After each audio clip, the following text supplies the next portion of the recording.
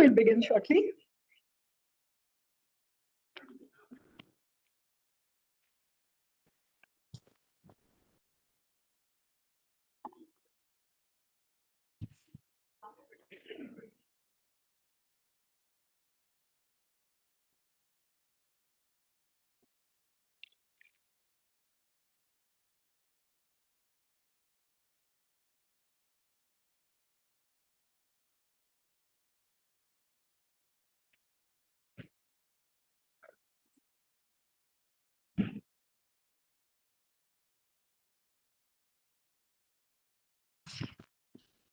Ladies and gentlemen, it is my pleasure to welcome you to today's seminar on Indo-Bangladesh ties, hosted by the Global Strategic and Defense News, GSDN. As an organization dedicated to providing accurate analysis on geopolitical and defense issues, GSDN is committed to fostering informed discussions on critical topics that shape our world.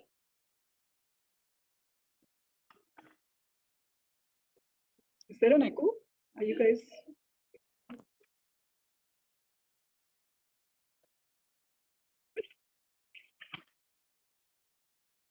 This is in fact GSDN's maiden seminar, and we promise that this is just the beginning of a series of thought-provoking events that will explore the complexities of global security and strategic affairs. Today, we will focus on the strategic partnership between India and Bangladesh, a relationship that has grown significantly in recent years. The two nations have made significant strides in enhancing bilateral ties with cooperation in areas such as trade, security, and energy. However, challenges remain, and it is essential to examine the opportunities and obstacles that lie ahead. Through expert analysis and discussion, we aim to explore the complexities of the Indo-Bangladesh relationship and its implications for regional stability and security. I'm particularly delighted to be here today, not just as a participant, but also as a friend and classmate of Lieutenant Colonel J.S. Sodhi, the founder editor of GSDN from our days at the Army Public School. In the spirit of camaraderie and old school ties, it is my pleasure to anchor the day for him today. As someone who's had a distinguished career in journalism, having worked with esteemed publications like the Indian Express and the Economic Times, in my first innings, I'm impressed to see Colonel Sodhi playing out his second innings as a thought leader and analyst, bringing his expertise to the forefront through GSDN. On behalf of GSDN, I extend a warm welcome to our wonderful audience, distinguished speakers, and panelists who will share their insights and expertise on this critical topic, so we can all look forward to a productive and engaging session. We start the day with a short film on the topic of Indo-Bangladesh relations. This will be followed by an opening address from Lieutenant Colonel J.S. Sodhi, editor and founder of GSDN.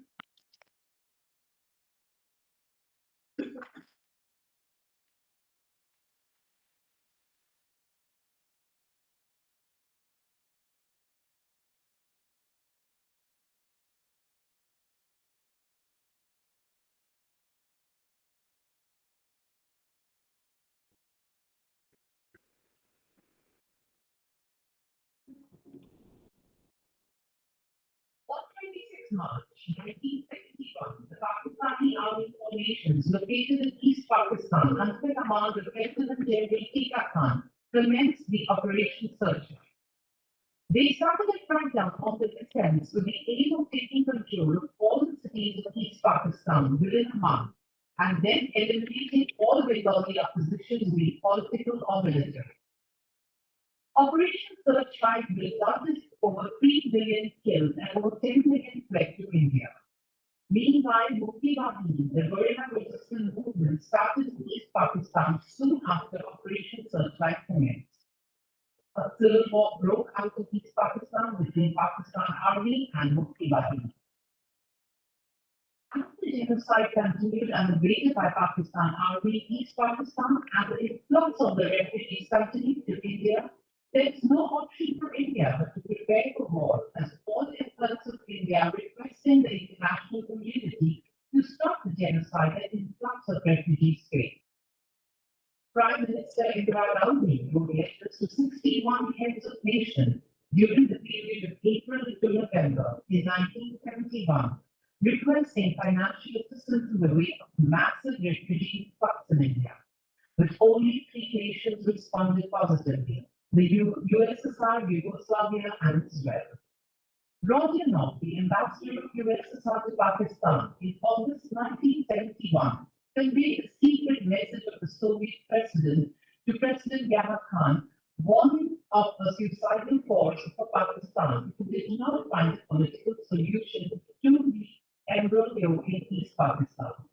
But Pakistan would listen none of the advice being given and continued its genocide in East Pakistan and started preparing for a war with India.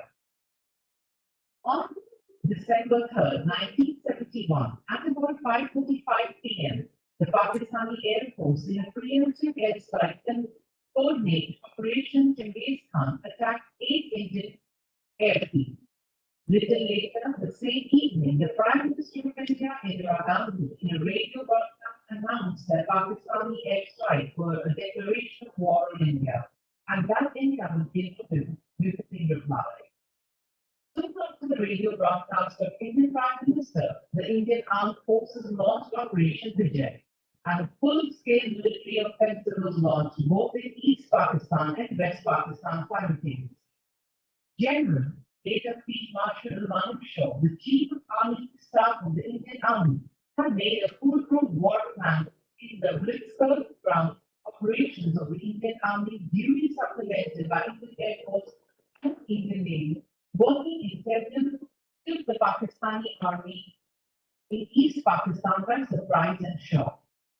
In a four-pronged offensive, the Indian Army encircled Havana in just 13 days into the war, and the Pakistan Army surrendered to Indian Army.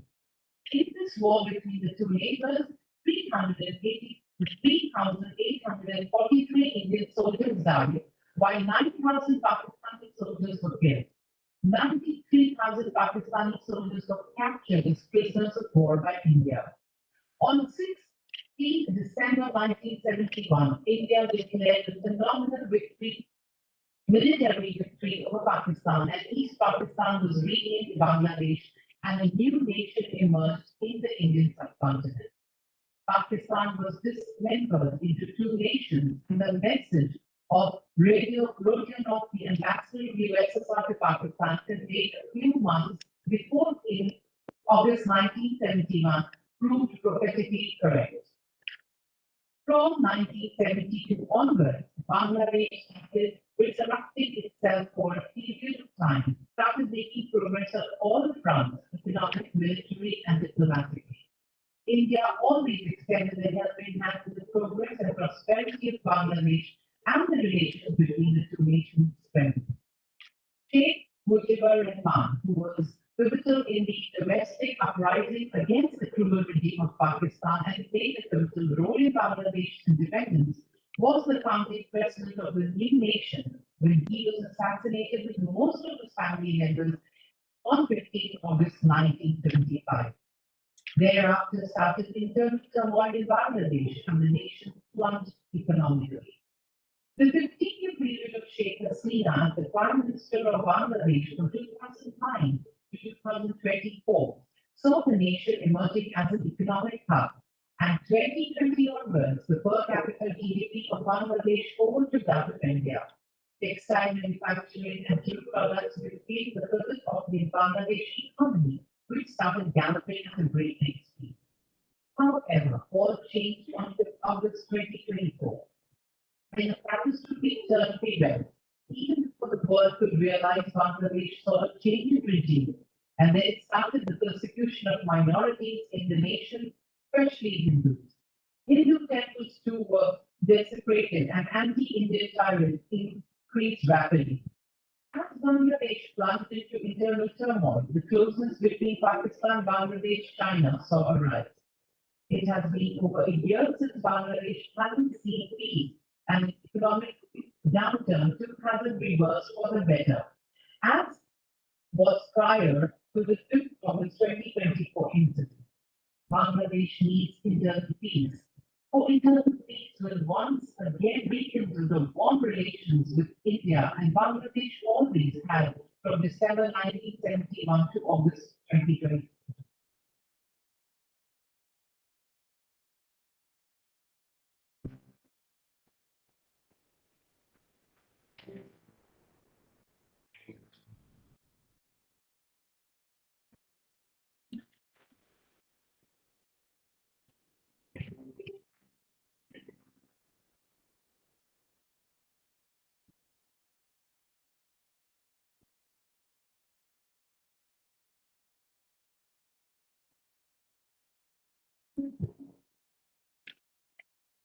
On 26 March 1971, the Pakistan.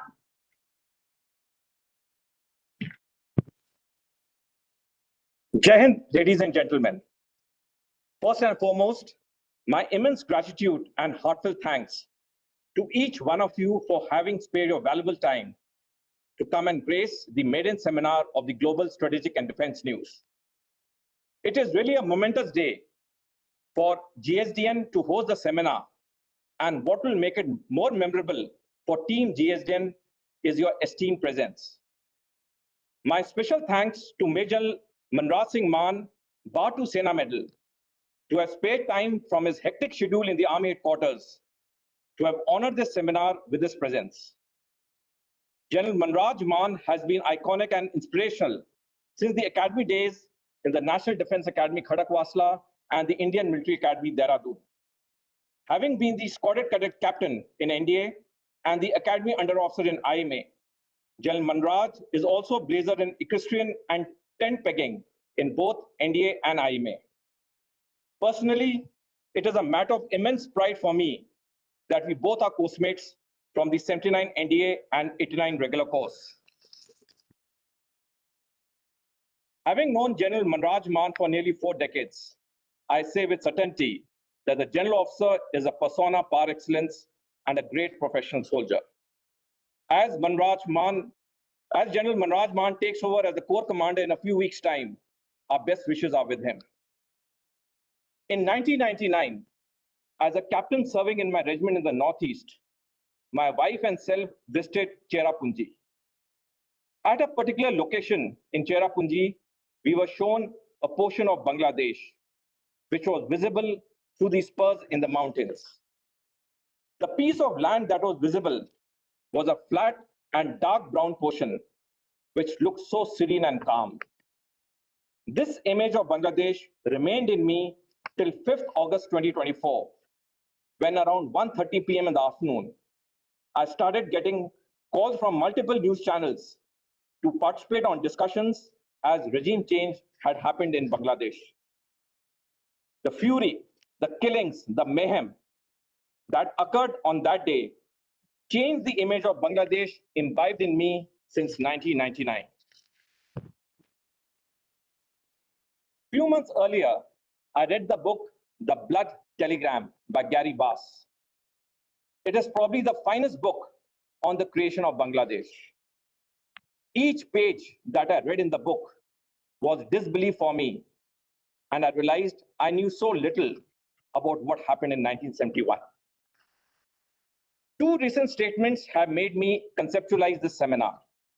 One, on 9 July 2025, General Anil Chauhan, the Chief of Defense Staff of the Indian Armed Forces, stated that the convergence of China, Pakistan, and Bangladesh will have serious implications for India's security and stability dynamics. Two, on 4th August 2025, Lieutenant General Ahmed Sharif Chaudhary, the DG ISPR of the Pakistan Army, remarked, "We'll start from the east." A veiled threat that Pakistan's next war on India will start from Bangladesh. As we discuss and deliberate today in the seminar on the legacy of relations in the evolving India-Bangladesh milieu, new geopolitical reality and implications for regional stability, I am sanguine that with the finest speakers in the world and the amazing audience, it will be an educative and enriching interaction. I once again thank you all for being part of GSDN's maiden seminar. Jai Hind.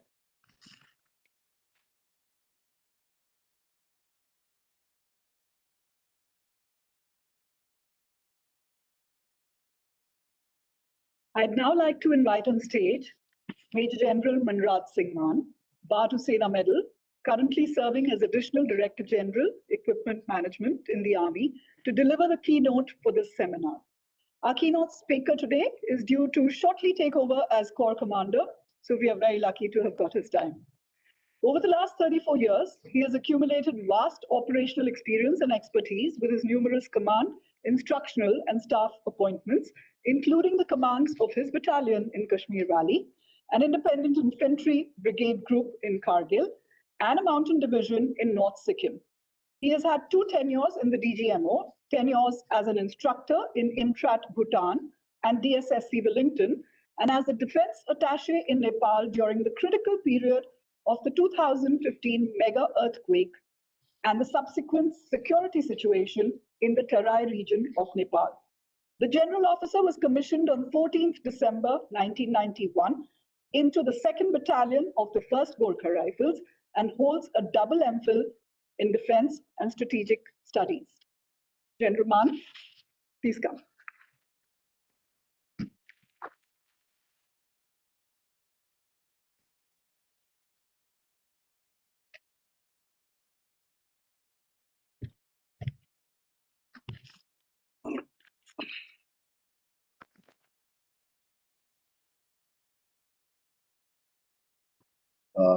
Morning, ladies and gentlemen.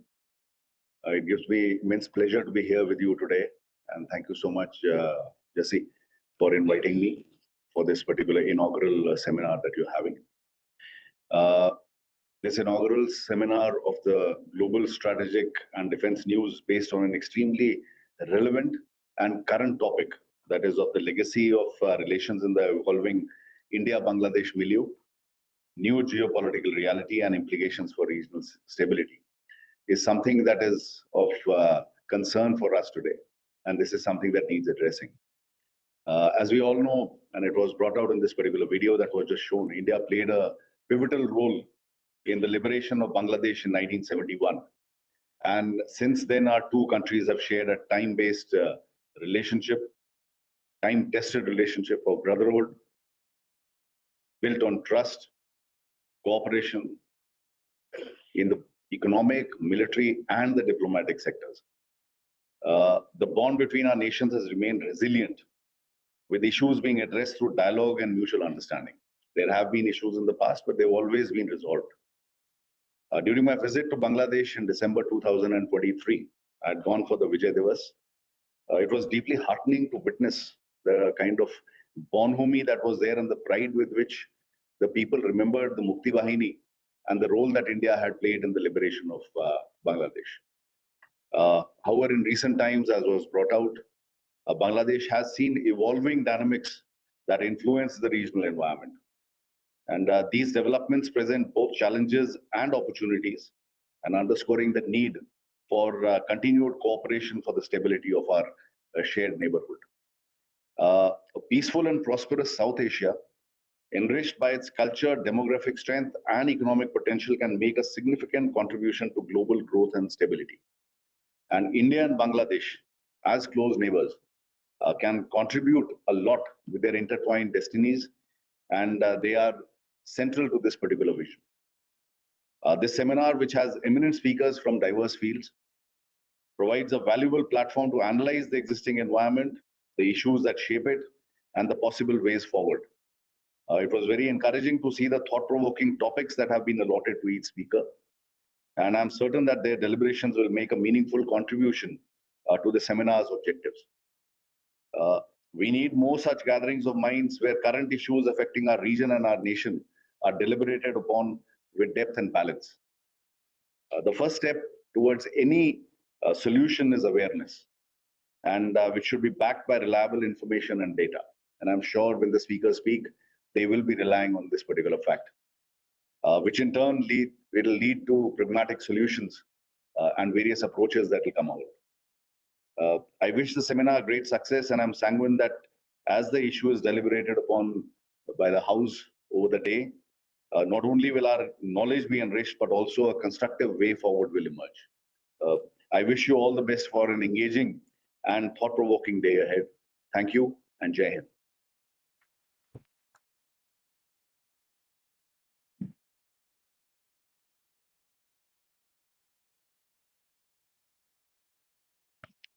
Thank you, sir, for that well-informed address and setting context for the day, and for framing the historical and contemporary issue on the same. As a token of thanks, Lieutenant Colonel Sodhi will present Major General Maan Bharat Hussain Medal with a memento.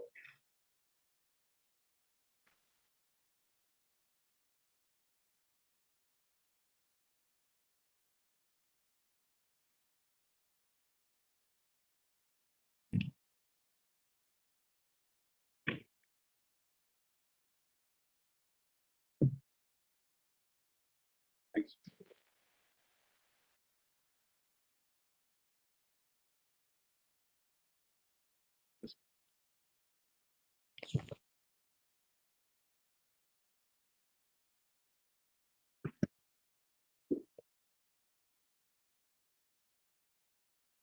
We will now move into session 1, the overarching topic of which is internal dynamics of Bangladesh, why the change towards India. This session will last 2 hours and has a very high caliber panel that will put forward their points, followed by a Q&A with the audience for 30 minutes. Leading today's session as moderator is Ms. Suman Sharma, an award-winning defense journalist for 2 decades and former instructor at the Indian Military Academy, Dehradun.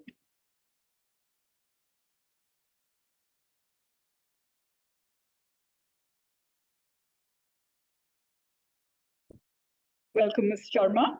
As I introduce the panel of distinguished members, please come and take your positions on the stage. Major General Sudhakar Ji Vayu Sena Medal is a former colonel of the Mahar Regiment with over 37 years of service in diverse conflict zones in India and overseas. He is currently pursuing a PhD on the India-China border.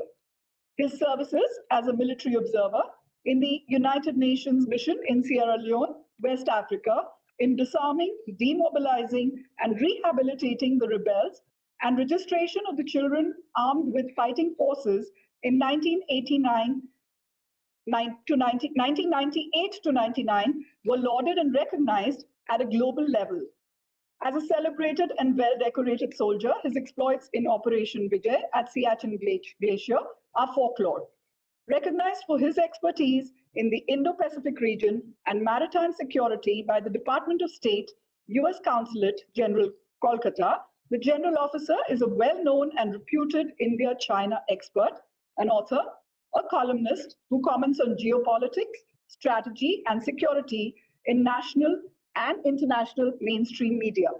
The general is also involved in track 2 dialogues with India's strategic neighborhood. Welcome, Major General Sudhakar Ji.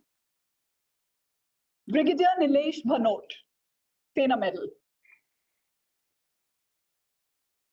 Brigadier Bhanot is a second-generation officer and an accomplished Special Forces veteran from the 21st Para with extensive command experience in high-altitude warfare and counter-insurgency operations in Jammu and Kashmir and Northeast India. Decorated thrice for gallantry and wounded once in action, he brings with him more than 31 years of hands-on experience in active operations. An expert in special ops, combat free-fall techniques, running intelligence operations, high altitude and extreme warfare, counterinsurgency, hostage situations, anti-hijacking, and anti-terrorist operations from tactical to strategic levels. He's also had a year's corporate experience in spearheading an investigations due diligence team and fraud risk assessments at a dynamic and fast-paced global consulting firm based in NCR. Professor Nagalakshmi M. Raman. Professor Raman is the director and head of the Amity Institute of International Studies at Amity University, Noida, where she has been associated since 2001. With over 35 years of experience in teaching, research, and administration, she has been instrumental in shaping academic programs at undergraduate, postgraduate, and doctoral levels in international relations. Her expertise spans India's foreign policy, international political economy, sustainable development, and women's economic empowerment. Professor Raman is a prolific author, having published 7 books and 28 research papers, and is a mentor guide to a dozen PhD scholars. Professor Raman's work has been supported by prestigious organizations like the World Bank, USAID, the Liver Hulme Trust in UK, the Bill and Melinda Gates Foundation, and the Ministry of Agriculture. Next, we have Dr. Abul Hasnat Milton.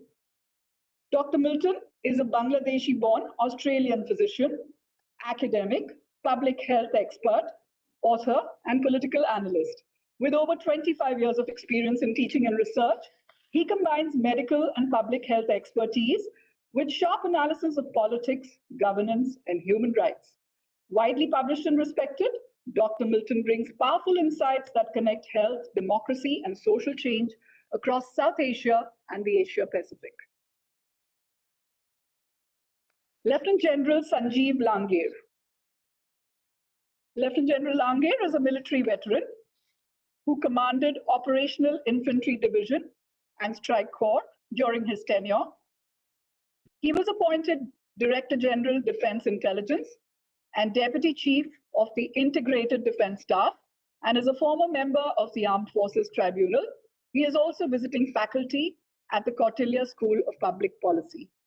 Welcome, Lieutenant General Langir.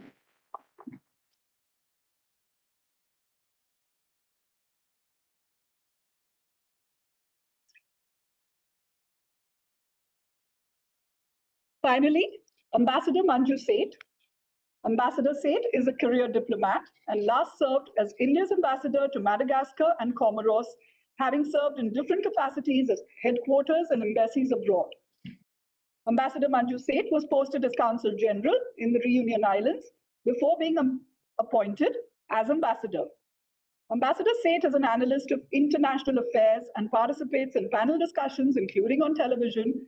She has presented papers at conferences and lectures, writes on international relations, diaspora matters, trade policy, economic issues, public diplomacy, soft power, gender issues, Indian cultural assets and strengths, soft skills, etc.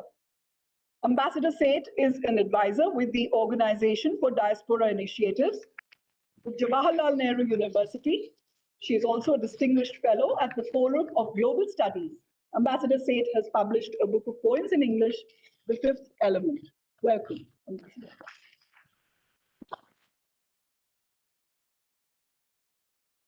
So, Ms. Sharma, over to you now. Good morning, ladies. We begin the first session with our 6 speakers. One will be joining us online virtually. Internal dynamics of Bangladesh, why change towards India? The legacy of India-Bangladesh ties anchored its shared history, and Liberation Day solidarity is now being tested, driven by political flux, economic strain, shifting public sentiment, and new overtures towards Pakistan and China. Even as trade dips and minority concerns rise, PM Sheikh Hasina's presence in India on the stage. As we gather today, we examine what it means for the future of the most pivotal relationship. It is a deeper cooperation for the fight time. I'd like to invite the first speaker. So, do you hear historical perspective as to how you see this relationship? You see that having the shared legacy of 1947 and the 1971 Liberation War, you can still resonate in the India-Bangladesh relation. Won't be.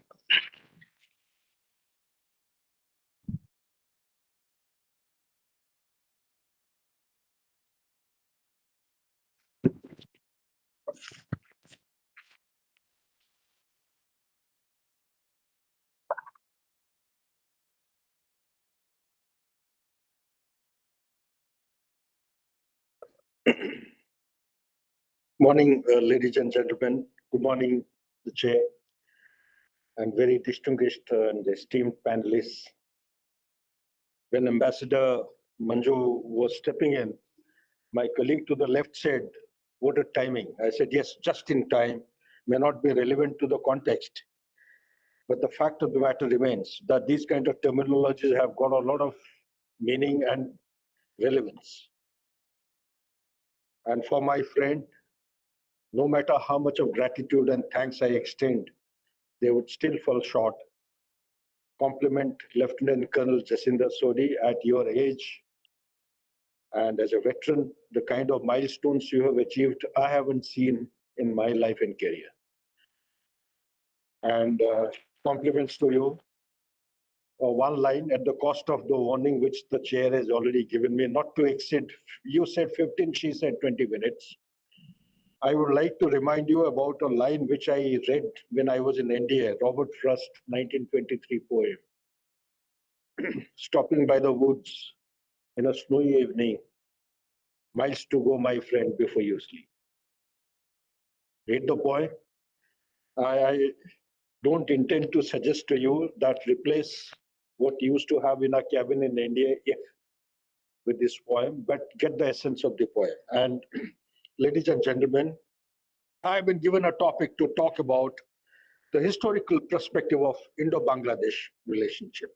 The day where I got a call from Lieutenant Colonel Jacinda, same day I was giving a talk in, there is a platform called Foreign Policy Research School, Jaipur, Bharat, to which most of us, Ambassador Manjul, ma'am is there, Professor Lakshmi's name is there, quite a few of us are existing in that platform. And the same day, I was highlighting an issue of Devil's Triangle. So what is this Devil's Triangle? Devil's Triangle, ladies and gentlemen, before I go on to touch the important aspects of the historical perspective, because much of it has already been covered in the audiovisual. There was a meeting on 19th of June 2025 at Kunming between the foreign services representatives of China, Bangladesh, and Pakistan in Kunming this year, 19th of June.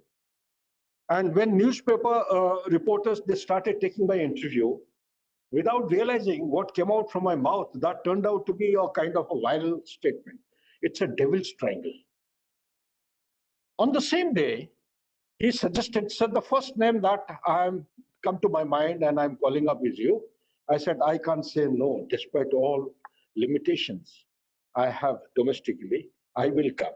Because this is the topic, ladies and gentlemen, which should cast the attention of the people who are making decisions about our national security. I don't say by any means you decry or denounce or discount the threat that is being posed from the western border or the northern border, but this border is borderless. It is going to penetrate into our society in such grave and serious manner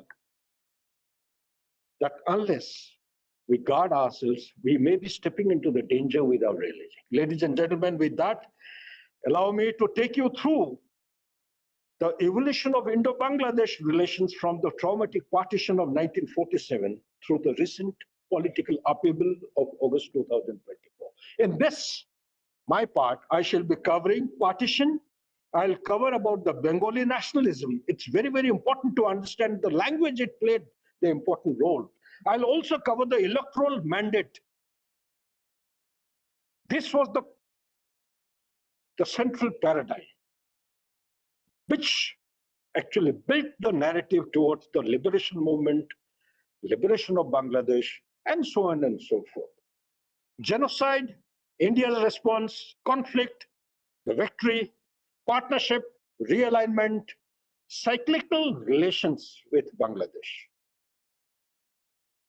Sheikh Hasina, of course, the tallest, the stalwart leader that the entire globe has produced so far, maybe after Margaret Thatcher, maybe after Indira Gandhi. Ladies and gentlemen, last but not the least, I must touch upon very salient aspects of August 2024. I hope the chair will allow me not press the bell too often. Ladies and gentlemen, as you all know that the partition of British India on August 15, 1947 created an unprecedented geographical configuration where Pakistan comprised two wings separated by approximately 2,000 kilometers of Indian territory. The division of Bengal followed an intricate legislative process, with the Bengal Legislative Assembly joint session voting 126 against and 90 for partition of Bengal.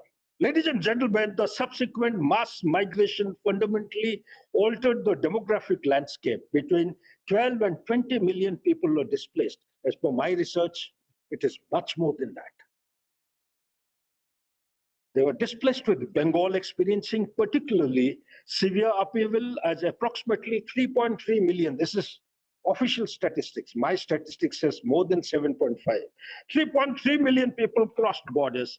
Death estimates range from several 100,000 to 2 million across the subcontinent. Ladies and gentlemen, this traumatic foundation would influence bilateral relations for decades. That was only the start point. What happened thereafter? The Sylhet referendum of July 6, 1947. I don't have to dilate on the issue, Google up, a lot of details will come. But the essence of it is that whether Sylhet was part of Assam, which side it should go, what about the religious affinity, those kind of things actually threw open many challenges before the country. And the territorial demarcation was the biggest challenge. I'll not take names of the historical importance, people of historical importance, those you would be familiar with, you can make movies on them, which would establish the geographical framework within which East India relations were developed, creating inherent vulnerabilities, dependencies that would prove decisive during subsequent crises. Ladies and gentlemen, the marginalization of Bengali language and culture within Pakistan's national framework created the ideological foundation for eventual independence.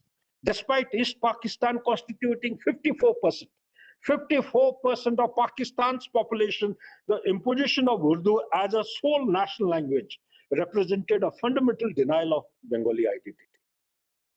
And further, to reinforce this particular paradigm which was existing at that point in time, the Bengali language movement crystallized these grievances into organized resistance. Ladies and gentlemen, beginning with protests on December 8, 1947, the movement reached its zenith on February 21, 1952, when police people, they killed 4 protesters. This turned out to be the big trigger point. 4 protesters were killed, including a 9-year-old boy. He was the center of gravity at that point in time, ladies and gentlemen.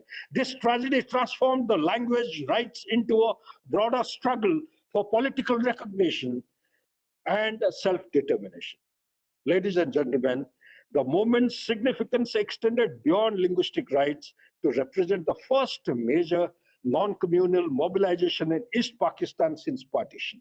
Unlike the communal politics that had driven partition, the language movement united Bengalis across religious lines based on shared ethno-linguistic identity. The cultural affinity between East Pakistan and Bengali-speaking regions of India created a natural network of sympathy and support. 1970 general elections exposed fundamental contradictions within Pakistan's federal structure. The Awami League 6-point, I'll not go over the details, ladies and gentlemen.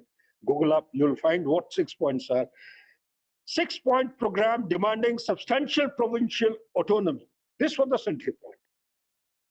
Resonated powerfully with East Pakistani voters frustrated by decades of economic exploitation and political marginalization. The devastating Vola cyclone in the year 1970, those who know, they will understand. But before the Vola cyclone, I must also bring to the notice of the audience is there was a local level election in the year 1969, if I respect my memory. That local level election had given enough of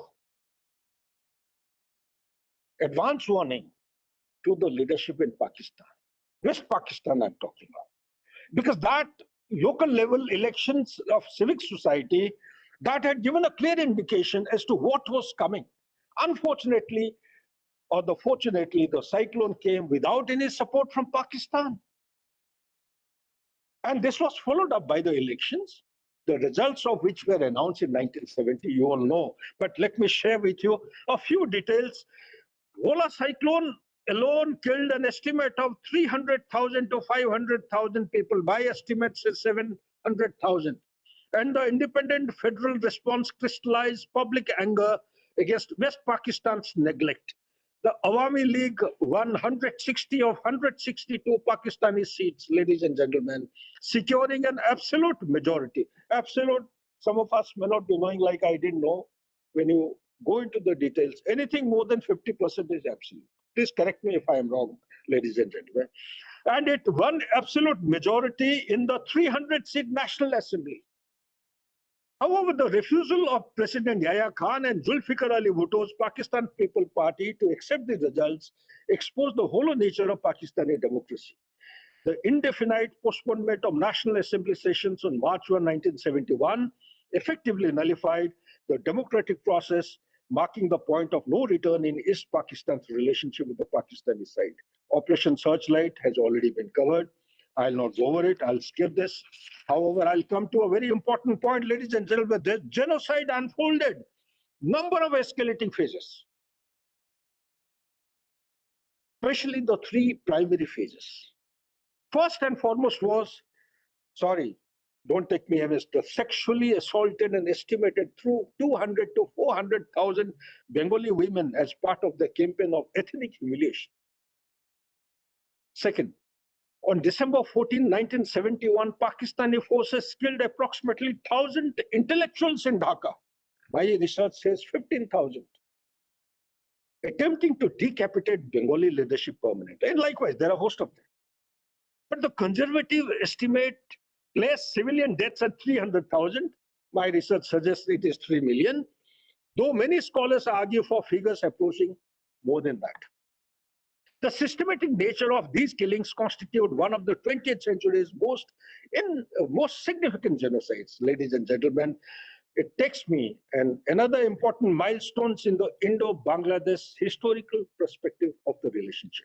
That is, India's response demonstrated remarkable institutional capacity while navigating complex strategic calculations. The immediate challenge was accommodating approximately 10 million refugees who fled to India between March and December 1971. West Bengal bore the primary burden, hosting 7.1 million refugees in 825 camps across 4 states. Despite not being signatory to 1951 Refugee Convention, India implemented a comprehensive humanitarian response. The government opened borders unconditionally, maintained refugee population for nearly 9 months, demonstrating India's institutional capacity while placing enormous strain on national resources. Ladies and gentlemen, India's measured escalation reflected careful strategic calculation. Rest, I leave it to your imagination and research as to what I'm trying to say and what I'm not saying. Pakistan's preemptive strike on Indian airfields on December 3, 1971, through Operation Genghis Khan, transformed the crisis from civil war to international conflict. The rest I will not cover, you know, and just to save on time, but don't ask a question in the Q&A as to how Field Marshal Manekshaw knew that the attack would come on 4th when he hands over a chit to Prime Minister, then Mrs. Indira Gandhi. Well, the surrender took place on 16th of December, 1971. He would be knowing, General Mann would be knowing, since they belong to the same regiment. Along with 93,000 Pakistani troops, marked one of the largest military surrenders since World War II. This decisive victory, ladies and gentlemen, established Bangladesh's independence while demonstrating India's emergence as South Asia's dominant military power. I'll skip a couple of portions just to save on time, but let me take you to the friendship issues. Bangladesh's independence inaugurated unprecedented cooperation between the two nations, India's immediate recognition, and the 1972 Treaty of Friendship, Cooperation, and the peace provided the legal framework for comprehensive bilateral engagement. But what I'm going to highlight now is what was the start point of anger or the angst. This is very important to understand. Sheikh Mujibur Rahman's ideology of socialism, secularism, democracy, and Bengali nationalism aligned closely with Indian values, facilitating cooperation across multiple domains. However, during this honeymoon period, tensions emerged around Bangladesh's desire to establish independent identity while maintaining gratitude for Indian support. Ladies and gentlemen, the assassination of Sheikh Mujibur Rahman on 15th of August 1975 fundamentally altered the bilateral dynamics. The military coup that brought General Ziaur Rahman to power initiated systematic distancing from Bangladesh's Liberation War legacy and close ties with India. Subsequent military governments pursued legitimization strategies that explicitly opposed foundational narrative of Bangladesh's independence. Cross-border terrorism emerged as a major security challenge, with anti-India insurgent groups from India's northeast finding sanctuary in Bangladesh. Water sharing disputes assumed symbolic importance, with Farakka barrage becoming a powerful metaphor for Indian dominance in Bangladeshi public discourse. The restoration of democracy in 1990 created opportunities for improved relations, though progress remained uneven and dependent on which party held power. The alternating governments of the Bangladesh Nationalist Party and Awami League brought markedly different approaches to India relations, establishing a cyclical pattern that persists today. BNP governments, particularly between 2001 to 2006, maintained greater distance from India while being perceived as more sympathetic to Pakistan and Islamic countries. The period witnessed gradual institutionalization of bilateral dialogue through multilateral frameworks like SAARC and BIMSTEC, providing platforms for engagement during bilateral tensions. Ladies and gentlemen, then came the stage, 15 years of bonhomie between India and Bangladesh, where Sheikh Hasina returned to power in 2009, who initiated the most successful period in Indo-Bangladesh relations since independence. The Prime Minister's personal commitment to bilateral friendship, combined with pragmatic recognition of cooperation's benefits, created unprecedented opportunities for strategic partnership. Security cooperations reached new heights as Bangladesh dismantled anti-India terrorist infrastructure, shutting down training camps, and extraditing over 20 wanted individuals to India. The landmark Land Boundary Agreement 2015 resolved decades-old border dispute by transferring 111 Indian enclaves to Bangladesh and 51 Bangladeshi enclaves to India. Ladies and gentlemen, that was not all that I'm trying to say. There is something more. The economic cooperation expanded dramatically. India became Bangladesh's largest trading partner in South Asia, with bilateral trade growing from, in just 1 year, $10.78 billion in 2020-21, ladies and gentlemen, to $18.13 billion. In just 1 year, look at the jump in 2021-22, representing 44% growth despite COVID-19 disruptions. India provided development finance through lines of credit totaling approximately $8 billion. Connectivity initiatives flourished with multiple bus services, restored rail connections, inland water transport agreements, creating practical benefits while symbolizing improving relationship. Ladies and gentlemen, despite remarkable progress, certain challenges proved resistant to resolution. The Tista River water sharing dispute exemplifies these persistent difficulties. Bangladesh sought equitable distribution similar to 1996 Ganga Water Treaty. Google up, you'll find, but the central point of this treaty was during the dry season, particularly January to May, Bangladesh, as a low riparian state, should get larger volume of water. Oh, what's to that effect? If you kindly bear with me. But Indian federal dynamics, particularly West Bengal's resistance, prevented agreement. I'll suggest in my concluding remarks, or you call it as whatever, as to what is the way forward. What should India do in the later part of the day? Regional power dynamics created additional complexities. China's growing presence in South Asia, 38 billion China has invested in Bangladesh. Out of 38 billion in 2018, total amount came to around 13.8. Today, as I do research in the morning, it's crossed 22 billion on the ground. You have a bridge over Padma, you have national highway, you have railway line, you have pipeline, you talk about the naval dockyard in Qutubdia. Such like things have come up, and China has invested money, special economic zone. It is looking towards the gas reservoir, which is between Tripura and Bangladesh. 60 trillion cubic feet of gas reserve, best quality gas, which China is planning. The pipelines have been laid all along the western flank of Myanmar, right up to the Yunnan province, and which are being looked after by the rebels, I suppose. And likewise.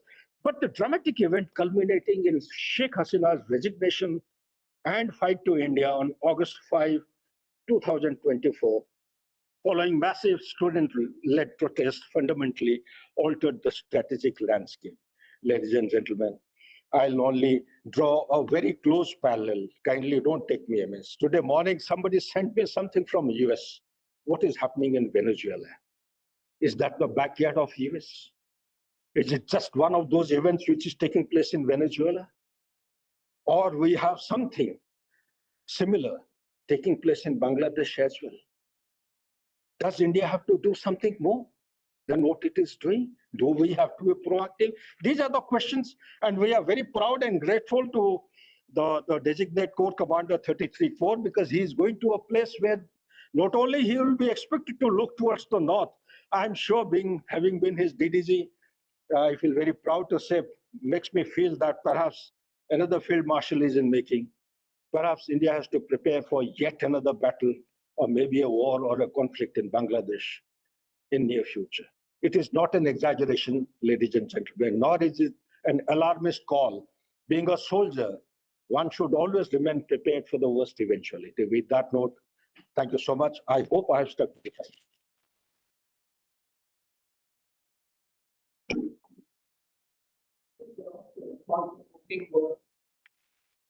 You mentioned about being prepared for another war. So in the day and age of asymmetric warfare, do you foresee any other method as to bringing stability in Bangladesh? Okay, is that a question to me? Just an observation. Am I audible? Ladies and gentlemen, the question is, other than the war, when we talk about a war, generally, people who are non-military, means civilians, the perception goes to a kinetic form of war. Kinetic means उनके पास guns है, हमारे पास guns है, वो fire कर रहे हैं, हम fire कर रहे हैं. That is the mindset that. But since I would say long, maybe towards the later part of last century, the concept of hybrid warfare has actually picked up momentum.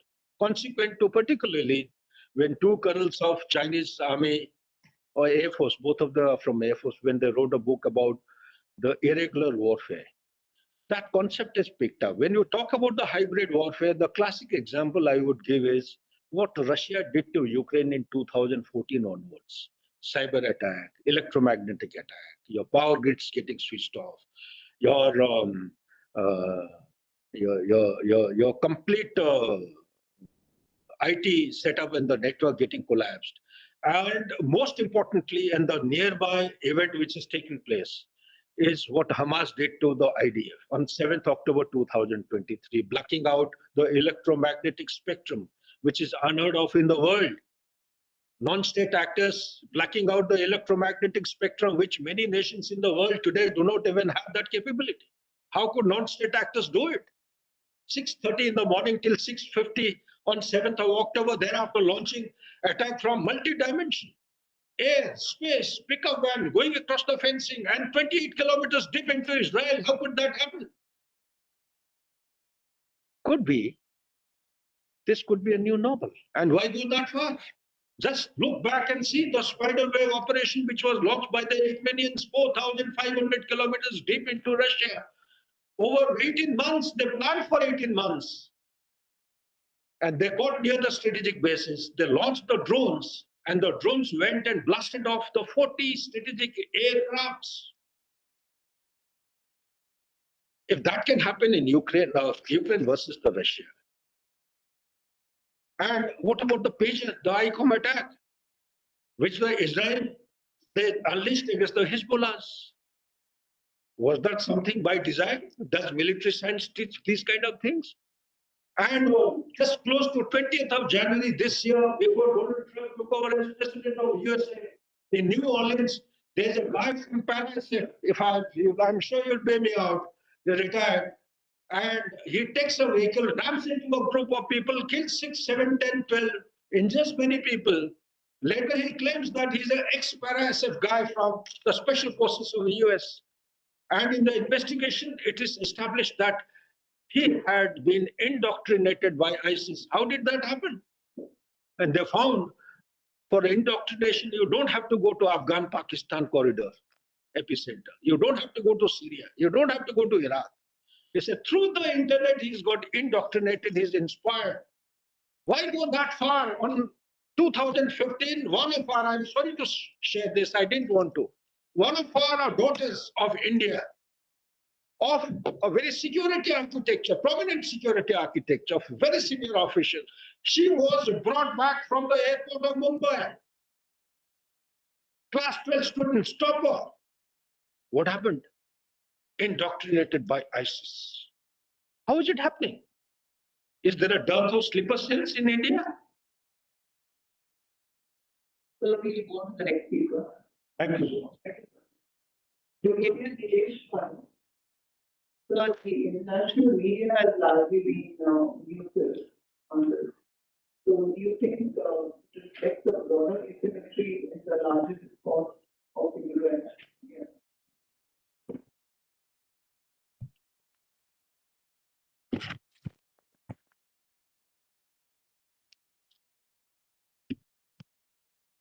Jai Hind.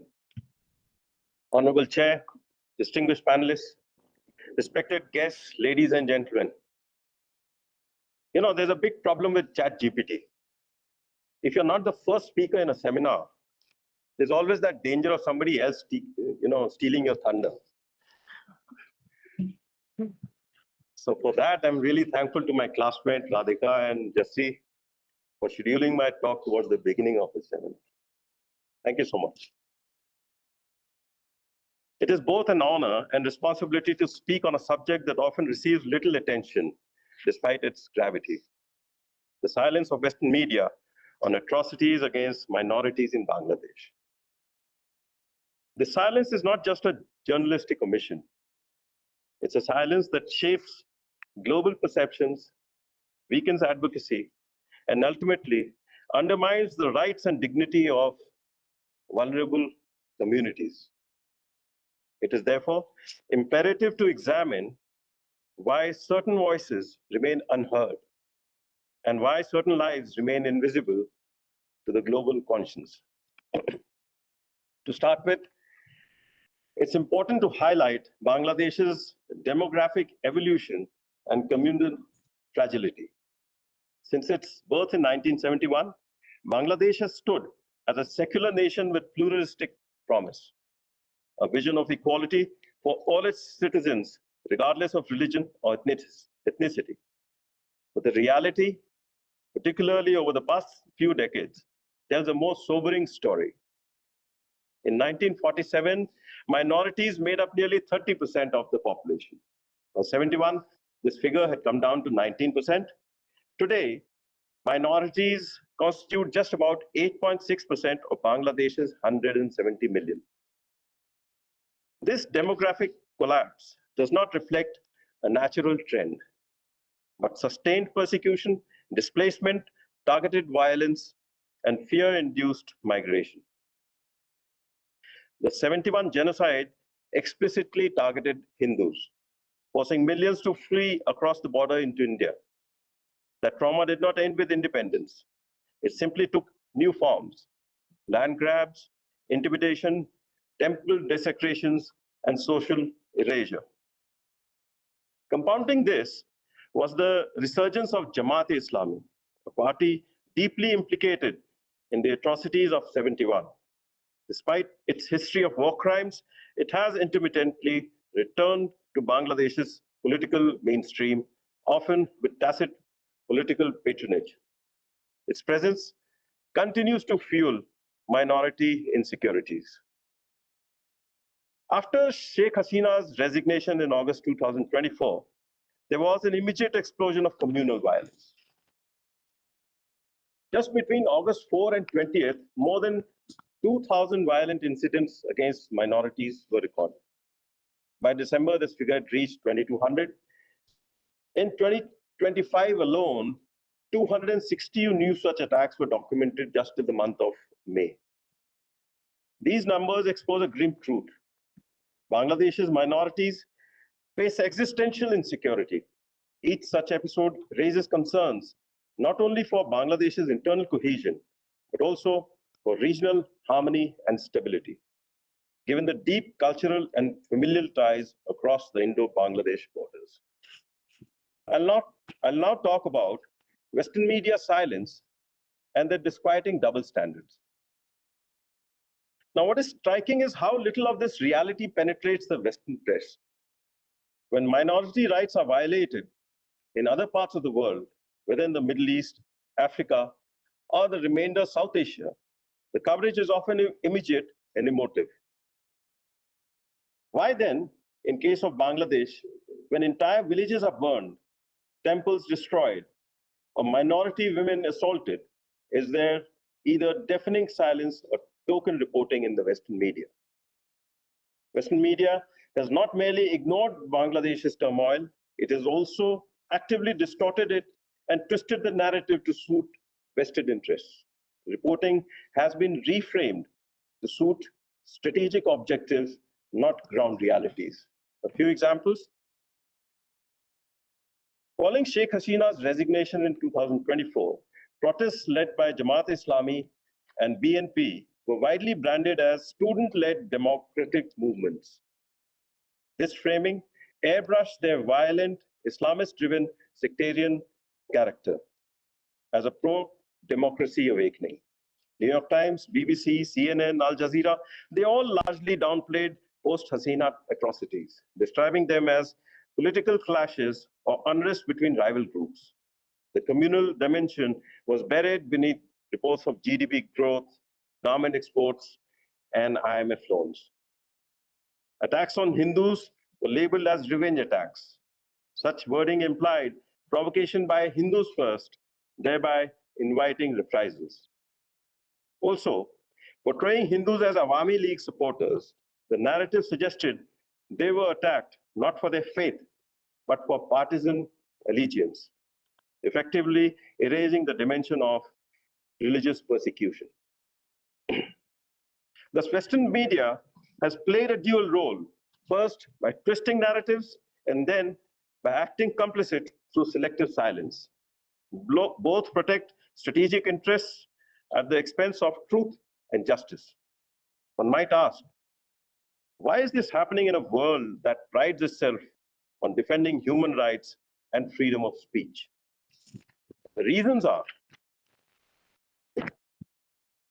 firstly, Global South being considered valid playground for engineered regime changes. The silence is not accidental.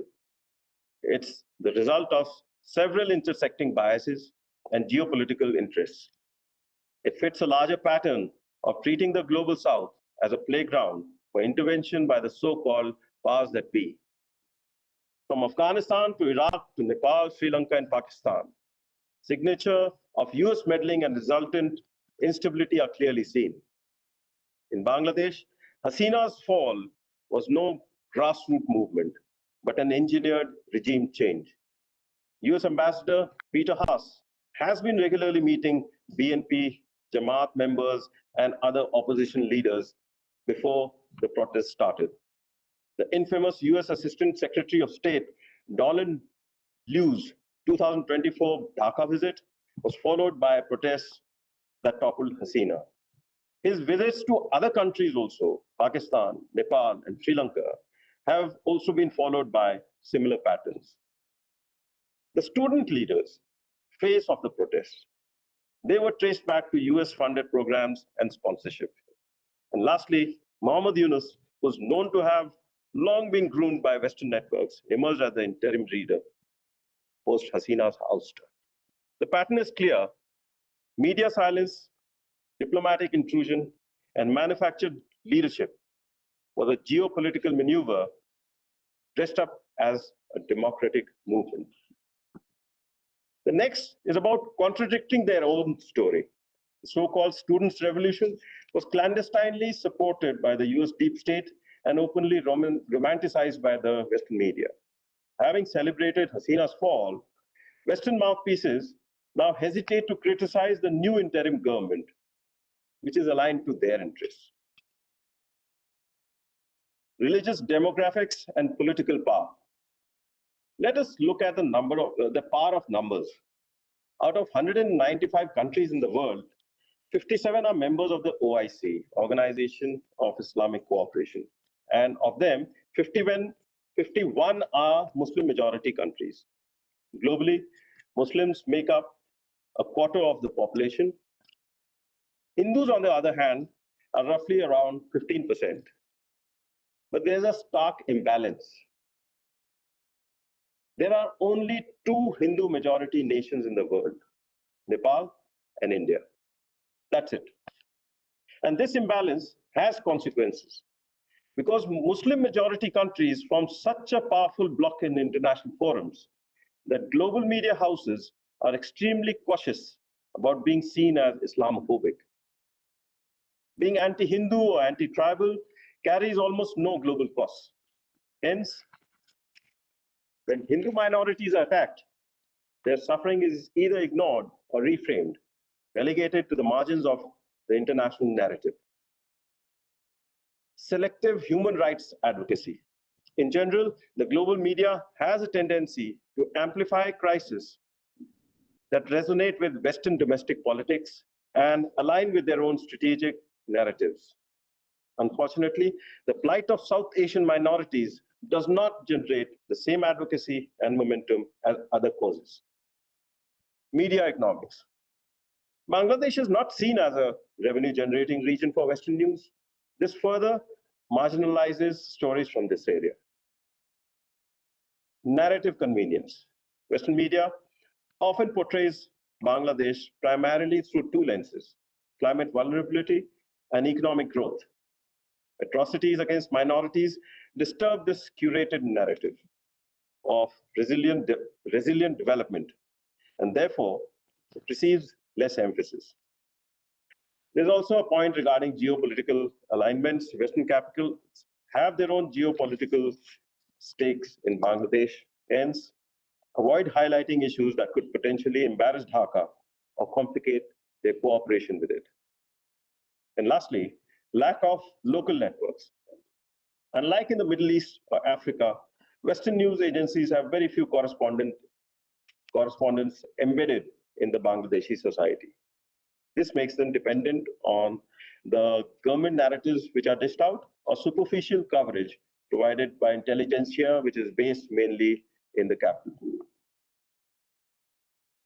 Now I come to consequences of this silence. The silence is not neutral. It has its own consequences for minorities in Bangladesh. Without international pressure, state machinery has little incentive to protect minorities or prosecute attackers. The absence of international scrutiny emboldens perpetrators, whether political actors or extremist groups. When the world does not watch, impunity thrives. For regional stability, unchecked minority persecution with no recourse to justice makes them fertile ground for extremist ideologies. This creates fault lines which pose a security challenge to the entire South Asian region. Geopolitical actors from the West to China to Islamic networks all seek to exploit these fault lines to further destabilize the area for their own interest. For India, ladies and gentlemen, we must remember regional stability is not only about borders or trade barriers or trade corridors. It's about people. When minorities in Bangladesh suffer, the ripple effects are felt across Tripura, West Bengal, Assam, the entire Northeast, and even farther into the Indian heartland. Illegal migration becomes a heated political issue in India. Ethnic tensions rise, especially in the border areas.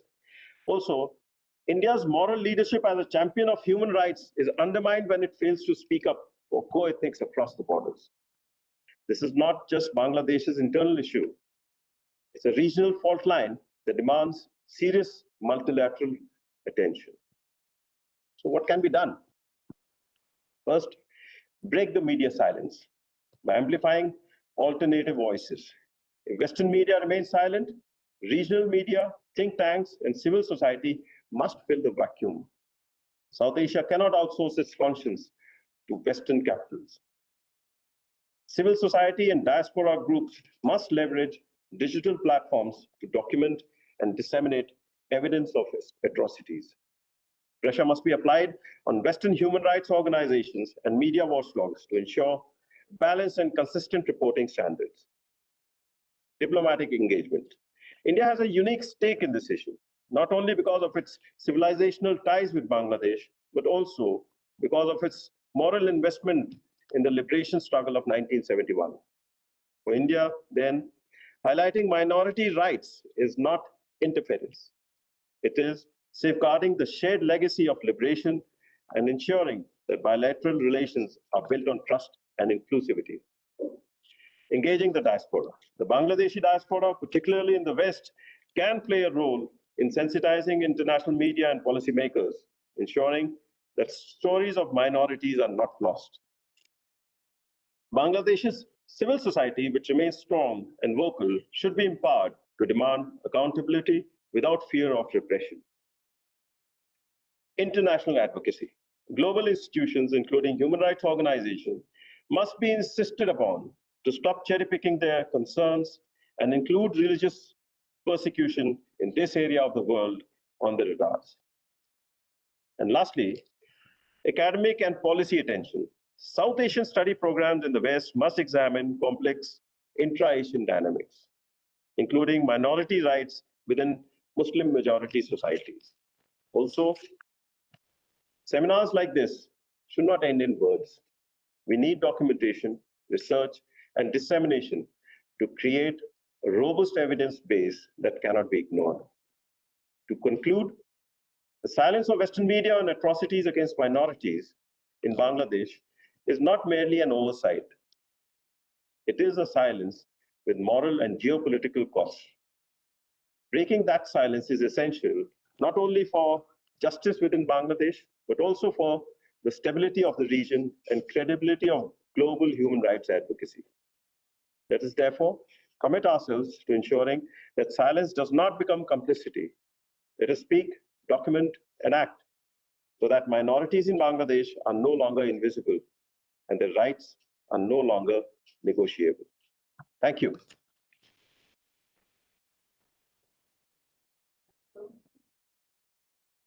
Dr. Nadia Shri Raman, you are next speaker. Counterterrorism and strong border management. How crucial is it for stability in Bangladesh?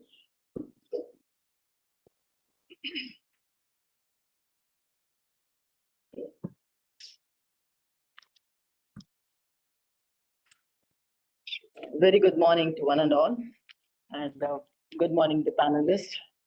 Thank you so much. First and foremost, I am really thankful to GSDN, especially Lieutenant Colonel J.S. Sodhi, and for giving me the opportunity over here to give me the platform.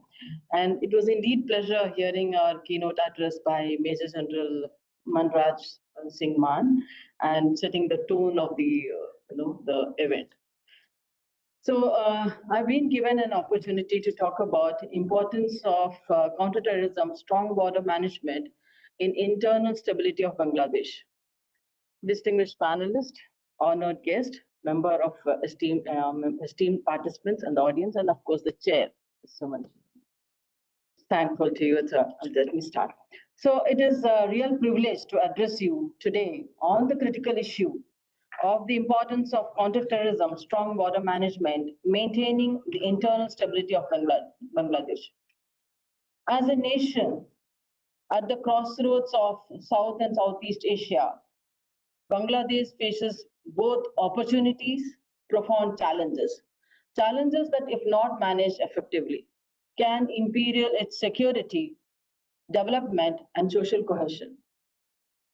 Bangladesh's unique geography, if we talk about, with its extensive porous borders adjoining India and Myanmar, this gives rise to complex security environment.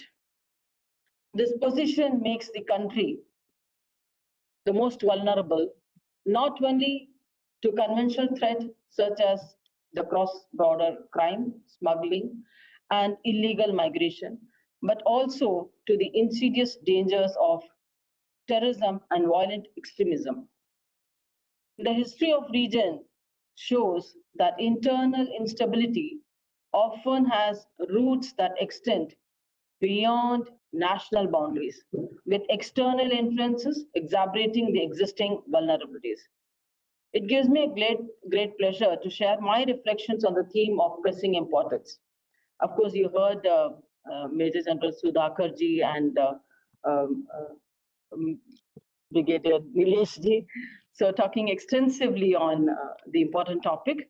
So continuing on that, I'll just talk about the role of counterterrorism and the strong border management in ensuring internal stability of Bangladesh. This subject is not merely a matter of national security. It is deeply tied to the peace, prosperity, democratic trajectory of Bangladesh, a nation that has made very significant socio-economic progress in recent decades. Talking about Bangladesh geostrategic location, it is sharing around, if my figures are right, it's 4,096-kilometer land border with India and a smaller stretch of 271 kilometer. I'm sure, I think the figures are okay, with Myanmar. This renders both a bridge and a buffer in South Asia. Its stability, if we talk about, therefore carries a regional significance, especially given its role in Bay of Bengal geopolitics, the Indo-Pacific construct, the India's neighborhood first policy. And then I'll like to more talk about, allow me to begin with this, the counterterrorism dimension. So if I go through this in the detail, Bangladesh has witnessed in many phases of radicalism, violent extremism, particularly in the early 2000s.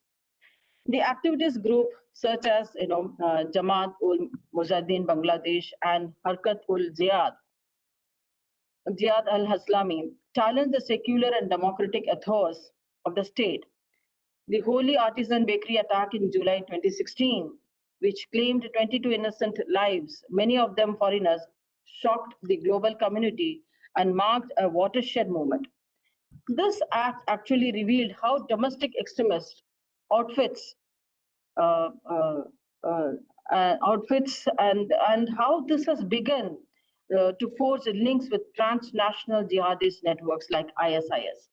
So this is how I feel to this thing it has started. So the state response since then has been very comprehensive. So Bangladesh has enacted a robust legislation such as Anti-Terrorism Act 2009, updated 2012 and 2019 to broaden the definition of terror financing, cyber radicalization. The counterterrorism operation, particularly the Rapid Action Battalion Operation Storm 26, and similar crackdowns dismantled the multipolar terror cells and arrested hundreds of suspects. Beyond enforcement, the government also launched a counter-radicalization program targeting youth, the Madras students and communities vulnerable to extremist recruitment. So that when you talk about further on the importance of counterterrorism for internal stability, the terrorism and violent extremism disrupt the social cohesion, economic growth, governance, thus undermining the national stability. So Bangladesh adopted here zero tolerance policy towards terrorism, enacting comprehensive legislation. So here I can give an example of, as I said earlier, also Anti-Terrorism Act 2009 and amendments further on this amendments. Then Money Laundering Prevention Act of, again, that was 2009.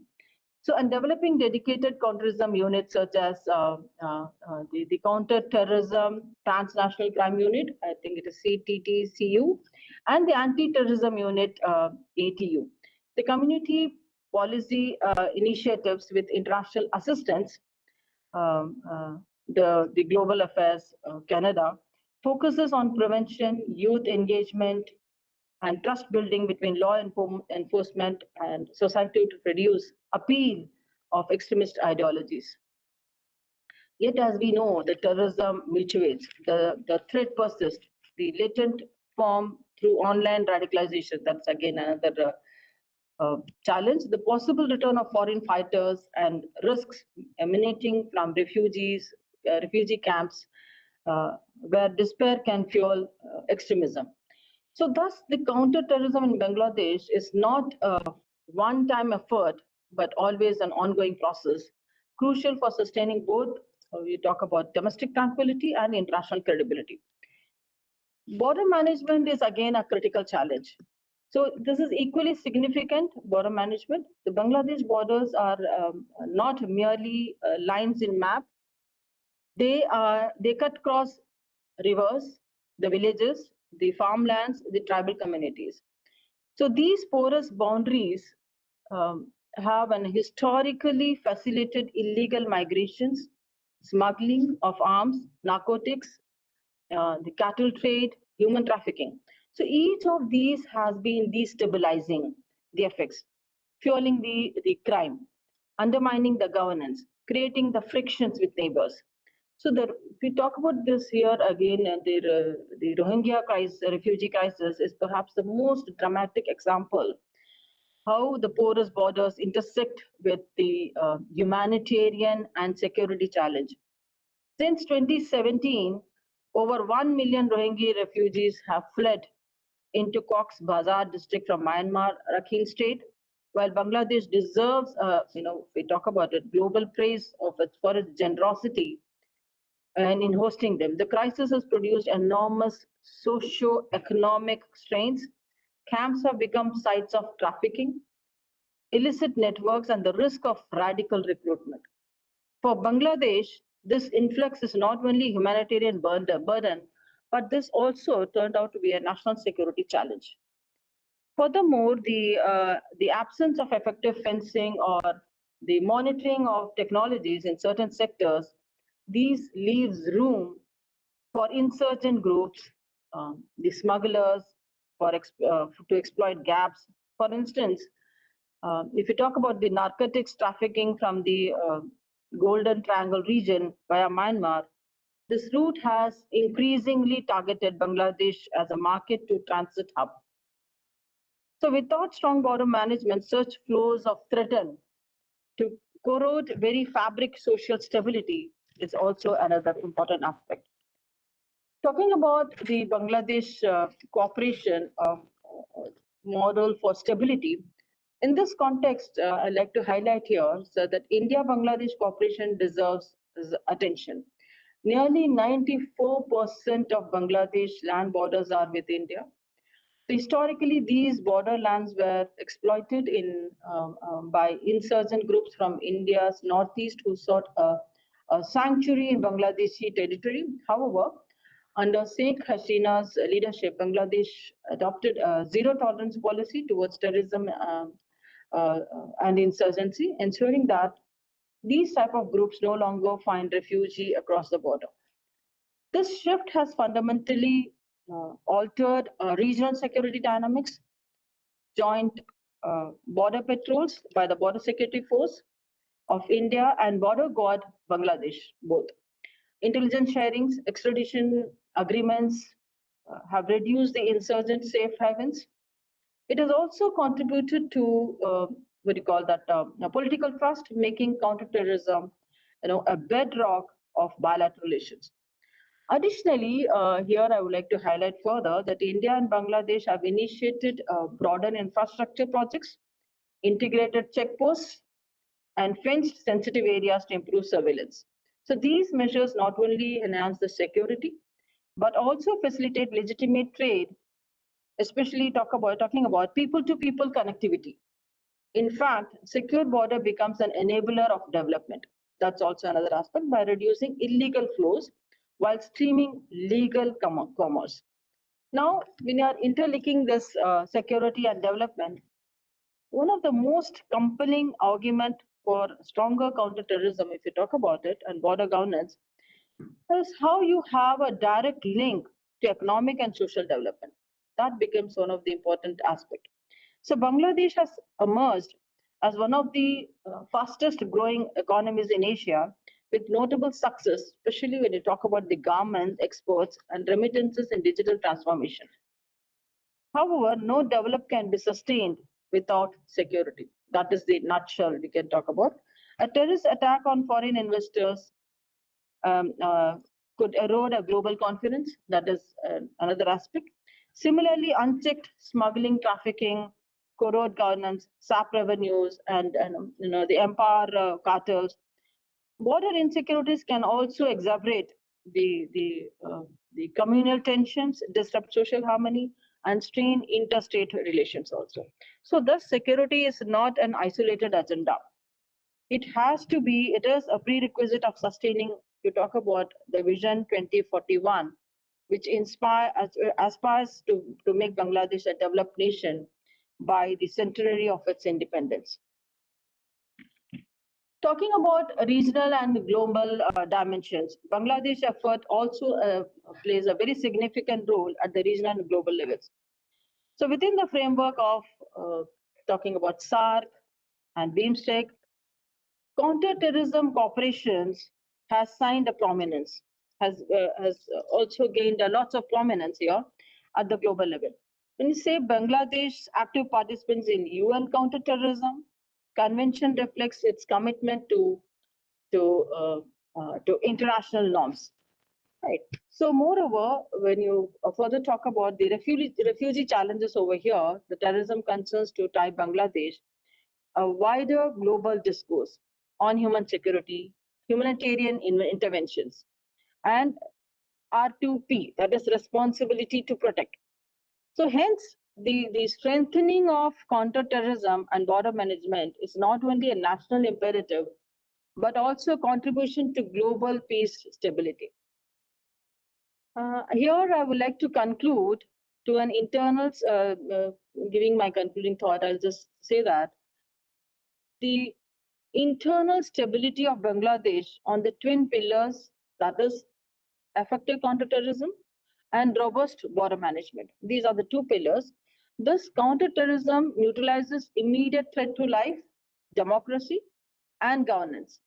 Talking about border management address, the structural vulnerabilities is important that can otherwise spiral into the instability. So together, these elements from the security shield, this allow Bangladesh to pursue development aspirations, strengthen its democratic fabric, and emerge, a responsible actor in South Asian and Indo-Pacific geopolitics. A stable Bangladesh resilient against terrorism and a secure in its border is not just vital for Dhaka, but for the entire region. As a neighbors, partners, scholars, it is our collective responsibility to recognize and support this interdependence between security and development. Here you can ask a question like what types of, how the social media is playing an admissible role after 2013 amendment. These type of questions do arise. So Anti-Terrorism Act, when you talk about the amendment of 2013, evidently, especially the landscape for terrorism prosecution, this evolved significantly to meet the challenges passed by the technology-enabled offenses. So the amendment explicitly sanctioned admissibility of various forms of social media within the judicial proceeding, marking the pivotal shift in the national counterterrorism apparatus. Specifically, when you talk about 2013 amendments allowed the court to accept the legal evidences of digital materials such as talking about video recordings, photographs, audio clips originating from the social networking sites, including but not limited to, again, we talk about the latest ones like Facebook, Twitter, and Skype. So this encompassed not only the user-generated content,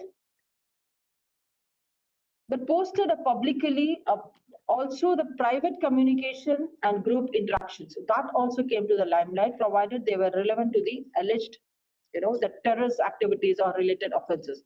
So the scope of what you call this admissible evidence thus broadened to cover So these evidences, when it came to the limelight, this played a major role.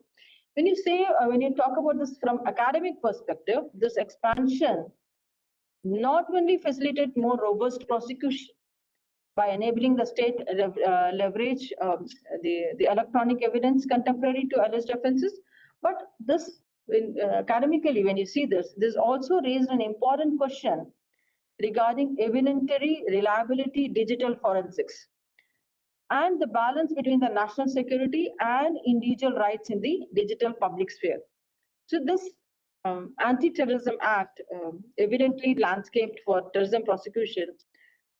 We can say that this has accepted as it has been used, generated content posted publicly. So this has been accepted widely to take another counter terrorism measures. We can also ask here, why did adding the death penalty in 2012 change the sentencing outcomes? That's also another question that comes up here. So introduction of death penalty in 2012 amendment of Bangladesh Anti-Terrorism Act, this marked and impacted sentencing outcomes in several ways. First one I can talk about, like enhanced deterrence effect, increased judicial severity, impact in trial outcomes, international and human right debate. So this goes on. So introduction of these type of measures has also helped. So this has become most important Bangladeshi laws and amendments that have significantly strengthened the counterterrorism capacity. Right. It is a key amendments are 2012 and 2013. This is ongoing reforms. We can talk about the specialized counterterrorism. So here I'll stop here. So I'm skipping the other parts. So these laws and amendments, or especially the provisions for digital evidence, the financial tracking and severe penalties, collectively enhance the Bangladesh legal operational framework, and this also helped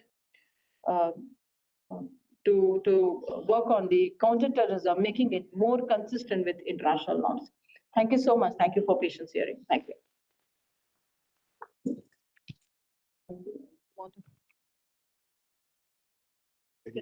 Very well. So, when you mentioned for the migration, so there's a military measure in Myanmar. So you told me kind of very indirect rules there, and even in the larger context, an indirect rule by China, you see something from the. Yeah, I do see. There might be an indirect rule, but again, indirect rule is there. But again, we cannot talk about how the reactions will be. That is a major.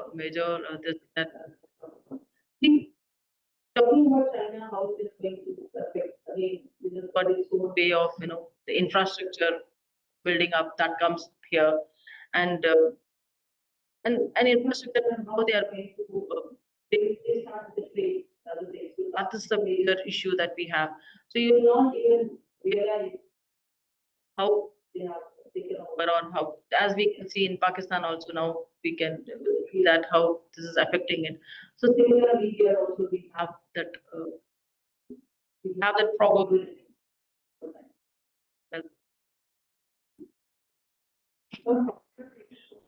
Participated in a neighbor exercise with and we also have an agreement for military training for the Pakistani army. So do you think these kind of activities and the sudden potential in the building command themselves are also major reason for the increase in these activities and for them? And how concerned today and what can India do about it? India has to play a mediator role as doing it, but here the talking about is basically for the science. Coming up again, moving to say that we have taken now moving out and designing again. There's no political conspiracy. This has led to And of course, the regional region is also one of the important point that we are discussing now, and also another point. Basically, See, my operation,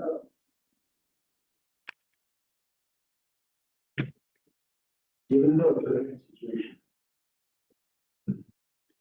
we have been reading in the open media. There is four brotherhood alliances correct. coming to existence.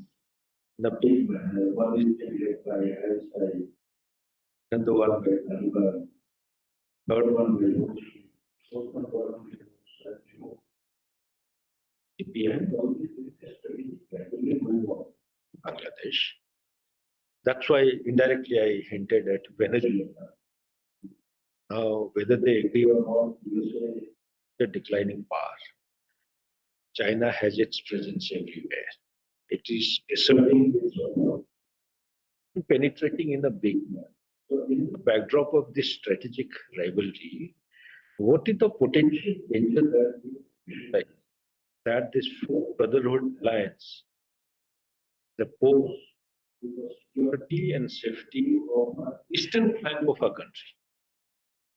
That's again another point of concern. Yes, I do agree with what you are saying for. But what I foresee personally, if I give my opinion on this, yes, as we said correctly, that China is ensuring its importance everywhere. It's creating its own very created at all levels. But at the same time, if like India, India takes this hand over here. India is very well observing on these slides. It is very calculated as of now. Today's time it is very calculated, and it is analyzing at magnitude. That's what I do foresee when you talk about India's approach. So keeping that in mind, it is not blindly going with what China is offering, but it's also another aspect that we should keep that in mind.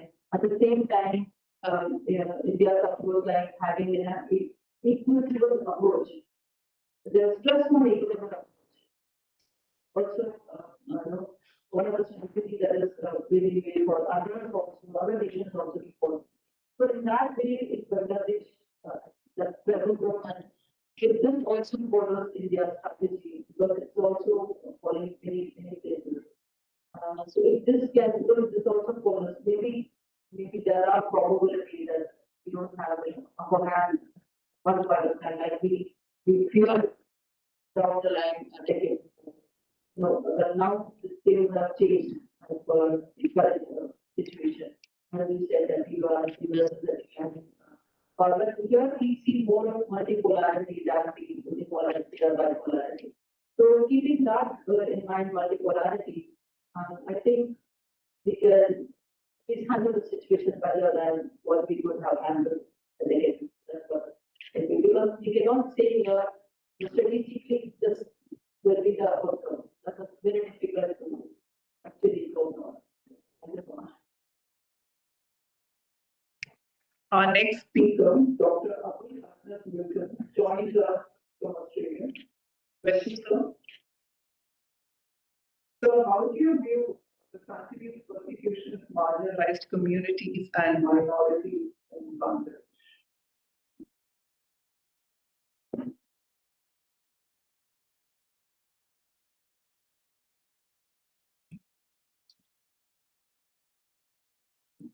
I think it's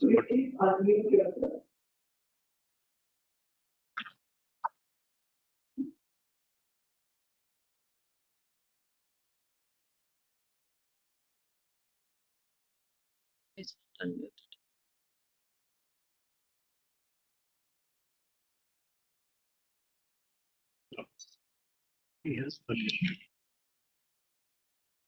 so you're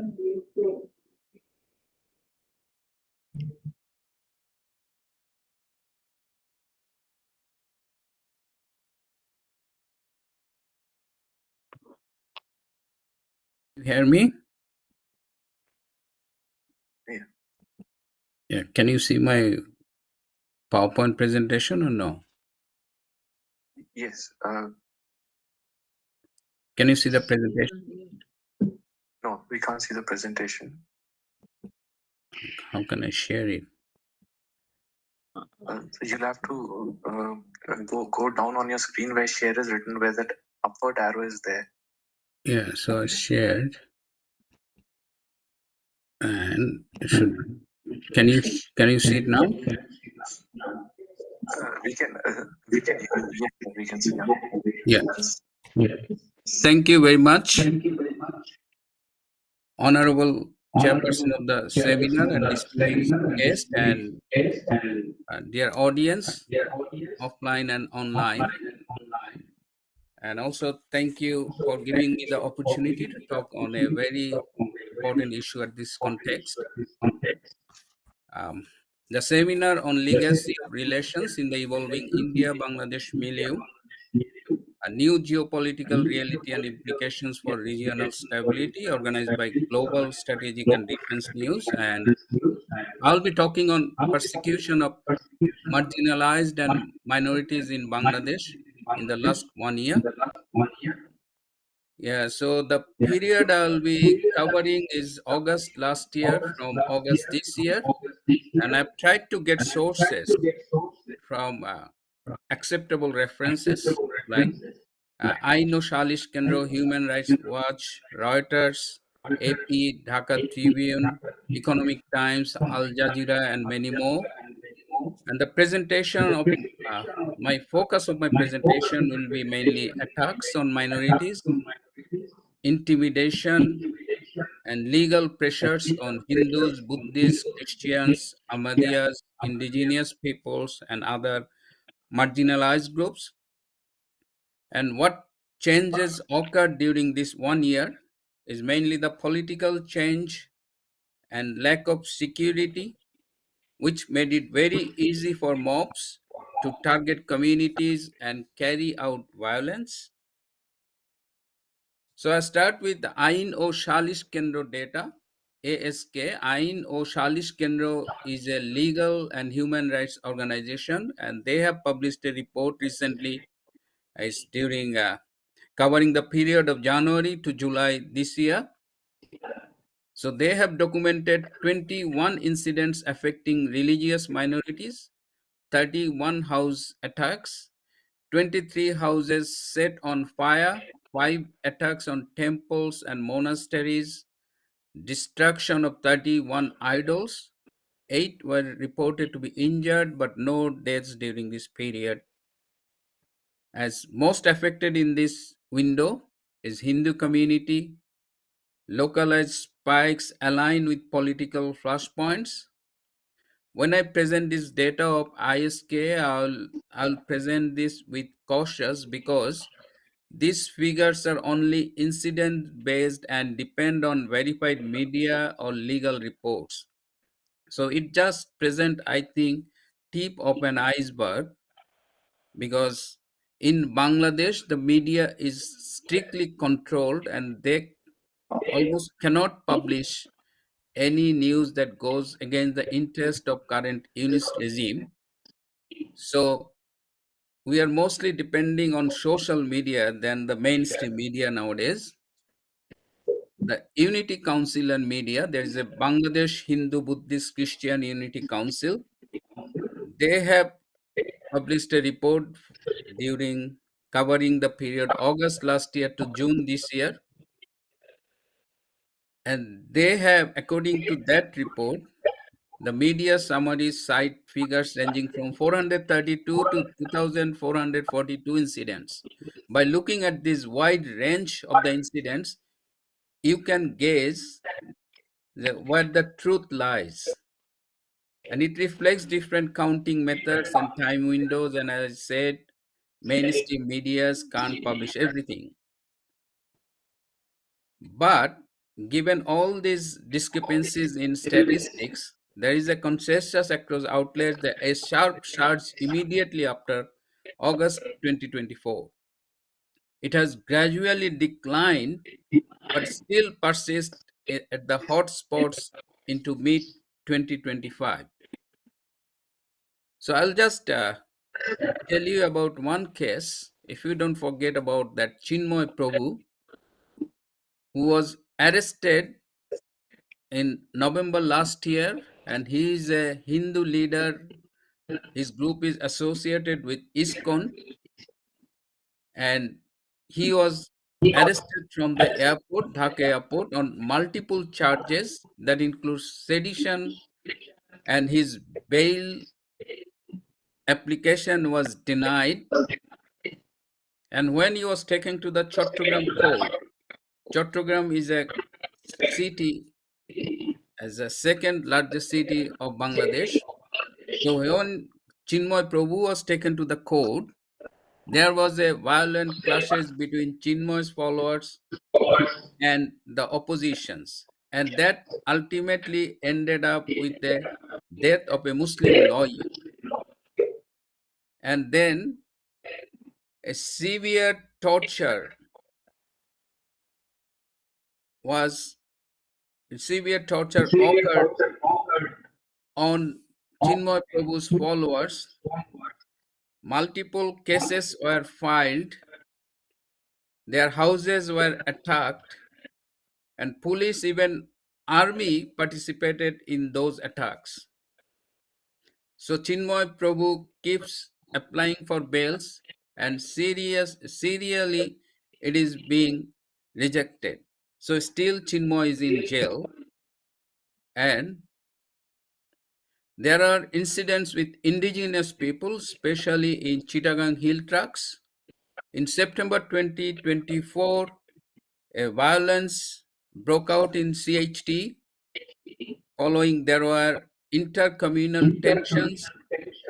Properties of Juma communities were burned, and live fire were opened, and at least 4 deaths were reported.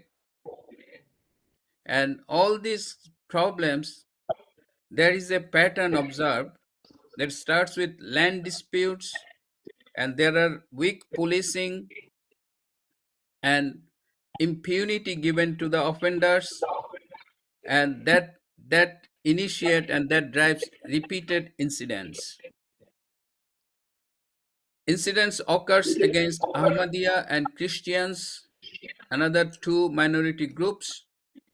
And post-August 2024, we saw intimidation, blasphemy-style accusations, and social boycotts in pockets. And series of false cases, harassments, those were reported increasingly, and especially pastors and activists flagged risk in mixed faith areas. So what we need immediate police action and message from the government and administration against hate speech. There is another hotspot in Bangladesh. Over 1 million Rohingya still live in Cox's Bazar, where insecurity and armed group violence continue. In 2025, the arrest of an ARSA, Salvation Army, commander in Bangladesh, which shows cross-border risk, weapons, and criminal activities that spread out from the Rohingya refugee camps can add fuel to the existing tensions between religious and ethnic groups. So I'm just presenting some of the cases, but there were hundreds of incidents that occurred during last 1 year. So it's important to know why communal harmony is needed in Bangladesh. And community harmony is not only a moral issue, it is also a foundation for economic development and national security. 2 of my previous speakers, they have covered some of the issues very nicely. And if you look at Bangladesh social fabric, It is plural with Hindus, Buddhists, Christians, Ahmadiyas, and indigenous peoples living alongside the Muslim majority. And it is a secular country, as its constitutions to date mentions, but situations are decreasing, especially when trust breaks down, business confidence falls, investment stalls, and local livelihoods are disrupted. It is important that we have social stability, economic resilience, rule of law, regional integration, and counter extremism in Bangladesh. I'll not go through details of this point, as you know, but I would like to mention, especially the immediate past government led by Sheikh Hasina, his government and his party. I mean, they have historically presented themselves as a secular party. They have always taken steps as viewed protective of minorities. And their leaders regularly speak for secularism and inclusion and condemn communal attacks. And during their time, police actions were taken. They deployed extra forces in hotspots. They imposed curfews when required and always provided security at temples and monasteries during festivals. They also took legal and administrative measures. They arrested, prosecuted after major incidents, and investigated hate speech and vandalism. So they were very active to ensure a secular environment all over the country. They also supported for rebuilding damaged temples, houses, and disbursing compensation in high-profile cases. They tried to reform policies. They took steps toward resolving long-standing property disputes and discussing digital land records to reduce land grabbing risk, because land grabbing is a burning issue among minorities. And they were always engaged with the minority councils and other organizations, and they initiated interfaith dialogues and public messaging campaigns against hate. But the situation has totally changed under the current regime of Dr. Professor Muhammad Yunus.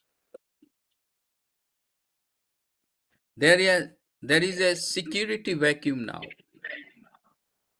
The leadership transformed, as already mentioned, as Sheikh Hasina had to leave this political transition. It created space for mobs, rumor-driven violence, and vigilante groups. And online incitement is also playing a serious role. The coordinated misinformation and hate speech are spreading faster than official fact checks or community protection. And the policing is currently in Bangladesh is not up to the mark. There are weak local enforcements and delays in legal procedures. So the offenders are not at all scared. They feel that they can get away with violence. So this made our minority communities and marginalized population very scared. They're scared of the situation. So they don't even want to go to the police, or they don't want to take any legal action. And therefore, this is one of the reasons that we don't get the actual statistics, but many people are scared of going to the police and filing cases against the criminals. And this is also since 5th August 2024, we have seen the rise of Islamic terrorists. We have seen the terrorists with ISIS flags on Dhaka street. We have seen hundreds of convicted, they were released, who were convicted because of their link with terrorism, religious-based terrorism, so they are now free. And so this has created narratives of grievance. The extremists weaponize communal rumors to justify violence, and then that helps them to expand their recruitment.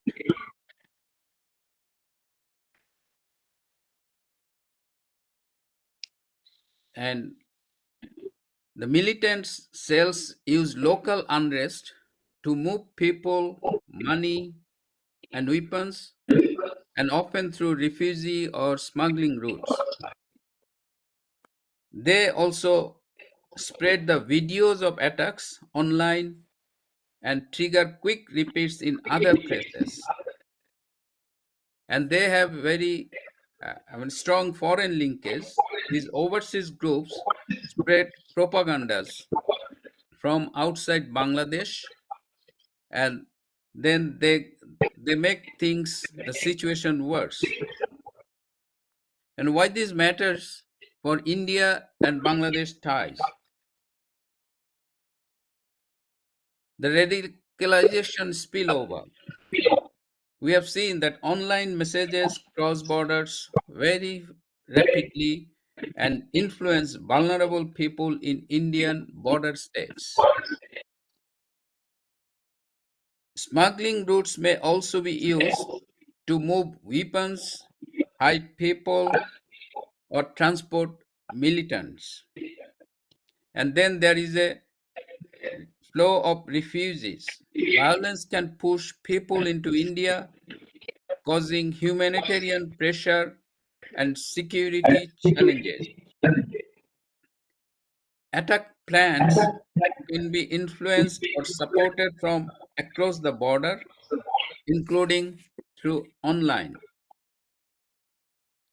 And then that increases the ongoing border security forces, that is BSF and Border Guard Bangladesh, that is BGB tensions, and cross-border incidents make crisis management even harder. And the perception, these attacks on minorities in Bangladesh, that stoke Indian domestic pressure and media narratives. And that also impact connectivity and trade. The communal unrest threatens corridors, river water cooperation, and sub-regional integration, that is Bangladesh, Bhutan, India, Nepal initiatives. So what Bangladesh can do to prevent this communal violence? They can, what the previous government, immediate past government used to practice is to having an standard operating procedures for police and administration during any communal violence. Fast track sales in lower court, so people can go to the court and they can get their justice when they are attacked and when there is a violence. It is also important to have a community defense partnership, especially temple, monastery, watch groups paired with local police. So this community police collaboration may help improve the situation. And then cross-border hotlines with Ministry of External Affairs and BSF for quick rumor control and diaspora messaging. This is important from Bangladesh part. Another issue is accelerate vested property return or compensation with digital cadastry and legal aid. As I said, these land property related issues are a major issue and that initiates a lot of violence. So that is important, and it needs to expand minority welfare trust budgets tied to objective vulnerability indices. It is the time to reform cyber laws to deter hate incitement while protecting free speech. So we need to be careful while doing this that the free speech is not barred. Chittagong Hill Tract Compact 2.0, Land Commission capacity, demilitarized policing model, and independent monitors. This is very important to keep CST peaceful. How India can partner in this endeavor? New Delhi can adopt a principled, practical, and people-focused approach, supporting minority safety and regional stability. A balanced diplomacy is preferred here. When privately they can press for visible arrest, victim witness protection, and fast track trials. At the same time, publicly they can affirm support for Bangladesh sovereignty and pluralism. They can expand coordinated BSF BGB patrols, hotlines, and refugees contingency plans, prioritize human rights in all responses. They can fund cross-border interfaith initiatives, temple, monastery protection programs, and district-level crisis simulations, shared OS int lab to track cross-border hate content and defects. When I say OS int is open source intelligence, especially monitoring, collecting and analyzing data that are available on open sources like social media, and also BBIN, this Bangladesh, Bhutan, India, Nepal initiative. They can target development in vulnerable areas that is linked to regional connectivity. And while we are talking about this, I think there are 4 takeaways from my presentation, and that is protecting minorities is central to Bangladesh stability and regional confidence. Data shows a surge post-August 2024. Hotspot persists into middle of this year, and legal follow-through is key. Any incident of violence should be addressed in a proper legal manner. A practical plan can bring back deterrence, rebuild trust, and strengthen India-Bangladesh cooperation. If communal harmony breaks down in Bangladesh, India will feel the strain across security, economy, and connectivity. That's the 4 takeaways from my presentation. And when I was preparing this presentation last night, I saw in the media the situation is not only affecting the religious minority groups, even there are minority groups within Muslim. I saw a person, he served in shrines and he died recently. His dead body was exhumed from the grave, was removed from the grave, and then the dead body was burned on the street. Police went to prevent that. The police were attacked. Even army wanted to move in, they could not. The situation, when I said only the minorities are at risk, it's not that. Who are safe in Bangladesh is very hard to say. A person, a global celebrity, globally known, a Nobel laureate, or only Nobel laureate in Bangladesh, and he got his Nobel for peace. Dr. Professor Mohammad Yunus, and under his regime, current regime, most of the Bangladeshis are suffering, including our marginalized and our religious-based minority groups. So this situation should improve. If it doesn't improve within Bangladesh, the South Asian overall political, geopolitical, or social situation won't remain peaceful. So that, thank you very much again for giving me this opportunity to present this talk. Thank you, sir. Sir, I have a observation. So initially you mentioned that the police also was complicit in the attack started last year. But then you, throughout your address, you stressed the police action also. So how do you trust the police and how does somebody who has a complaint go about it?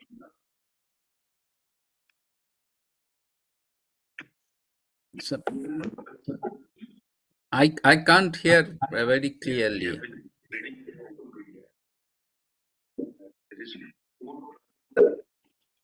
Keep the mic little away from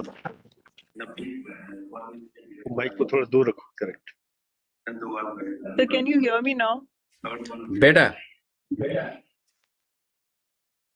Sir, when you began your address, you mentioned that the police was complicit in most of these attacks, especially last year as the regime fell. But throughout your address, you've stressed on police action. So how does a complainant trust the police when he wants to make a complaint, and how does one go about it in Bangladesh? I mean, if you just go back to August 2024, hundreds of police were killed. More than 400 police stations were destroyed, damaged, weapons were looted. So the morality of police, it was severely affected. So now it's a very complicated situation. As a normal citizen, as a general citizen, what can I do when I need a legal support? Police is my first step. I mean, police station, I should go. But if I go to the police, from the police context, they don't have sufficient manpower. Again, the policy, the national policy, is the government serious about controlling this domestic violence against minorities? So this is, I mean, I don't have the straight cut answer, but still I expect that Bangladeshi citizen, irrespective of religions, they should go to the police and they should get the justice they deserve, or they. So that's this is the responsibility of Bangladesh government. If it is not planned that attack on minorities, because in 1971 Hindus were targeted during a liberation war. So is anything similar we are experiencing or observing in Bangladesh? That needs to be explored as well. But having said all this, still police station is our first spot or first place to go. And if it doesn't work, then we have to do something. Is the people of Bangladesh, they will have to come forward, because at the end of the day, they have to do it. Does it answer your question? Yes, sir. Okay. So the upcoming elections in Feb 2026, do you think if BNP backed by Jamaat or in alliance, if they come to power, will these attacks increase? And what is the way forward? hypothetically, if I have to answer, the first thing is if the election happens, because I have doubt whether the election will happen. So let's accept the fact that election will occur. And if we look back during 21 to 2001 to 2005, 2006, there was a coalition government of this BNP and Jamaat, and the Bangladesh experienced one of the highest attacks on minorities during this period, especially during October and November of 2001. And I have books on my bookshelves at the back of me. It has 4 parts of books, 4 volumes of books that mentioning that has recorded all the minority attacks on minorities. So I'm not very hopeful that BNP and Jamaat will change their characteristics, because especially Jamaat is politically linked with Jamaat was defeated in 1971, and they haven't said sorry or nothing. They still belong to that group. They still carry on that political ideology. So electing BNP and Jamaat and expecting that violence against minorities will reduce, the data doesn't support that. So they have to change dramatically if they really want to control this violence. And even during this one year, Dr. Yunus doesn't have a political party, but the Bangladesh BNP Jamaats at the field level is their supporters, their people who are committing the attacks, who are committing this violence. So if morning shows the day, if we take this 1 year, forgetting about the past 2001 and 2006, if we take this current 1 year into consideration, I don't see any hope. Thank you. Thank you, sir. No worries.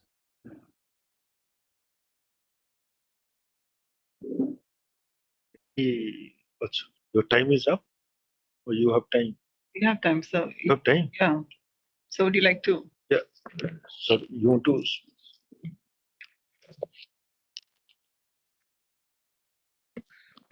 Dr. Ehsan, good afternoon. Am I audible? I'm General Yes, Sudhakar please. Yes, speaking. please. Thank you. Good afternoon. I may take the liberty, firstly, compliments for excellent articulation on issues which one is fairly ignorant of.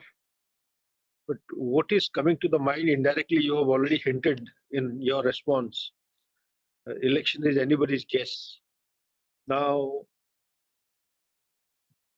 do you have evidence to suggest that the conduct of the elections is being steered by the deep state, invisible deep state so far that we have been talking of, from USA? One.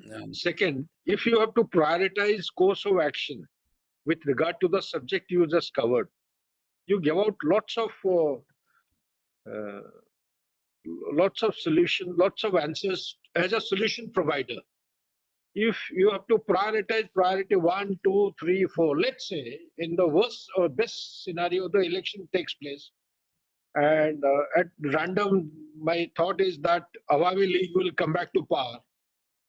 And if that happens, if the government has to take some suitable countermeasures to put things in perspective in order to restore status quo ante of law and order, what would you recommend? So 2 questions. Is the deep state involved? Number 2, order of priority as a solution provider. Thank you, sir. Thank you for your presentation as well. I really enjoyed that. Deep state's involvement. American deep state continuously, they keep rejecting this, that they are involved. They say they are not involved.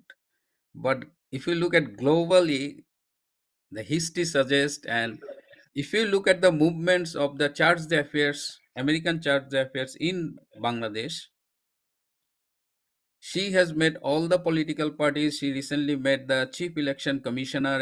It was only Usually when someone goes to the election commission, they meet with chief election commissioners and other commissioners, but this time she met only with the chief election commissioners and her movement.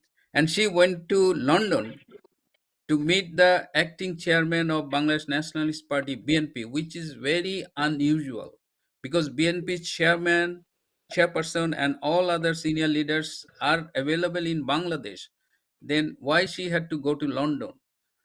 What's the conspiracy between these? But what we understand, if you ask me as an analyst, if my analysis suggests that definitely they are trying to manipulate the election, because they used to say for last 4 or 5 years they have always promoted this inclusive, fair and free election, inclusive, free and fair election.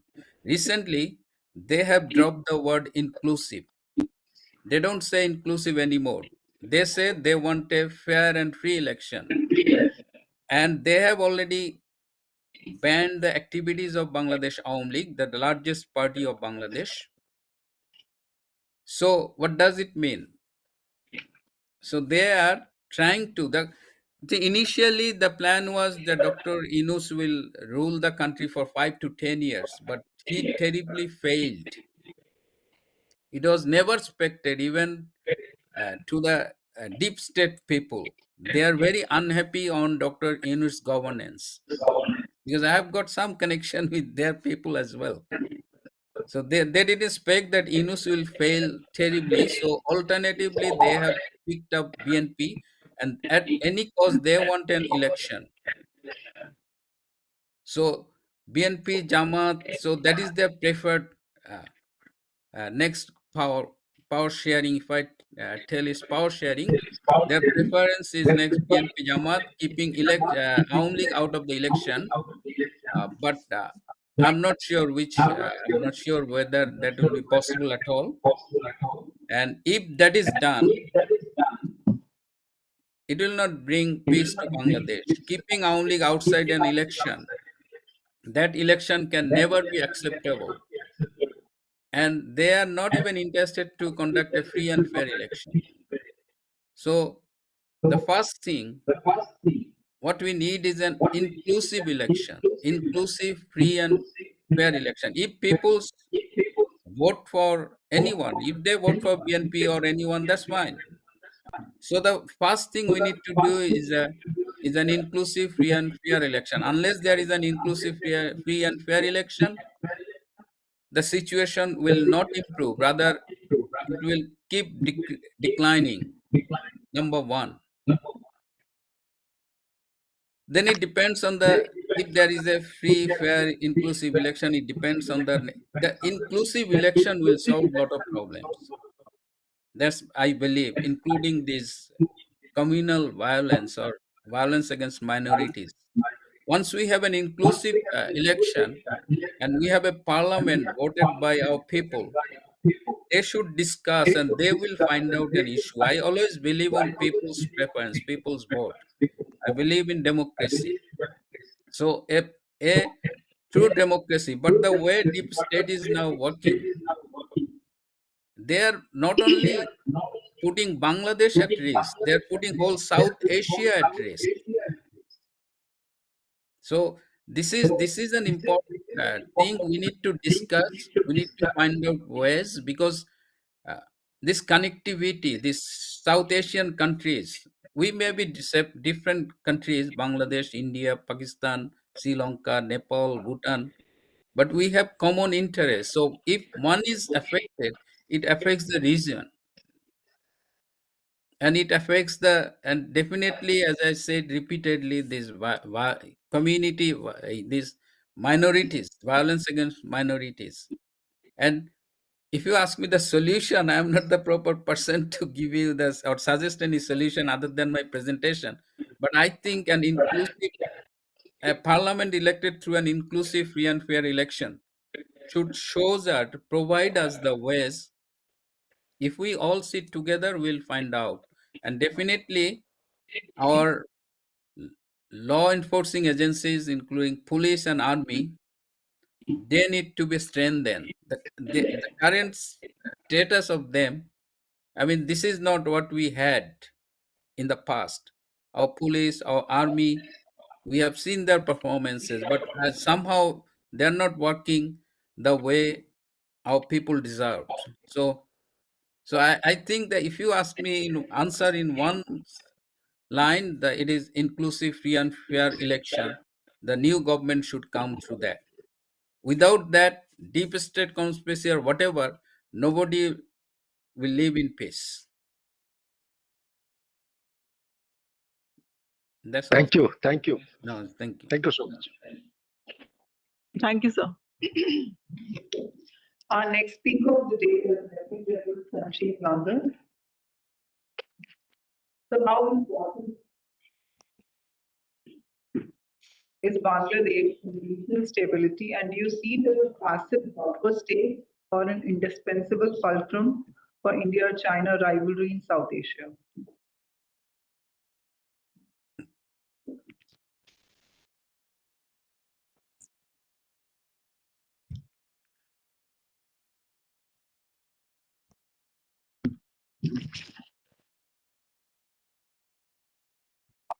Well, Sodhi,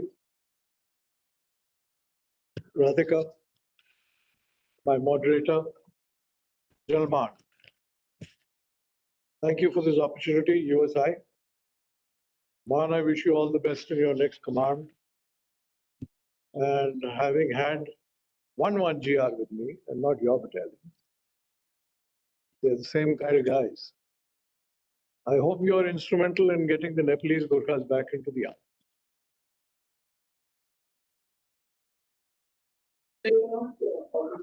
Oh boy. Can you hear me? Yeah? Okay. I will focus on the subject that I've been given, which is that of stability. But it wouldn't be bad to have a look at our own mother, Teresa, who worked in Bengal. The entire karma was in Bengal. And there is something substantially correct in what she said. So the importance of stability. When you apply stability in the politico-military dimension, quite simply it means free from major disruptions and violence, constituent institutions and policies, and upholding rule of law, a lot of which we have heard about, spoken about, and had an excellent insight from the last speaker. Presently, what is the state of law? I would just like to add, the police is completely discredited. Army has been given special powers of arrest, all the policing powers. But those of us who've been in uniform and have had spent extended tenures in counterterrorism, which I have been privileged to, it's not the best use of an army. And it's not good to put the army in policing roles. That is the reality today. There is no police. So let's keep that one thing in mind. What is the paradigm of Bangladesh? We need to understand that. I'm sure you're all very literate and you understand it well. It is scarred by 3 partitions and 1 traumatic birth. All right? And each of these partitions was traumatic, involved population shifts. I'm amazed that in India we have forgotten the partition to Burma. And how many 100,000 people evacuated from Burma to India in three waves. We only talk about partition in the West with Pakistan. But what about Indians living in Burma and other nationalities living in Burma who lost their livelihoods in 3 waves? All right. So 1905 is the first partition, which is done by the British, Viceroy Curzon, where he partitioned Bengal into East and West. A most traumatic event, and had to be stitched back in 1911. And this gave rise to the Swadeshi movement. This fired the Indian national movement. Your national movement, the intelligentsia that fired it, is a consequence of the division of Bengal. And when Radcliffe gives a definition in 1947, he follows the same boundaries that Curzon had made in 1905. So there is something that we need to sit back and think on when we talk about the populations who are caught on either side of the border. There is a history to it. There is huge trauma behind it. And all this is in their living memory. It hasn't gone away. Those of us who are partition families, we haven't forgotten our past. 1947, you're aware of. 1971, again, is a very, very traumatic birth. Now, they had opted at the point of time that became a nation to have a unique Bengali culture with an Islamic and secular coexistence. This was their choice. This is what they had decided based on their history, and based on their underpinning of linkage to Bengali culture. And there is an umbilical linkage to land and language. There is in Bengal, it being such an alluvial soil, old Mughal Bengal Suba, which it contributed 40% of the total pickings of the colonial powers. A very rich province, land was very important, people intimately linked to the land. So you find Rabindranath Tagore, a great personality who is revered on both sides of the border.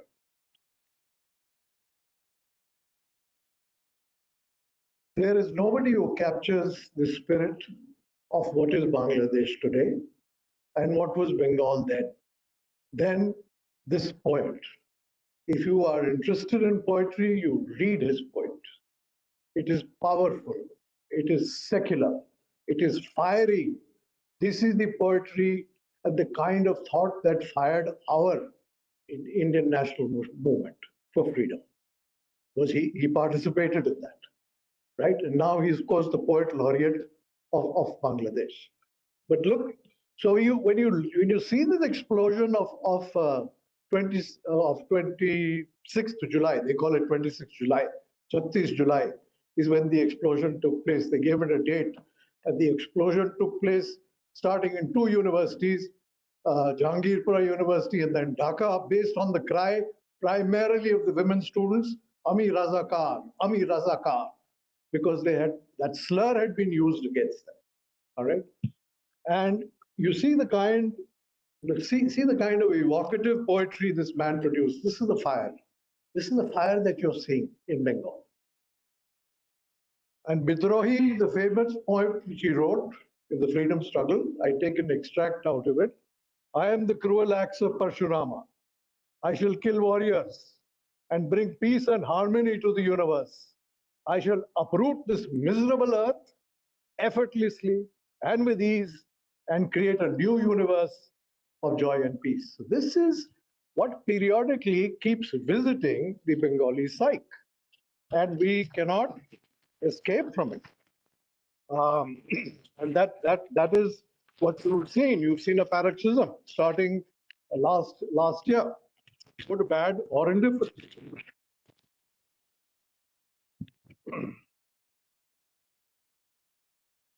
Please have a look at geography, because that is instructive to us. On the high waters of the Bay of Bengal is Bangladesh. On the high waters of the Arabian Sea is Pakistan. Both countries today are an entrepot for superpower politics. Both countries, all right? And both of them are being subjected to all kinds of pulls and pressures. Let me come back to Bangladesh. The significance of Bangladesh is very simple. The coastline dominates the Straits of Malacca, Andaman and Nicobar Islands, and the eastern coast of India. So when we talk of the game, which I will present to you, the game and the story, it is linked to this pivotal position on the headwaters of the Bay of Bengal.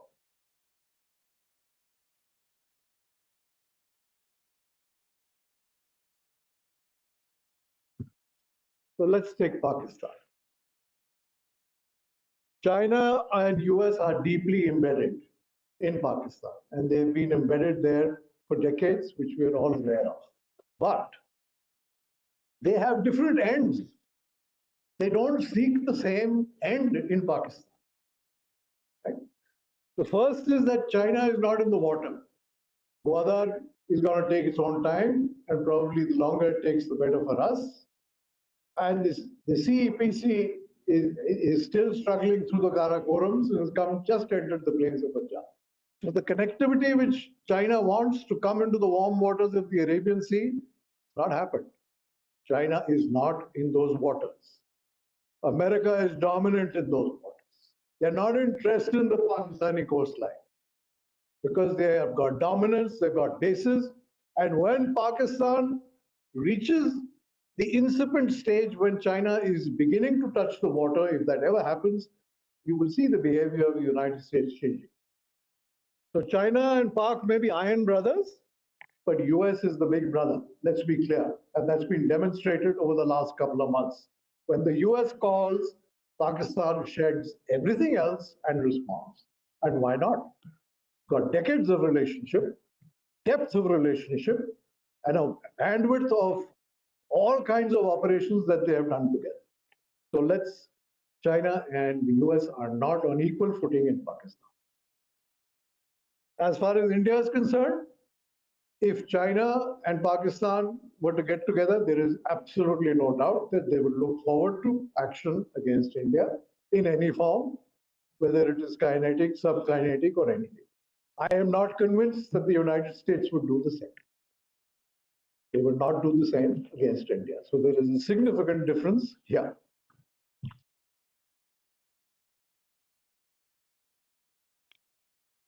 Sorry. Did I put it off? Sorry. Let's have a look at Bangladesh. Both China and US are aspirational in Bangladesh. Both of them have been there for a long time. China has invested majorly into the infrastructure, which it always does. And the US, of course, has a lot of influence. But both of them seek the same thing at present. Both of them are seeking dominance from the coastline. You cannot have two powers who are opposed in the Western Pacific have a decent agreement in the Indian Ocean. Has the new administration of the United States compromised on the Indo-Pacific agenda? Simple answer is no. Look at their appointment of the ambassador. They've just appointed an ambassador to Bangladesh, who's an old Bangladesh hand. He's a strong, hardcore person. And he's not going to compromise on any American aims and ambitions. And they're firmly linked to control of the Indo-Pacific. Second, most interesting, the last ambassador to Bangladesh has been made a special advisor in an infrastructure company which is developing the mega port, the deep water port of Bangladesh. So nobody's taken the eye off the ball. Let's be very clear on that. Because of our falling out of relationships in this last year, China has rushed in to breathe all the oxygen which was being picked up by India. From medical tourism to nuclear plants to providing a solution to the Rohingyas, everything they're volunteering, right? And they're hurrying it up because they also feel that their time is a bit limited. I didn't talk to you about Rohingyas. During the partition of Burma, 1937, which was the first formal partition of the subcontinent, the formal beginning of the Rohingya problem began. Rohingyas belonged to the old Arakan state, which was an independent state, right? Now it's called Rakhine in the new dispensation. In 1940, the then Prime Minister of Burma, U Sao, he classified Rohingyas as Indian foreigners. All right, there's an official classification which was done by the state of Burma in 1940, and they have not backtracked from that. That is the formal origin of the problem. Historical origin of the problem goes back to the 15th century. Pakistan will take any slack which it is given and any space it will given in Bangladesh to be inimical to India. There are 10 noted terrorist groups in Pakistan.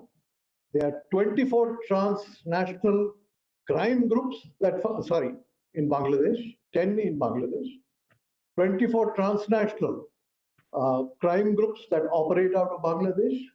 There are nearly 200,000 illegal weapons.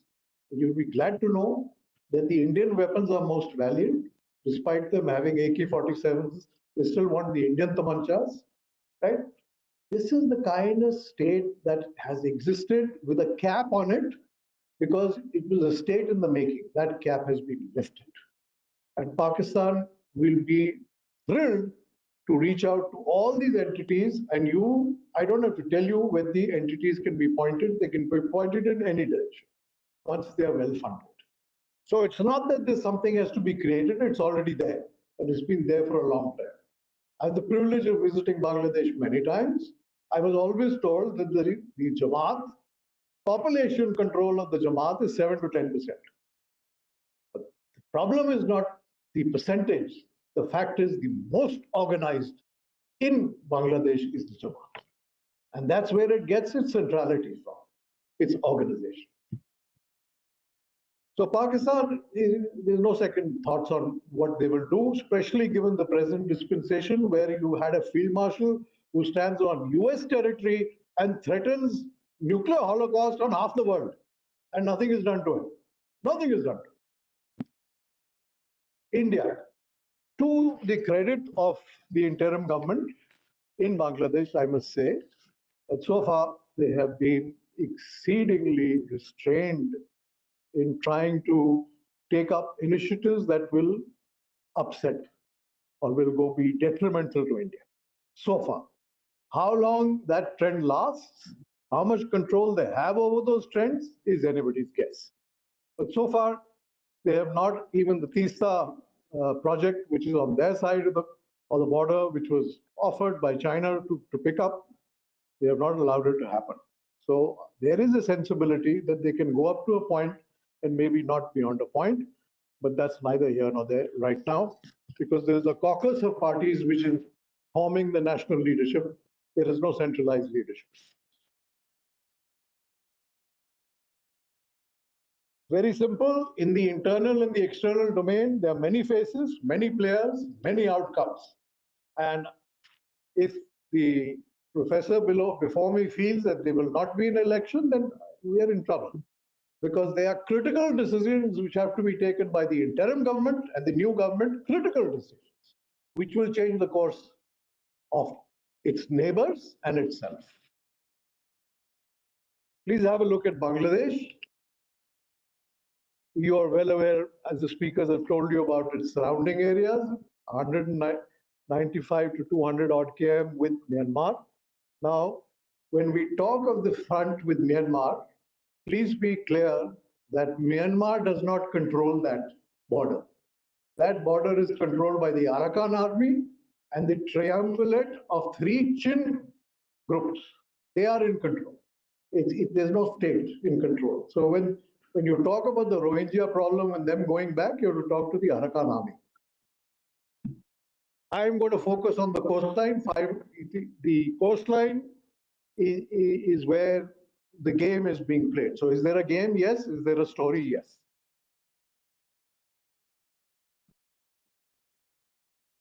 The story actually would start with China.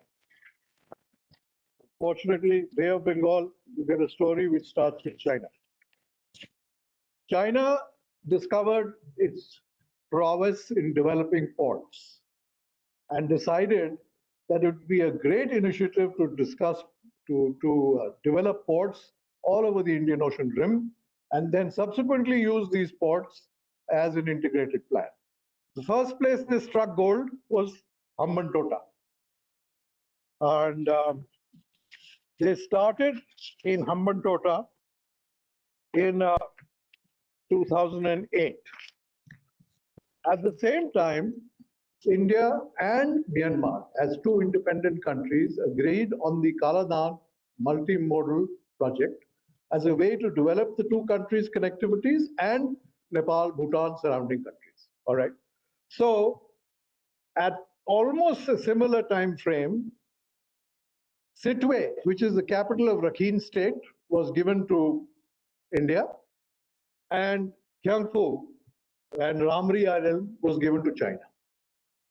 This is how the story of the ports and the coastline starts.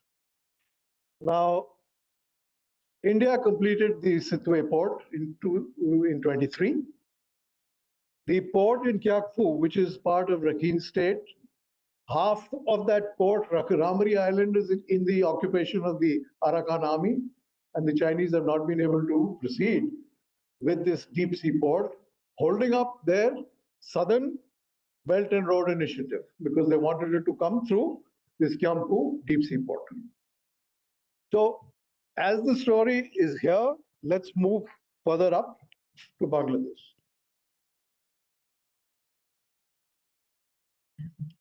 Here, if we start from the south, there is a linkage with Sittwe. Thereafter, San Martin's Island. This is reportedly the island which the Americans wanted to establish a base on. And you can see its strategic position and why they wanted a base here. As far as we are concerned, we've been operating out of Mongla Port, which is to the west, and near Chittagong, near Cox's Bazar, there was a port called Sonadia, which the Chinese wanted to develop in 2006. There were talks with Bangladesh and got dragged on. 2017, Hambantota collapses, and Hambantota is given by the government of Sri Lanka to China on a 99-year lease. Seeing that example, Bangladesh decides to give the deep sea port project to Japan and India in 2017. All right. So this deep sea port and future of Bangladesh is being built on this Maheshkali Island and Matarbari port, which is a deep sea port, which will be the first that Bangladesh has, because right now it's dependent on several other ports. It doesn't have anyone. Kindly look at the northern segment of the border and look at the distance from Agartala to the border is 9.6 kilometers. From Siliguri, the road distance is 79 kilometers. Rest is all well known. It is not a border, it's not a boundary, it's not a human barrier that one living in India can ignore. It's touching 5 of our main states, and there is huge potential for growth. A lot of skepticism has been spoken about our relations with Bangladesh. Well, if they play out that way, then we will play out that way. We'll have to play that way. But I'd like to always vote on the part of hope. All right, because we must hope for better times. We must hope for wisdom. The Bangladeshi population, the intellectual population, is very intelligent. And let's hope that we will get a better future. In that hope, I'd like to just introduce you to some aspects of Bangladesh. The core values of Bangladesh established by their Declaration of Independence, Constitution, and Islam. These are the 3 pillars. Their core values are these: nationalism, secularism, socialism, democracy. Realize freedom from exploitation, rule of law, justice, right? They want to contribute, and they very clearly have said they would want to prosper in freedom. And the Islamic part that they have taken is the governance of Medina. This is the governance which the Prophet, peace be upon him, practiced in Medina. And the first tenet of the Islamic governance of Medina is secularism. That's what the Prophet said. And this is what they put in their constitution. Now, it's up to them whether they want to throw this all out the window or look differently in the future. These are the strengths. I don't know if the youth is a strength today. 45% of the population of Bangladesh is under the age of 30. I don't know if it's a strength, because that is the youth which is agitated and created this complete turmoil and then split up into so many entities. And there is an ambassador who has spoken recently, a Bangladeshi ambassador, retired, who's spoken recently at the National Defense College, Bangladesh. And he says, these are his words: finally, the foreign policy is reflecting what the youth want. You have a foreign policy to reflect the youth? I mean, you need to sit back and think. The youth is very important, but do you take your foreign policy from the youth who are in universities? Second thing he says is, we need China for development. We need the US, that we all know. The elephant in the room is India. The elephant in the room is India, and we don't know what to do with it. This is a retired ambassador speaking the National Defense College in Bangladesh. Human development, you're well aware of. They're holding on to syncretic identities.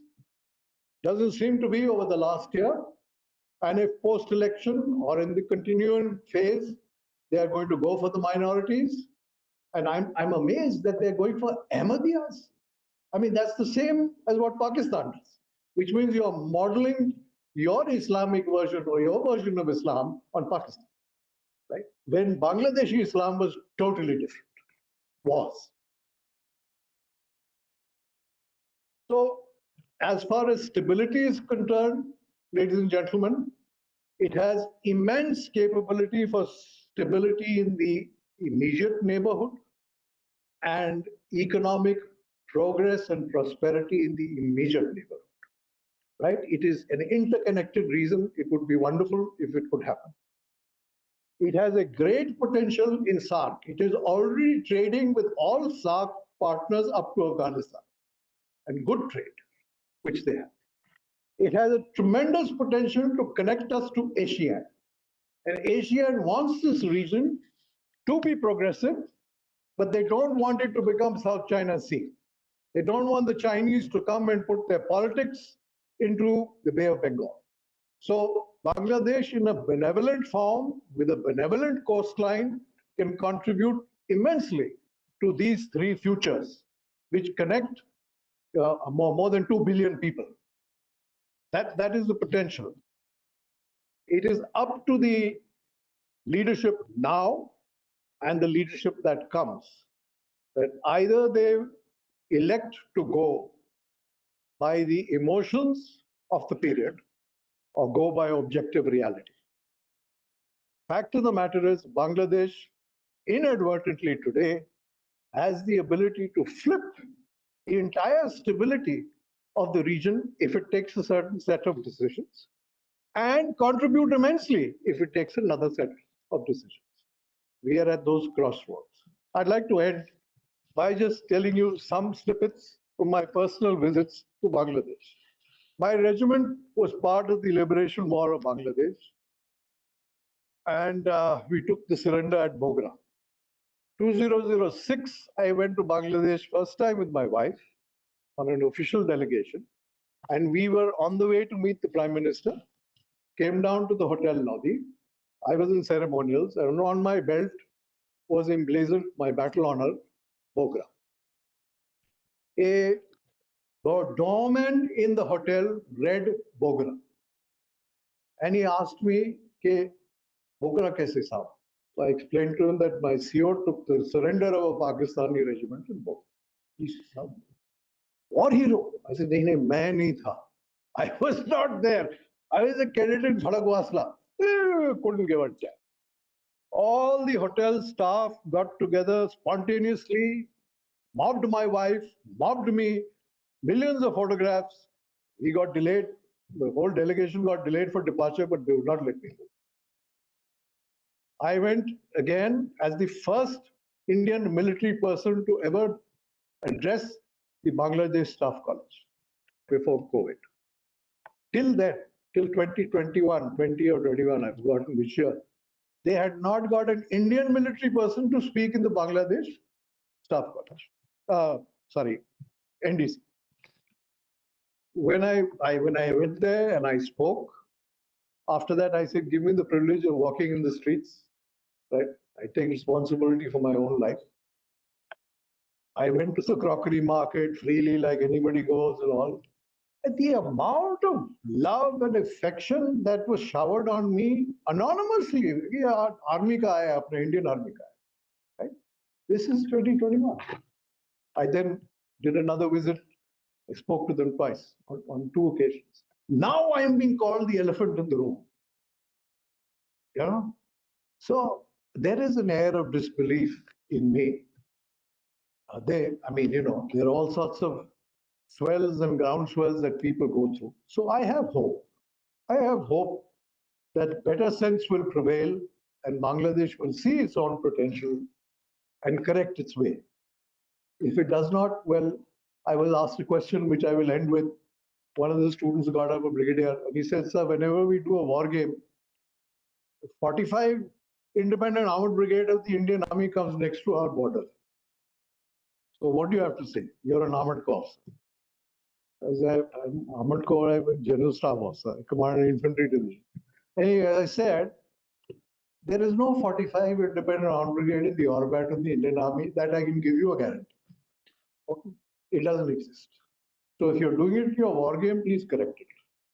Second, there is no shortage of independent armed brigades in the Indian Army. But tell me, from 1971 to now that I'm addressing you, 2021, has any fighting Indian formation ever pointed in the direction of your border? Give me an example. You're all military, Army Navy. No answer. We've not done it. That doesn't mean that when we are asked to do it, we will not do it. We therefore do not hope that we will ever go into a conflictual engagement with a country that we are so deeply umbilically linked. Thank you so much.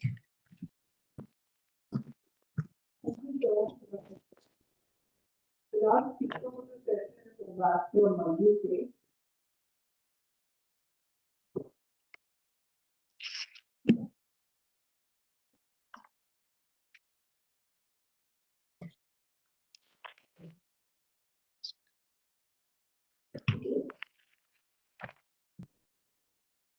Good afternoon and namaskar to all of you, and especially my esteemed panelists here and the wonderful, though small audience, but I'm sure that it's a very important aspect because, I think YouTube is also, the YouTube audience as well.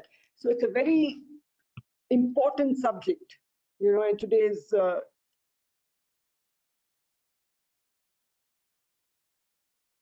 environment in our neighborhood in Bangladesh.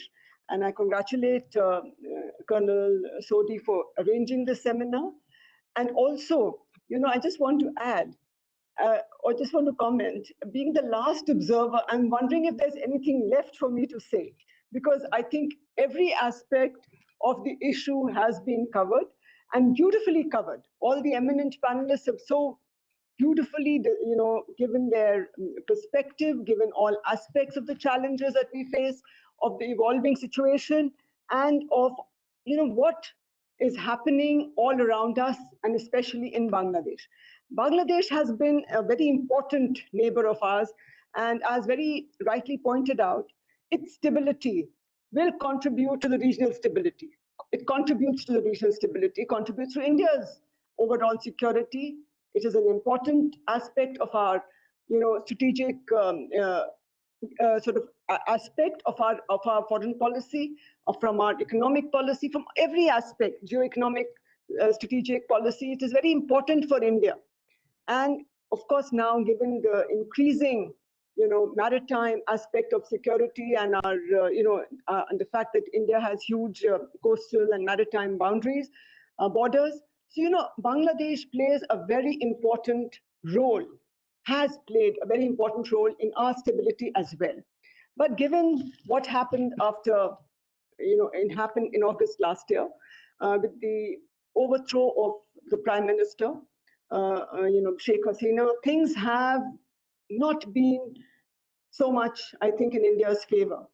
And a lot of our projects that were ongoing have been, put on hold. A lot of our investments and a lot of our, facilities and our cooperation is not as dynamic, as vibrant as it used to be.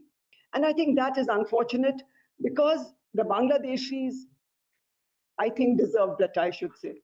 But the way this whole student, so-called student-led, demonstrations, violence started, it seemed very orchestrated, and very rightly, as mentioned by General Sundarji, it seemed much more, and by Brigadier Nilesh, the deep state involvement appears very much, their hand appears very much to have been behind what has happened and how things have evolved in Bangladesh over the last year. And now, and there are so many challenges now.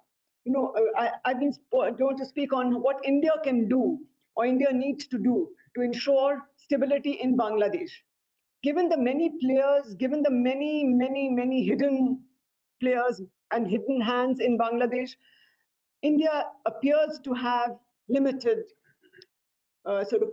choices or limited options on how to ensure or how to, make sure that the ties between India and Bangladesh are strengthened once again, and that there is stability in Bangladesh and on the border with India.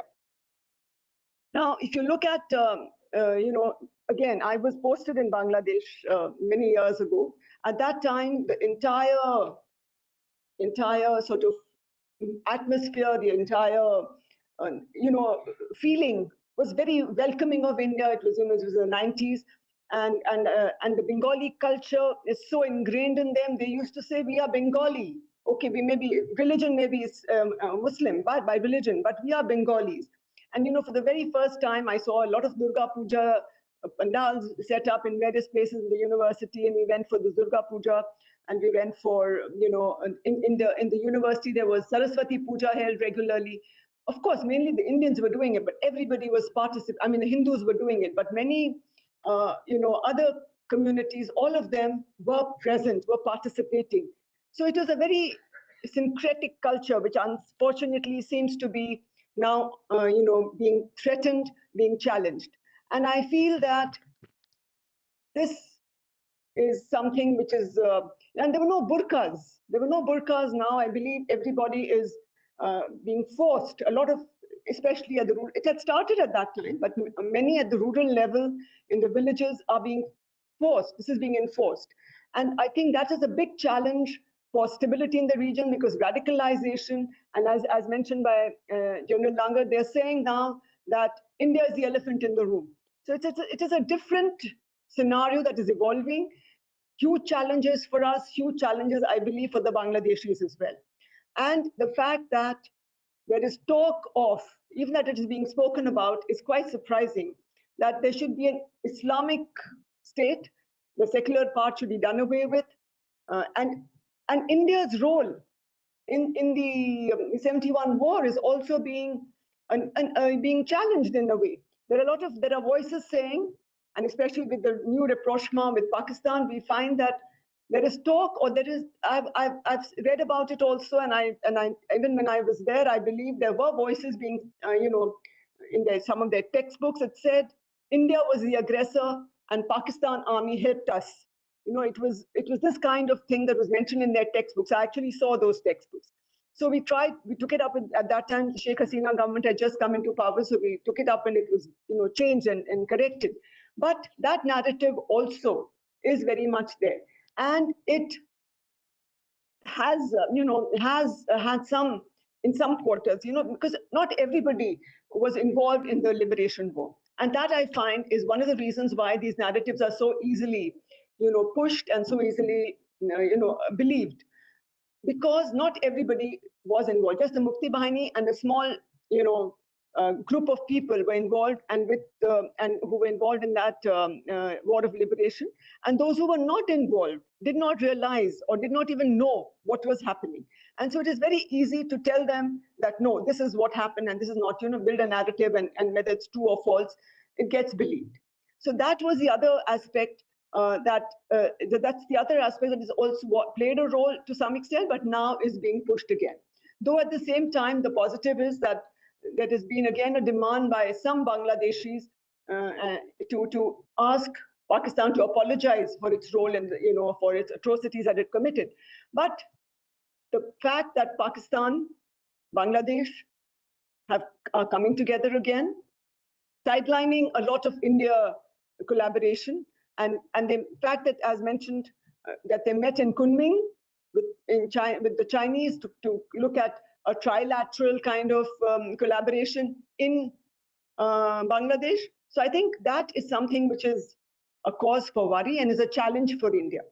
And there are, the free and fair elections that have been spoken about by previous speakers, it is going to be another challenge, because the fact that they're also talking of some so-called King's Party, of the student leaders forming a party, a political party, and participating in the elections. So it is all a very, a very unclear at the moment, amorphous kind of situation that is developing, and we are not sure at all whether these elections will be held at all, as mentioned by previous speakers, and how free and fair and inclusive they will be. They already stopped talking of inclusive and of banning the Awami League. So I think, and that is a major party. It was a major party which was responsible for their liberation. But I think all that is being set aside, and a new narrative is being built, a new kind of, a new kind of Bangladesh is they're trying to build or trying to promote a new kind of Bangladesh, which unfortunately is playing playing to or playing at the or going along, or the strings are being pulled by others, and they are allowing the strings to be pulled and going along with them, which is very, again, unfortunate, as I said. But for India, it is going to be, for India Bangladesh ties, it is going to be a problem. But having said that, if free and fair and inclusive elections do take place, India is deeply invested to its development partnership, to its many other lines of credit, its other investments, its collaboration in the energy sector, pipeline, connectivity, and sorry, and to connectivity and to its freight railways system that we have put in place. So all these collaborations and cooperation have deeply interlinked both countries, but many of them have now been put on hold. And India would need to see, once the elected government, because I don't think any government in, like even the current Yunus government, will not want to completely, ruin or ruin its relationship or ruin its ties with India. India is an important partner. It has been, it has been invested in their development. It has been a long, collaboration which has been ongoing. It has been beneficial to the Bangladeshi people as well. So it has been mutually beneficial. So they will not, put aside every single area of cooperation, but some which have already been put on hold, development of ports, development of other things. China is ready to come in and is ready to invest. Recently, Turkey has also entered the fray along with Pakistan. So I think all these other, they're trying to undercut India's role, trying to take over investments, or trying to, the medical tourism, for example, China has very quickly come in to say that we will, give you free, better treatment and better, facilities, and so on. So all the other countries are trying to take over that interconnected or very intertwined relationship that India and Bangladesh share, a very interdependent, codependent relationship that we share.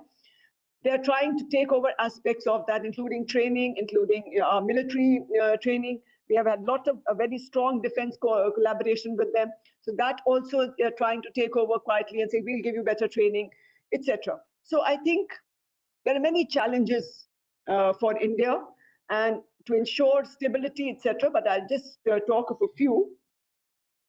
One of them is that, as I said, free and fair, inclusive election. The narrative building that is going around this, fake stories, fake AI can be used, social media can be used, and especially to negate India's role completely, and also to target minorities, and to create a kind of situation where what they want, whom they want elected, will get elected. And I think I have the BNP, of course, if they want BNP, they meaning the deep state and others, players behind the scenes, if they want the BNP to get elected, I don't think it can get elected on its own, because the Awami League has also huge support within the population. But along with the Jamaat and other, Jamaat-e-Islami and other players, extremist ideology, political parties who are in the fray, and at this so-called King's Party comes in, and they all come together and form a coalition and oust the Awami League completely, it's going to be a big challenge. And also the connectivity projects that we already have, they will also be, to keep continuing with them will be a challenge. But what does India need to do? India needs to, I think, once an elected government comes into place, to re-strengthen our bonds, try and reach out to them. And right now also we are in touch with all the political parties. We always have been. And even when the BNP was in power, we had good relations with, of course, they were not the best, but we had a good relationship, working partnership with them. And most of our collaborations and development partnerships continued. Even when the Jatiya Party was there, we've had collaboration all through the years. Yes, it goes up and down, closer with the Awami League, but it's been going on right since then. Then the other thing is about this power thing that has been going on, the power sharing that we have done. Even that is being challenged, but I think they understand that the power sharing is important for them, the power sharing agreement that we had, and the trilateral one is continuing. The one with Nepal, India and Bangladesh, that is continuing. So these need to be reinforced, to be strengthened further. And we need to also work with the new government to continue our other, people-to-people connectivity. And for that, I think we need to strengthen also our social media public diplomacy, and to ensure that the people-to-people connect does not go away.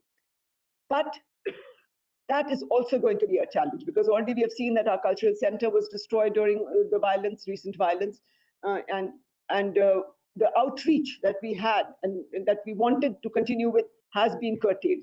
So I think we will have to re-establish that.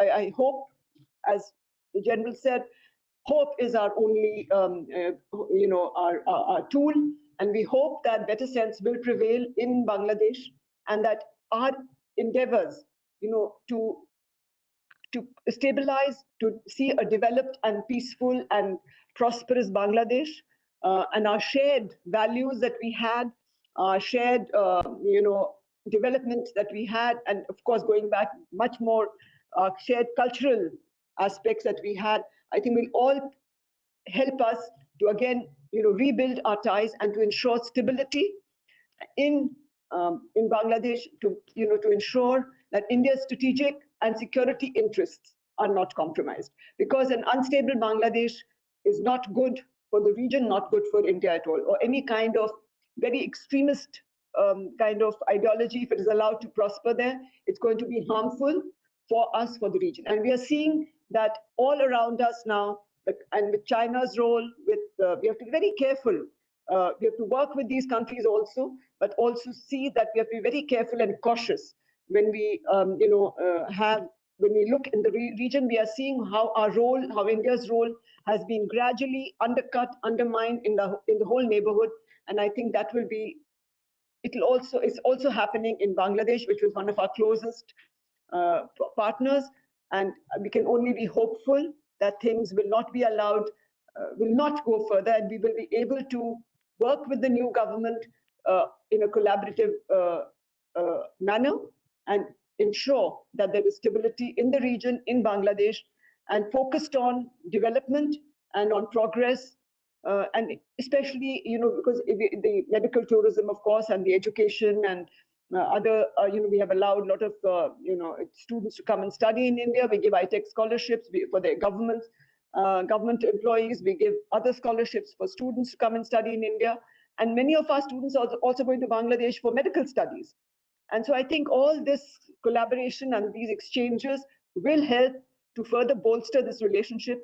And I think if at the people-to-people level also we have a strong kind of interaction, and exchanges, we will, I hope, again, we would like to be hopeful, like to be optimistic, that India-Bangladesh ties will improve and will also lead to stability in Bangladesh and in the region. Thank you so much for your patience. Thank you for everything. We can invite questions from the audience. So,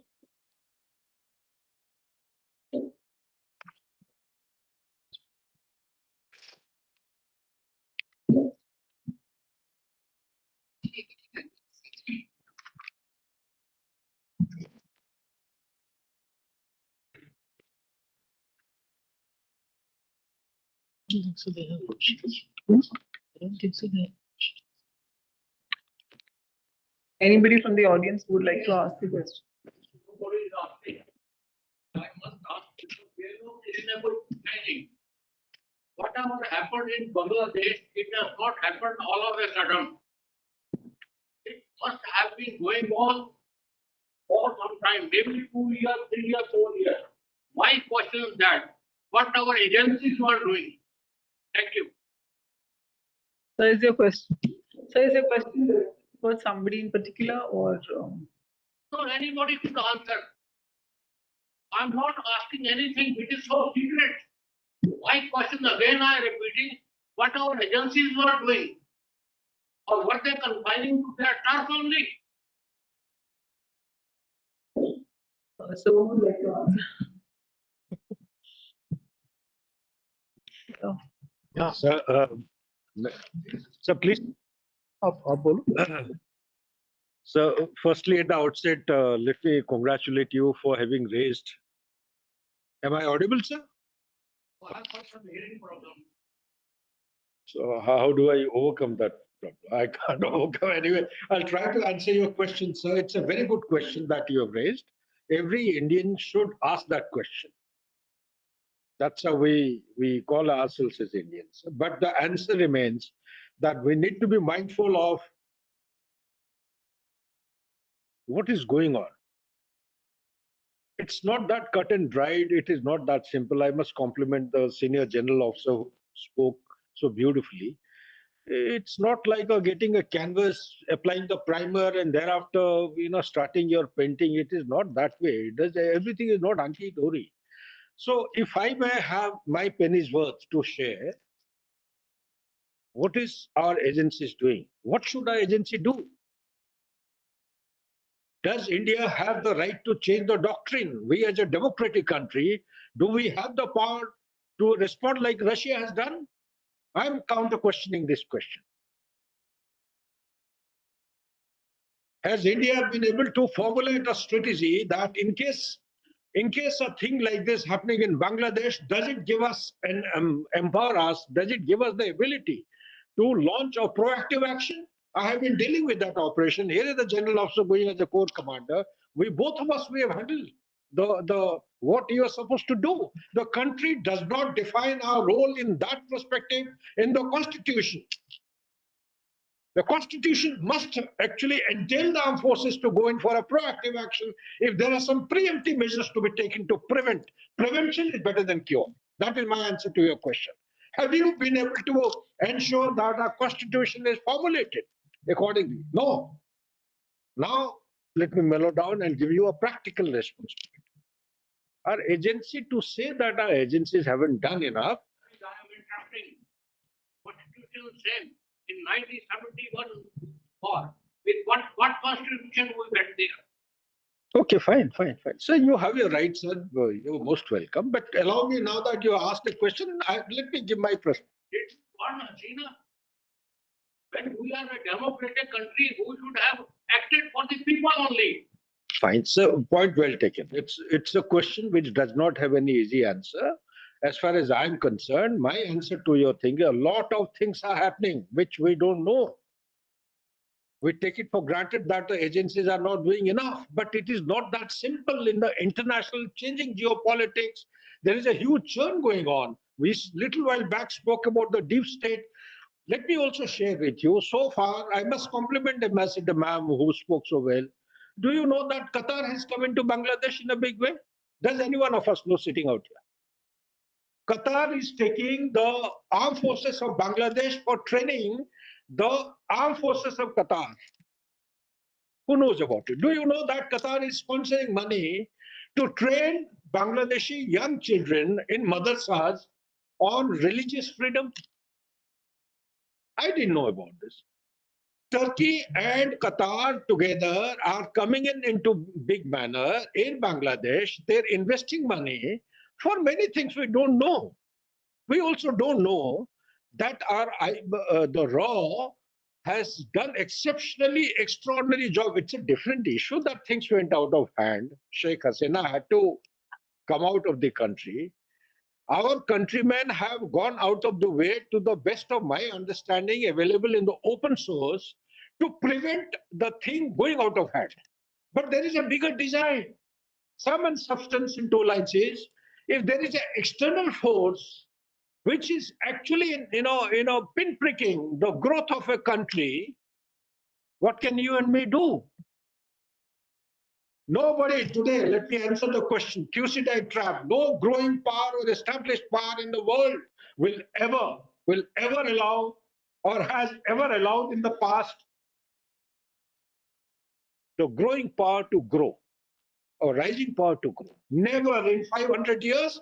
Read the document. Let me also, in the same breath, suggest to you, those of who are good readers or fond of reading, there is a book by the name of Monsoon. Monsoon, Indian Ocean, the future of American power.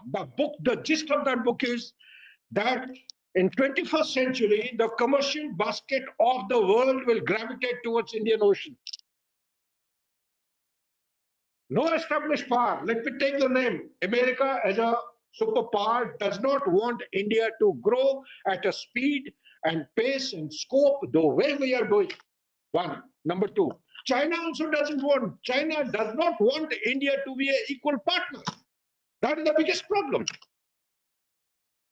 Third, you must also understand that there is a growing expansionism of Islamic forces. Why am I saying this? I am saying this because we need to understand that it is the same dash we all started beating our chest and celebrating in 2017, that the backbone of ISIS has been broken, collapsed. What happened? They broke up into splinter groups. One went towards Northwest Africa, one went towards Central Asia, the other one is here. The ISIS Khorasan, looking after Central Asia, Afghanistan, Pakistan, Indian subcontinent, and the caliphate goes right across to New Zealand, 8,600 kilometers across. They could not succeed till 2014. In 2019, they wanted to have a global caliphate. In 2019, they came hand in gloves. ISI of Pakistan and ISIS. The ISIS said, we have not succeeded in a global caliphate. Can you help us out? The ISI said, why not? How do you help us out? So they came out with a thing on a platter that we have thousands of sleeper cells in India. Why don't you start the concept of regional caliphate? The regional caliphate, ladies and gentlemen, has started in places like close to Siliguri corridor, West Bengal, places like your Jammu and Kashmir and Maharashtra. Incidentally, let me share with you, the most radicalized, it's in a dangerous state, most radicalized state in the country today. Because the Al-Qaeda module has been busted 68 kilometers northwest of Pune. 150 people have been apprehended. That girl that I spoke of is the daughter of an armed forces. There are so many. We don't get to know. We are deeply penetrated by lots of forces inimical. Bangladesh also a country people have done within the existing rules and regulations. Nobody is slipping. So therefore, it brings me to the issue that we as a country, we need to do a lot of self-introspection. There are a lot of issues. Can you do what you want to do? What is it that we have in the mind? Can you just rush into Bangladesh and prevent a military, carry out a military action to prevent this thing? Can you? Does a democracy, does anybody in the world order allow you? Are you equivalent to superpower like America? Can you do what China is doing? Do you have $38 billion to pump into Bangladesh? You can't. So we are doing in a systematic manner without ruffling feathers. It is a quiet method of actually winning the hearts and minds of the people. It is the soft power coming into play.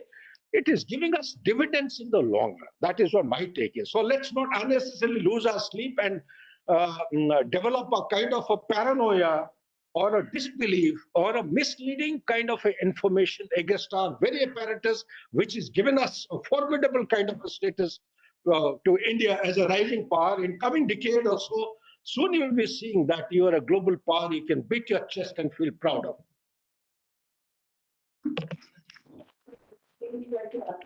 There's nothing to add. He's answered very well.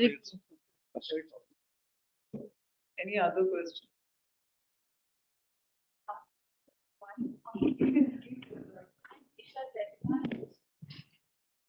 My question question is open to all the panelists here for all wonderful presentations. My question is that where does the India-Bangladesh relation at the moment stand, considering the ouster of Sheikh Hasina and a government that was friendly with India, and also considering the tumultuous neighborhood that India is surrounded by, then China coming over and helping Bangladesh, and India being, at the back foot. So somewhere the relationship is quite uncertain at this point of time, considering India's point of view from its neighborhood perspective, with Sri Lanka, with Nepal, and now Bangladesh. So where does it stand? And now we saw recently in the news that India is coming closer to China in the SQ as well. But what is the relation between India and Bangladesh at this moment in times of uncertainty? Anybody can answer my question. Ma'am.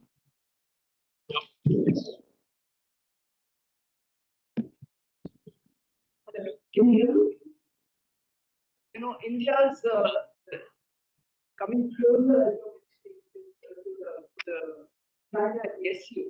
It's not that we were, getting ups and downs in the relationship, and already that relationship was ending with China for remember. But after the war had gone down, we had our ups and downs in the relationship. So it's not something that China now, that China is going to stop doing what it was. I think that China considers itself as the sole power in Asia. It doesn't want to be considered.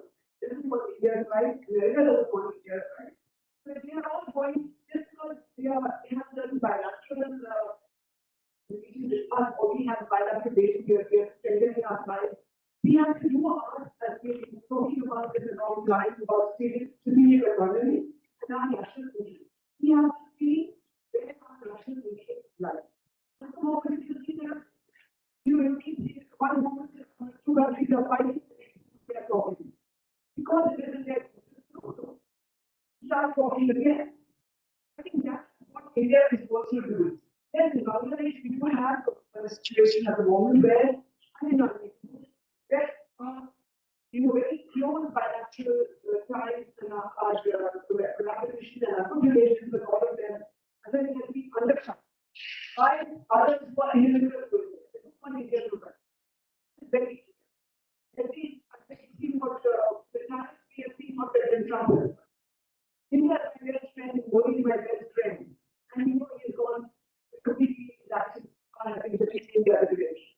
So I think they want to be, for their national interest, they want to collaborate with India. At the same time, they will not hesitate to India down, undermine, undercut India, or undercut any other nation for that matter, who they see in a different way. I think India also needs to now learn what's happening, no government friends, no government enemies, only government interests. The cliche thing, but this is a fact. Cannot, as a coming, we must, this is now, NGOs use as a messaging to the UN.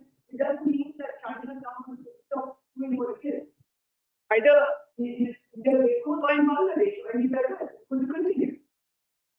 It's already moved in very quickly. As I said, all these countries are going to move in very quickly to undermine or to take over what India has been doing. So they see that Bangladesh has to be important, and it's a very good place to pressure on India. Because all of these finally got some, positive development happening there. But at the same time, as very rightly mentioned, there are elements there also who are trying to establish Sharia law in many areas. Not Islam per se, but it's the radicalized Islam, which is a threat to stability in every country, in India, in Bangladesh, and across the world, as we have seen. And as very rightly mentioned by General ISIS, ISI, collaboration all over, and all the other elements, radicalized Islam, and they aim to establish Sharia law around the world and have a country. I think that is stability and growth and prosperity in any country. And I think the US understands that, but it is only driving that whenever it wants to do this. Every country is trying to promote its own national interest. And I think India also needs to be cautious and careful of what is happening around it and quality calibrate. And we are calibrating our foreign policy around. That's a couple of points. The way to look at the relationship, I think, is to look at Bangladesh is a sovereign in itself. If you follow the way the knowledge, the agitations, resolution, whatever, one thing I'd like to say is very interesting to blame a deep state. I give you a real example of deep state in Ukraine. Two agitations in Ukraine. Euromaidan is the one in here. And you got results, you got the president change. And each time it was deep state. Right? But if the Ukrainian people desire something, they obviously desire it. Look at the way they're fighting. They give vigil every day. Yet there is no shortage of Ukrainians fighting. So that cannot be deep state. You're going and getting killed, there is a will. So let's look at the will and resolution of the people of Bangladesh. They're completely fractured. They're completely split right now because the approach which is being taken is a committee approach. The National Council which has been formed for resolution of issues, anyone can make a body and come and speak. All right. So now, as I told you, 7 to 10% I still believe are hardcore Islamic elements in Bangladesh who believe in an extreme form of Islam. They're well organized. They have orders everywhere. They have lawyers. They have everything. So, an organized voice stands up in a cacophony and speaks. Then extremely a lot of people do that. Bangladesh today itself is to talk about it developing coherent foreign policy is really far too much. Because they themselves are so undecided among themselves. You see the committee reports, you see the way their discussions are being carried out, all discordant. But where we have got a backlash, we were linked to the Awami League, we were linked to the last Prime Minister, and by extrapolation, everything Indian therefore is bad because she was there. That is how the whiplash came on. Right? And now when that whiplash carries down to extreme element, they say, then now let's take it out on Hindus. Let's take it out on Buddhists. So the society itself is in terrible ferment. There is no form of order. That's what I can see. India's relations right now, I would say, I could use the term suspended animation. We are not comatose.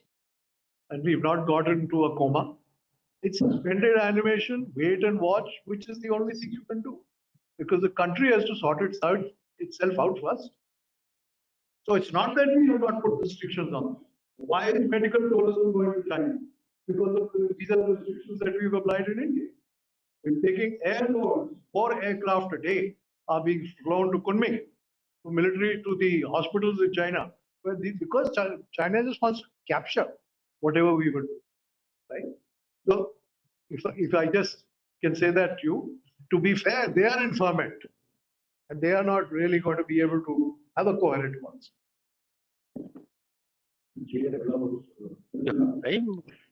Okay. Without meaning to contest anyone, the question which you asked, firstly, are you a student? Good. Every student in India must ask that question. You're asking a question because the relations are not good. It's natural, isn't it? Why the relations are not good? There are too many things. In matters related to security, you cannot study in isolation. You got to join the dots. Take to have the larger picture. Why did I give the example of Venezuela? While we are answering your question, today Trump is addressing entire US as an exclusive kind of a interaction. Telling what? That the war is going to unfold with a new front in Venezuela. Who's doing it? China has warned USA that you dare fire a missile or do any harm to Venezuela, see what I do to you. You understanding what I'm trying to say? There is a bigger thing taking place in the world order, which we are not, a common man doesn't know, like he covered, the media is closed. One doesn't know what is happening in Bangladesh. The fact of the matter is, why are the stakeholders doing what they are doing? They are doing it, partially I have answered.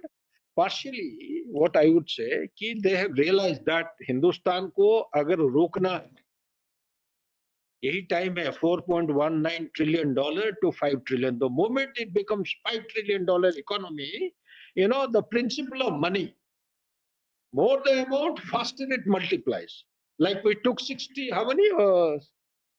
2007, 60 years to have 1 trillion, 7 years to have 2 trillions, 5 years or 4 years to have 3 trillions. In just about 2.5 to so and so, it has become 4.19. So the world is worried. Those Thucydides stakeholders, they are worried कि ये इनको अगर जाने देंगे, इसको कोई रोक नहीं पाएगा, and nobody wants another superpower like India to rise and challenge them in the world. Thank you, sir. So we end, as sir mentioned, hope. We end with hope, but ma'am mentioned being cautious and careful. And the narrative and the borders being managed well. And there's no 45 independent armored brigade coming towards Bangladesh. So Bangladesh can be rest assured. Thank you so much.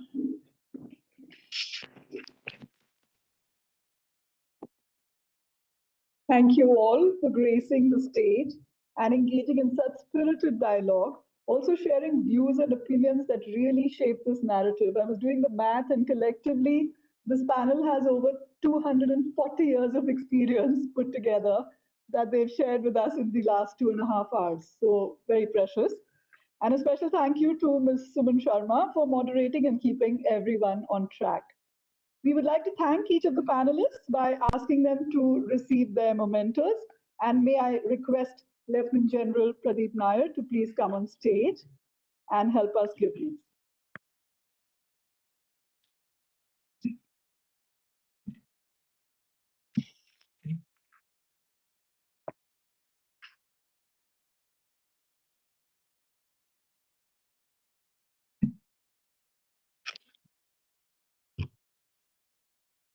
We'll start with Ms. Suman Sharma. The last one too. No, you've done all the work to get everybody together. So.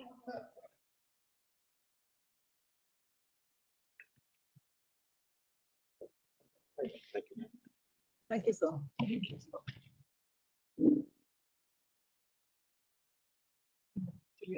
Okay.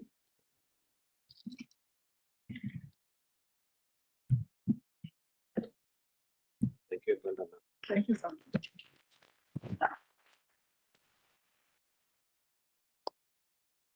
And all the panelists, in order of how they spoke. So General Sudhakarji,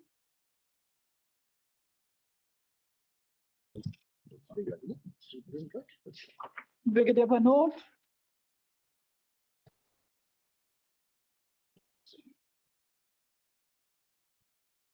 Dr. Raman,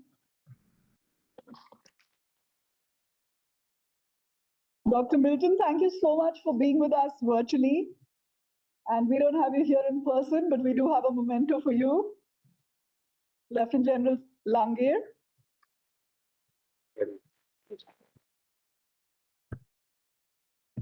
And Ambassador Seth. Put a lot of very well. That was very good. I must be wearing my relevant time. Very well spoken, sir.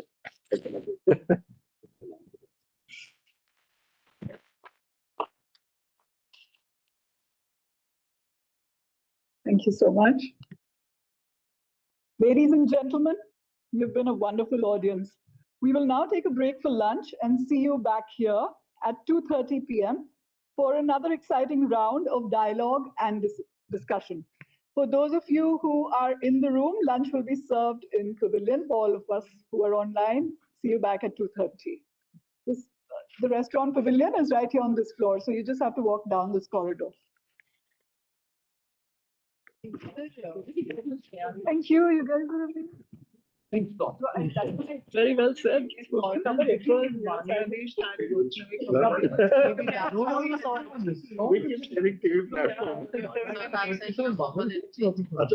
sorry, Myanmar.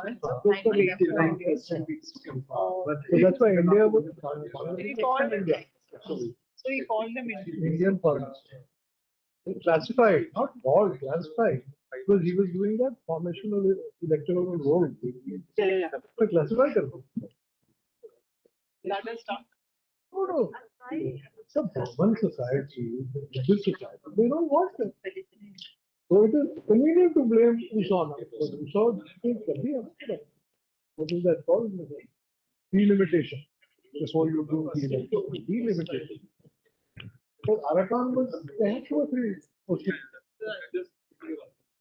So that, I mean, people forget they were being, for them it's been legally done.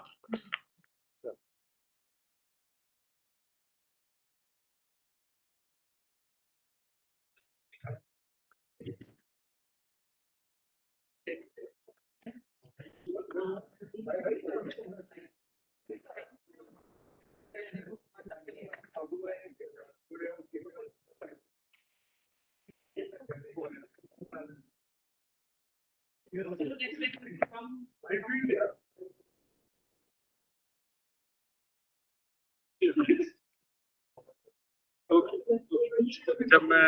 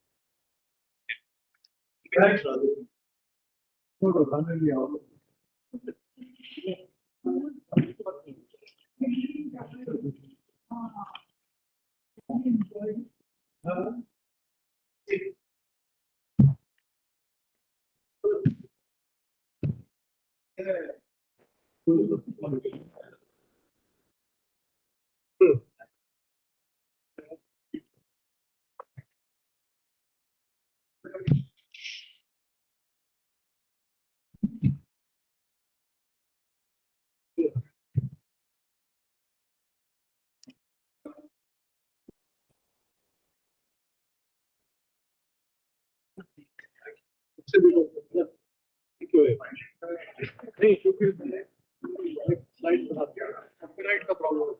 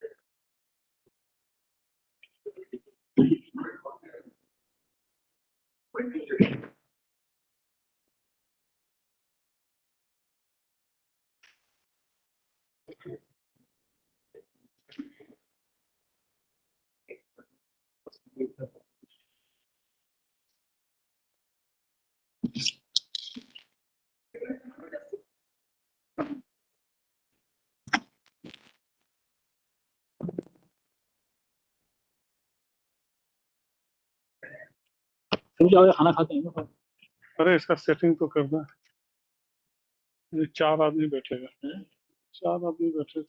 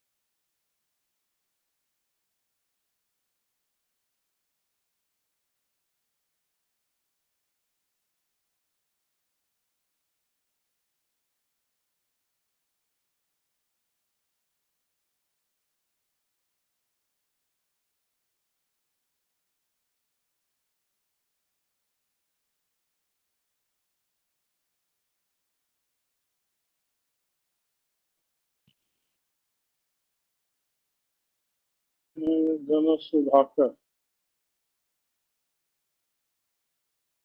इसका तो 1 2 3 4 6 हो गई। अब ये lieutenant general किसकिन आया, lieutenant general किसकिन,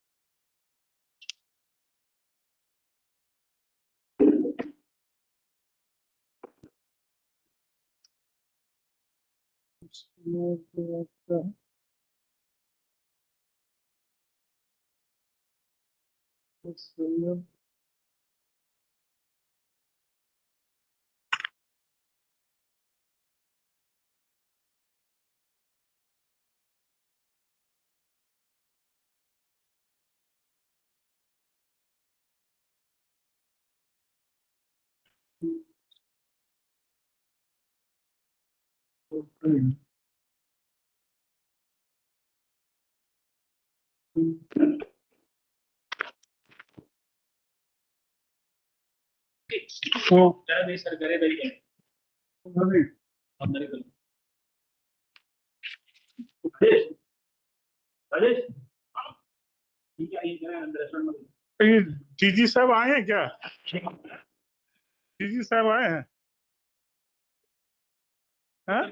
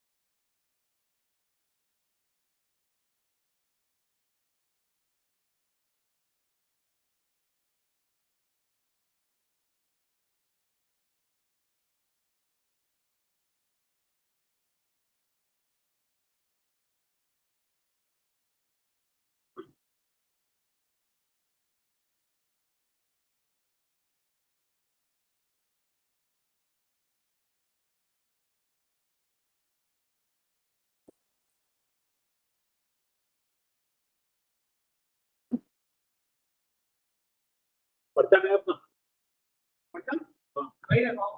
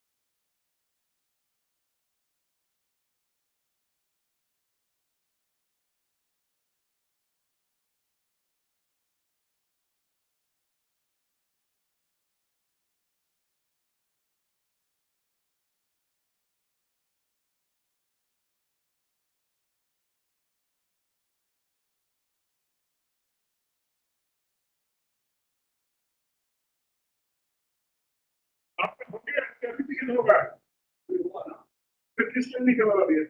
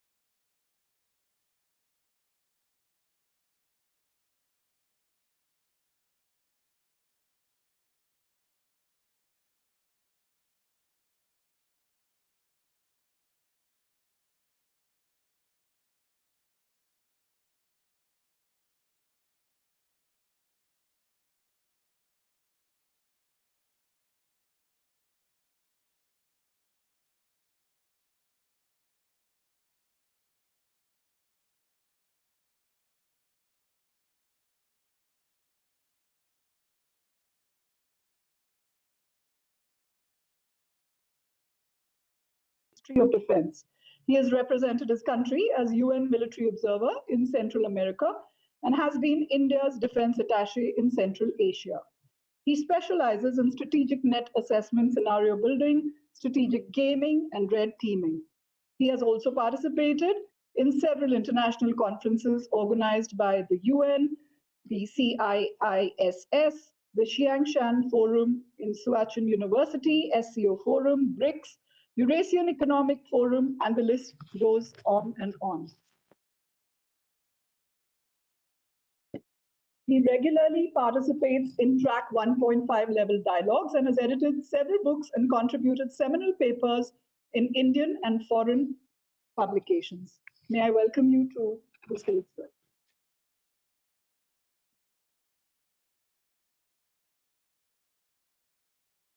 Join me to welcome our esteemed panelists on stage as they come and join our moderator for this session. We also have 3 panelists joining us online from different parts of the world. So let's start with Lieutenant General Pradeep Chandran Nair, PVSM, AVSM, YSM. He was commissioned into the 18th Battalion, the Sikh Regiment, in December 1985, the battalion that he later commanded on the Siachen Glacier. He has served extensively in the Northeast in Nagaland, Manipur, Assam, Meghalaya, and Sikkim. He commanded a brigade in Manipur where he was awarded the Youth Seva Medal. Later, he was the Inspector General of Assam Rifles North in Nagaland, during which time he was decorated with the Ati Vashisht Seva Medal. Subsequently, as the Director General Assam Rifles, he was conferred with the Param Vashisht Seva Medal. He's also been awarded the Chief of Army Staff Commendation Card on 3 occasions. He's been responsible for matters related to the Northeast, Myanmar, and Bangladesh in the Defense Intelligence Agency. A Northeast specialist, General Nair is widely published in national dailies and defense journals, popular news channels, and social media, and even holds a PhD on the subject. He's currently an adjunct professor at the Naval War College, Goa, a distinguished fellow at the USI, a senior fellow at the Center for Land Warfare Studies, CLAWS, and a domain expert with Center for Joint Warfare Studies and the Vivekanand International Federation, all at New Delhi. Welcome, Lieutenant General Chaudhary. Next, we have Saeed Badrul Ehsan. He is joining us from London, where he's currently based. He has been in journalism for more than 4 decades and is associated with a number of leading English language newspapers in Bangladesh.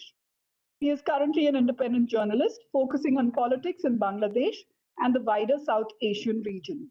He writes columns for newspapers in Bangladesh media outlets in India. A member of the Commonwealth Journalists Association, he has authored biographies of Bangladesh's founder, Sheikh Mujibur Rahman, and the country's wartime Prime Minister, Tajuddin Ahmed.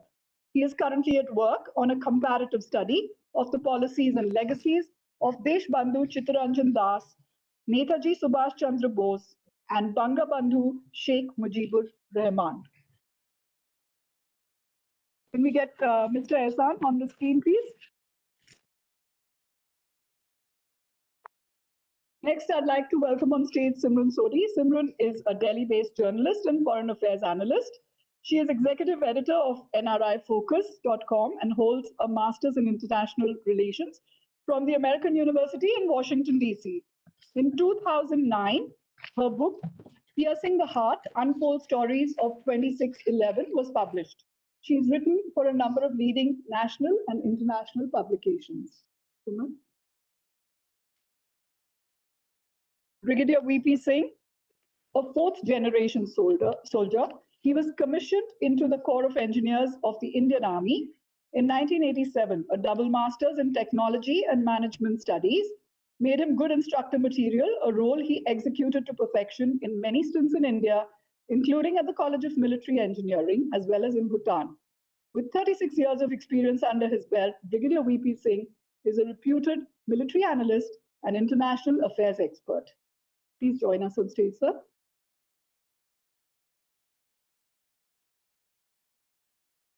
Joining us online from Ontario, Canada, is Ambassador Harun Al-Rashid.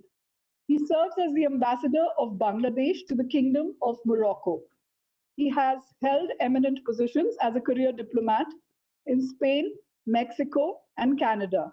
In country, he's held the post of Director General for Public Diplomacy, Ministry of Foreign Affairs, Dhaka, and belongs to the 20th batch of the Bangladesh Civil Service. During the course of his career, he has specialized in courses at the Foreign Services Academy, Dhaka, at the Bangladesh Public Administration Training Center in Sawar, Dhaka, and been on study tour to the EU in Brussels and Strasbourg.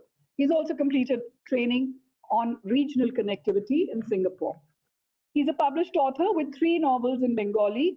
His translation of James Joyce's Ulysses is one of the most inaccessible novels ever written, and it was serialized by the Daily Jugantar, a national daily in Bangladesh.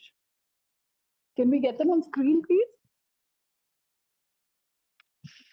We're just seeing the main screen still. Yeah, thank you. Finally, Barrister Tanya Amir. She joins us again from the UK, I think in London. Barrister at law, called to the English bar in 1990-91 from Gray's Inn, London, UK. She's practiced in London in the early years of her career and is an alumni of Cambridge University. Currently a senior advocate of the Supreme Court, Bangladesh, and a partner of Amir and Amir Law Associates, which is ranked among the top chambers in Bangladesh with a collaborative presence in over 100 countries. She enjoys a vibrant practice both at the High Court Division as well as the Appellate Division of the Supreme Court of Bangladesh.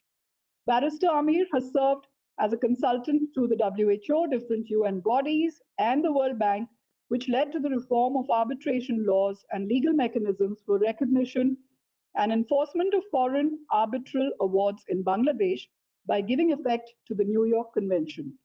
An activist on human rights issues and women's empowerment, she advocates the ratification of the UNHCR Convention by Bangladesh and extends her support to various NGOs as well as policymakers on the Rohingya refugee crisis in Bangladesh. She's a well-recognized media personality and has won a number of awards and honors for her work over the years, including the prestigious Mother Teresa Award. And with that, I'll hand over to the moderator.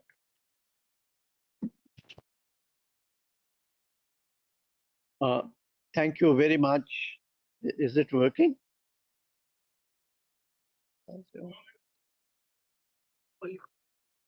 On it?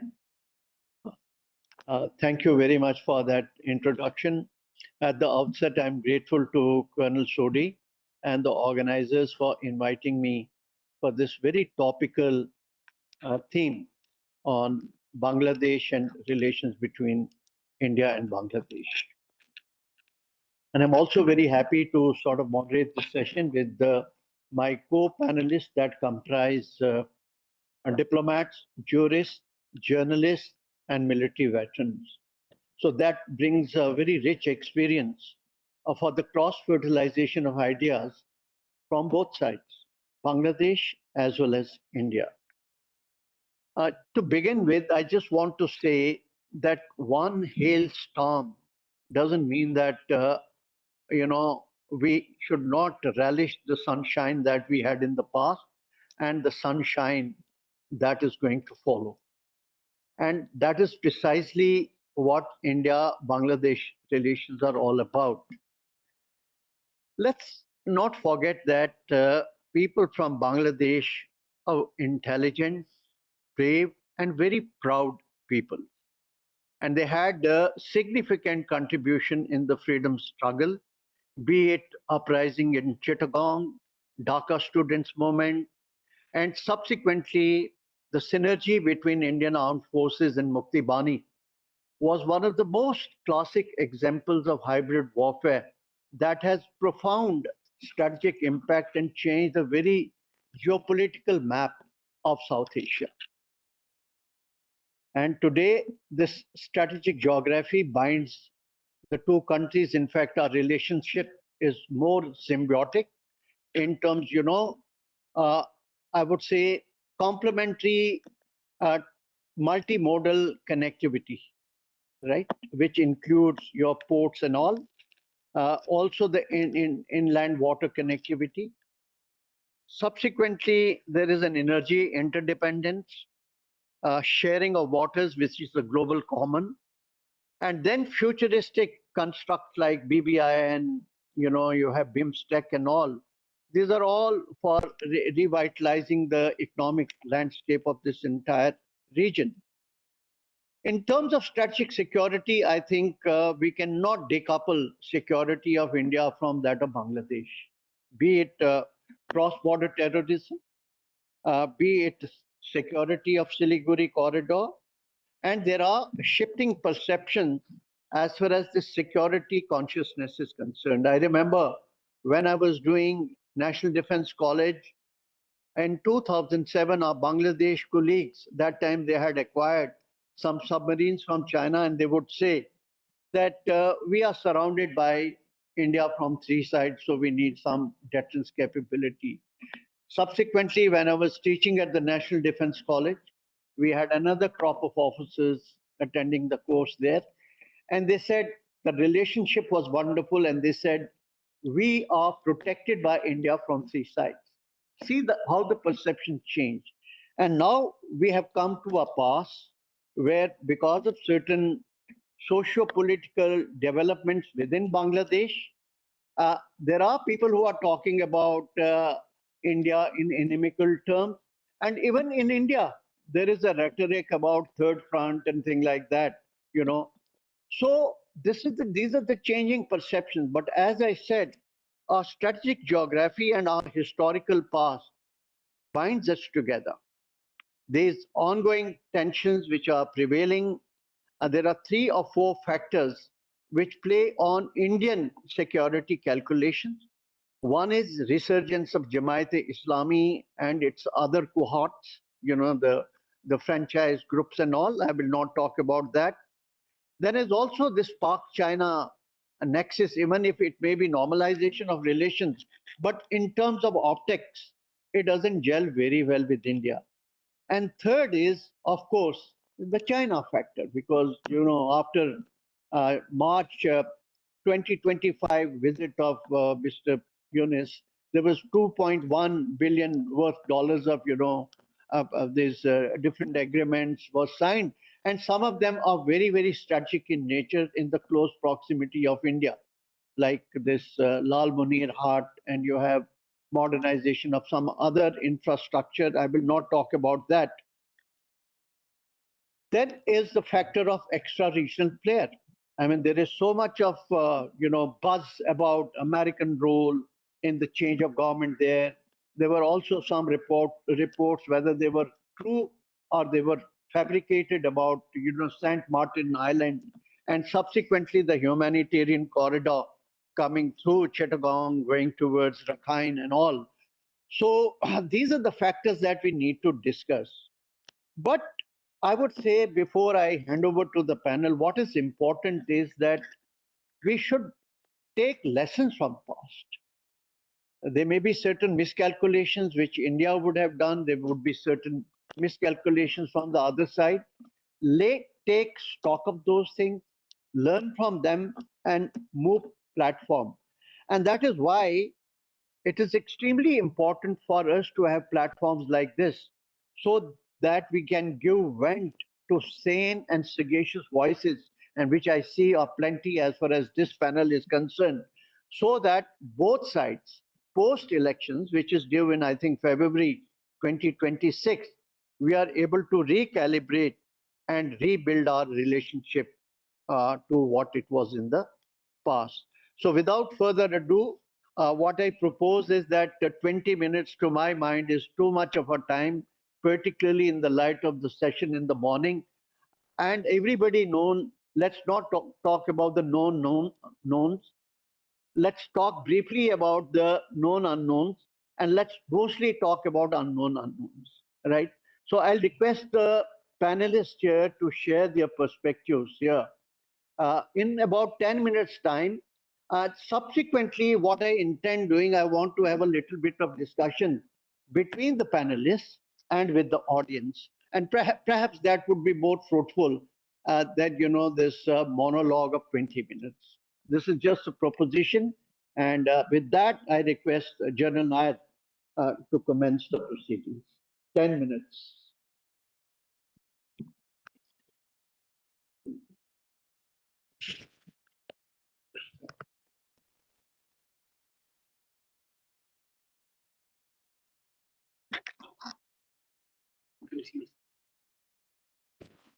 A very good afternoon and Jai Hind, ladies and gentlemen. General Manraj Man, GOC 33 Code Designate. Jassi and his team for organizing this. My very esteemed co-panelists, General Sharma sir, and the other veterans, ladies and gentlemen who are present here. It's a very interesting subject that has been chosen. We had a session in the morning, and the good thing is when we broke off from the last session, at the point that we exited, it was in some way the stage was set for this session. And I'll go by the two questions that were asked. First was, did we not see this coming? What were our agencies doing? So in our own small way, maybe we shall, through our proceedings, try and explain that. And the second, of course, how does it pertain? What are we supposed to be doing hereafter? So, of course, General Sharma has given 10 minutes only. This is like, if the BPT timing is 20 minutes, you say you do it in 10 minutes.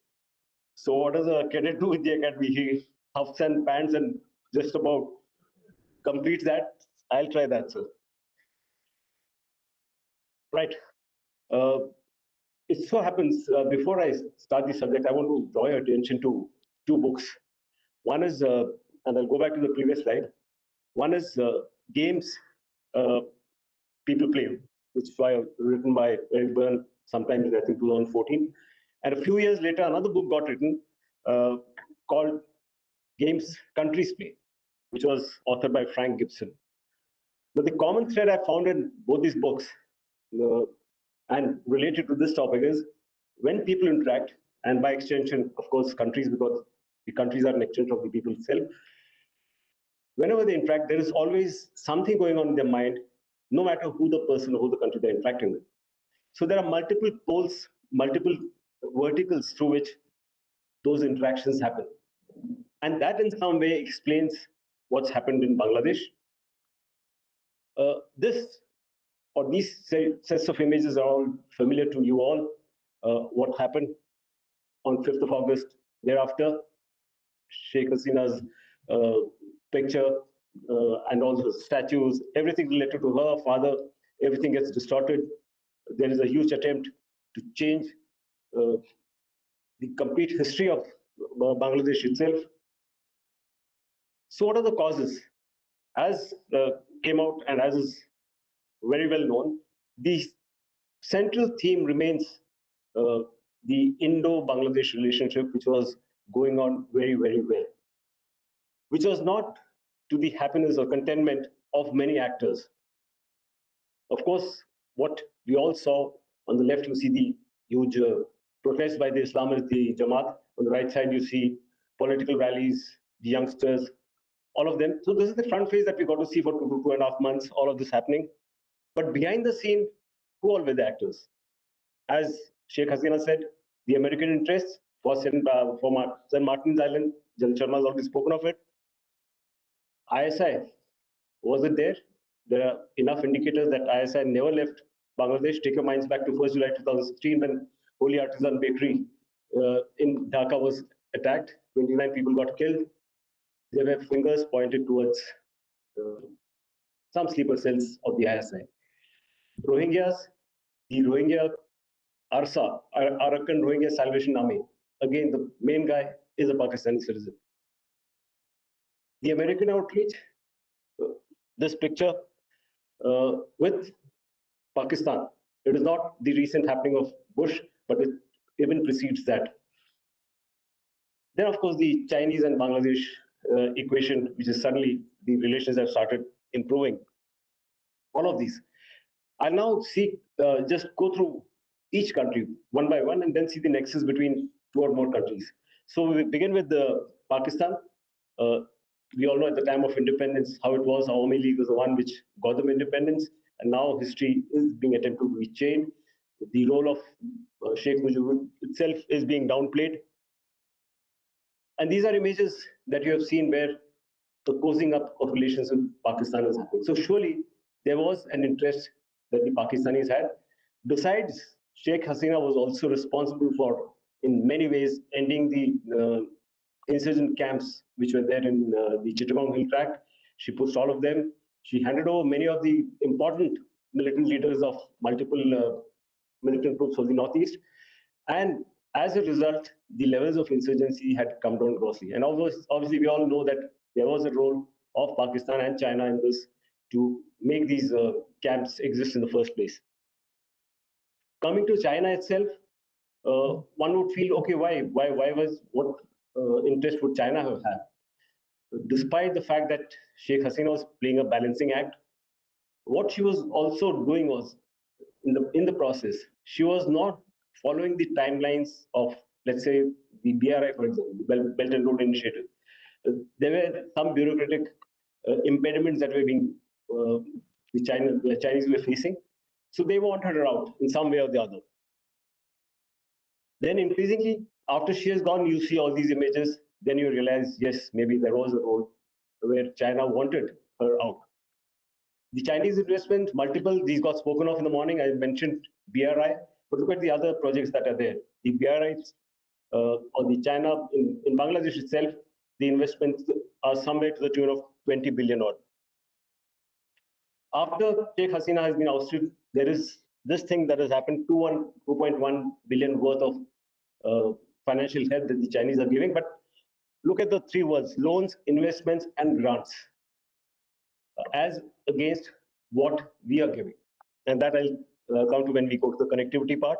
These are some of the Indian projects that you are aware of, and the connectivity projects, whether rail or roadway, in a great way, not just connect Northeast, but also help Bangladesh itself in a very big way. The other Chinese interests, of course, got spoken of in the morning, the presence in the Bay of Bengal. And then you also take a larger image of Cocoa Islands, where the Chinese are already present. Now they want to, in some way, have it alongside Hambantota and here in Bangladesh as well. St. Martin Island, again, if the US is wanting to be there, China also wants to be there. The Americans, now this is very interesting. General Sharma spoke of this, and I want to spend a little time on this. Now, these are images that you saw of Yunus even before he came into power. That is his proximity to the Clinton Foundation, his proximity to the Democrats earlier. But this image is something which went very viral. And see what it says in Hindi. Is pyar ko kya naam do? So was there a hand of the Americans in this before she was ousted? And what is the role now? Look at these images. Trump has gone on record to say, no, we had no role to play in this. Neither the government nor the deep state of the United States had any role to play. If that be so, why is Antonio Guterres pushing for a humanitarian corridor? Again, General Sharma spoke of that. That humanitarian corridor, obviously, as we speak, is not going anywhere. Look at Peter Haas. And here I want to make a mention. Most of you would not have read this in the media. Peter Haas was the former ambassador of Bangladesh, who left Bangladesh on the 25th of July. Everything happens on 4th, 5th of August, 25th of July. He moves with family, lock, stock, and barrel. The size of the US embassy gets reduced greatly, but nobody kind of connects the dots. 10 days later, all of this happens. Look at this. This person, Colonel Terrence Jackson, just 4 days back, found dead. A serving colonel of the Special Forces of the United States. They say official line was he had come on some business deal. Now, when does a serving colonel go to a different country on business deals? And that too, this was not his first trip. He had been there earlier 3-4 times. He reached there on 29th, 31st, he was found dead. How it happened? What happened before that, nobody knows. But the point is, no sooner did it happen, the American embassy took custody of his body. They didn't allow the Bangladeshi authorities to do any kind of autopsy or postmortem, and the case gets rested. So, what is the American role? There is something larger that we don't know, but surely it is there. St. Martin Island, she spoke of. But what I'm trying to show in the slide, particularly the one on the right, you need to see, is St. Martin's Island is actually half a mile closer to Myanmar than it is to Bangladesh. but the International Tribunal at Den Haag awarded it to Bangladesh a few years ago, about a decade back, because by doing that, Bangladesh gets a greater EEZ as opposed to if it had given to Myanmar. Myanmar, as it has a large coastline. So now let's see a nexus of two or more countries. China, Pakistan, I don't have to repeat. All of you know that. For them, together, seen from their perspective, together as a syndicate, if she went, their influence would be greater, whether in terms of, again, spiking up militancy, whether in terms of investment, having new diplomatic relations, all of that. But this is something very disturbing. And General Sudhakar spoke of this in the morning very elaborately. This, though, when these TRIOCA met in Kunming, they said, no, this is nothing to do with security, just some kind of trade, people-to-people contact, and peace and development, such kind of stuff. But that's not the case. This is the first step towards what they have in mind further ahead. The SCO meeting of the recent past notwithstanding, we know Chinese can never be trusted. So this surely is not the end of it. There will be something going ahead. US-Pak, again, they're not strange bedfellows. They've been together all along. You see right through their history. You go to 1971, the famous when you had the combination of Kissinger and Nixon, USS Enterprise, that aircraft carrier fleet, that complete fleet came to threaten us, and in some way got countered by the Russians, who sent some of their submarines in the Bay of Bengal. So there is a long-standing relationship that they share, and together, if they had individual interest, they would want Sheikh Hasina to go. The US, China, now this is very strange, strangest of them all. While individually, both of them at the world stage are seen as confronting each other in multiple spheres. But here, the common interest for them, again, was Sheikh Hasina going out, and for reasons which are different. They've thought, both of them think probably, that once she's out, we will be able to pursue our interests with greater vigor. Now is the triangle of all the three. Was there an involvement of all three of them? And here again, I want to give an incident which went unnoticed in the month of June, from 20th of June to 15th of July. 20th of June to 15th of July, close to 20,000 Bangladeshi students who were studying in China came back to Bangladesh. They all came in a span of about 10 days, again, went unnoticed. All of this came to light later, after 5th of August. So when all of this is happening, so this is a very strange thing. While we are saying it is the Americans, then why would the Chinese send the students back? Question worth thinking. The bottom line really is India and Bangladesh, the Indo-Bangladesh relationship, which was seen as being too friendly, as was pointed out in the morning by General Ahmed. He said, since we are so close to India, everything Indian got a whiplash, a backlash for that. So what are the implications for us? I'll just go through them quickly. Strategic patience, which we've been exercising now, I think we need to continue it. It's not a situation that is happening in perpetuity after this. Geography. Those two famous books, Revenge of Geography, read by Robert Kaplan, and the other one was, I think, Prisoners of Geography by Tim Marshall. If you've seen those two books, you will realize eventually it is geography which will dictate everything else. And enough has been said this morning. 97% of the borders with us, 54 out of the 57 rivers going in from India, people-to-people connect, culture, Bengali nationalism, all of that. Act East, this is very important for us, and we need to see how we can get over this. Security will remain a challenge if the next government does not in some way behave in the manner that Hasina did. And last but not the least is a long-term look that we need to have in this. With that, I draw to a close of what I want to say. Thank you. Thank you, ladies.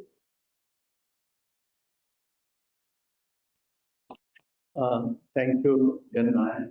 I think your last slide, I think it gives us a food for discussion, how to proceed on the.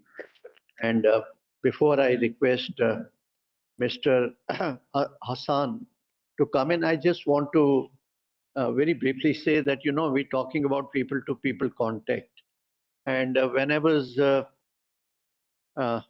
serving in 33 Corps, and we have the Corps Commander designate here, we used to have these Mukti Jodhas delegations coming to us, and they used to go to a place called Murti, which is in Siliguri corridor, where they were initially trained. And then we would get instructors, Indian instructors who had trained them. And I mean, I haven't seen the kind of bonhomie that existed. They came with their families and they became cadets all over again. There was such a tremendous goodwill which still exists. The second thing, I went to Dauki, which is a land border post on Bangladesh border. I mean, under your jurisdiction. And you see there, you can't make out who is from Bangladesh, who is from India, the way people come in stream, little bit of a transgression of borders, photo sessions and everything. So it is my belief that things can't dramatically change at the grassroots level as far as people-to-people contact. There may be certain lumpen elements who may have hijacked the agenda or the narrative for the moment, but deep down, I think our connection remains very deep.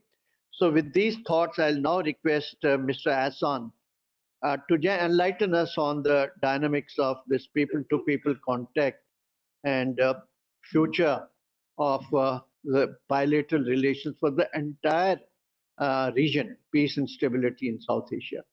Over to you, Doctor. Thank you, Mr. Chairman. I hope people can hear me. Yeah, very well. Very good morning to all of you. Can you hear him? Can you hear? Yes. Am I audible? आवाज थोड़ा करवाना.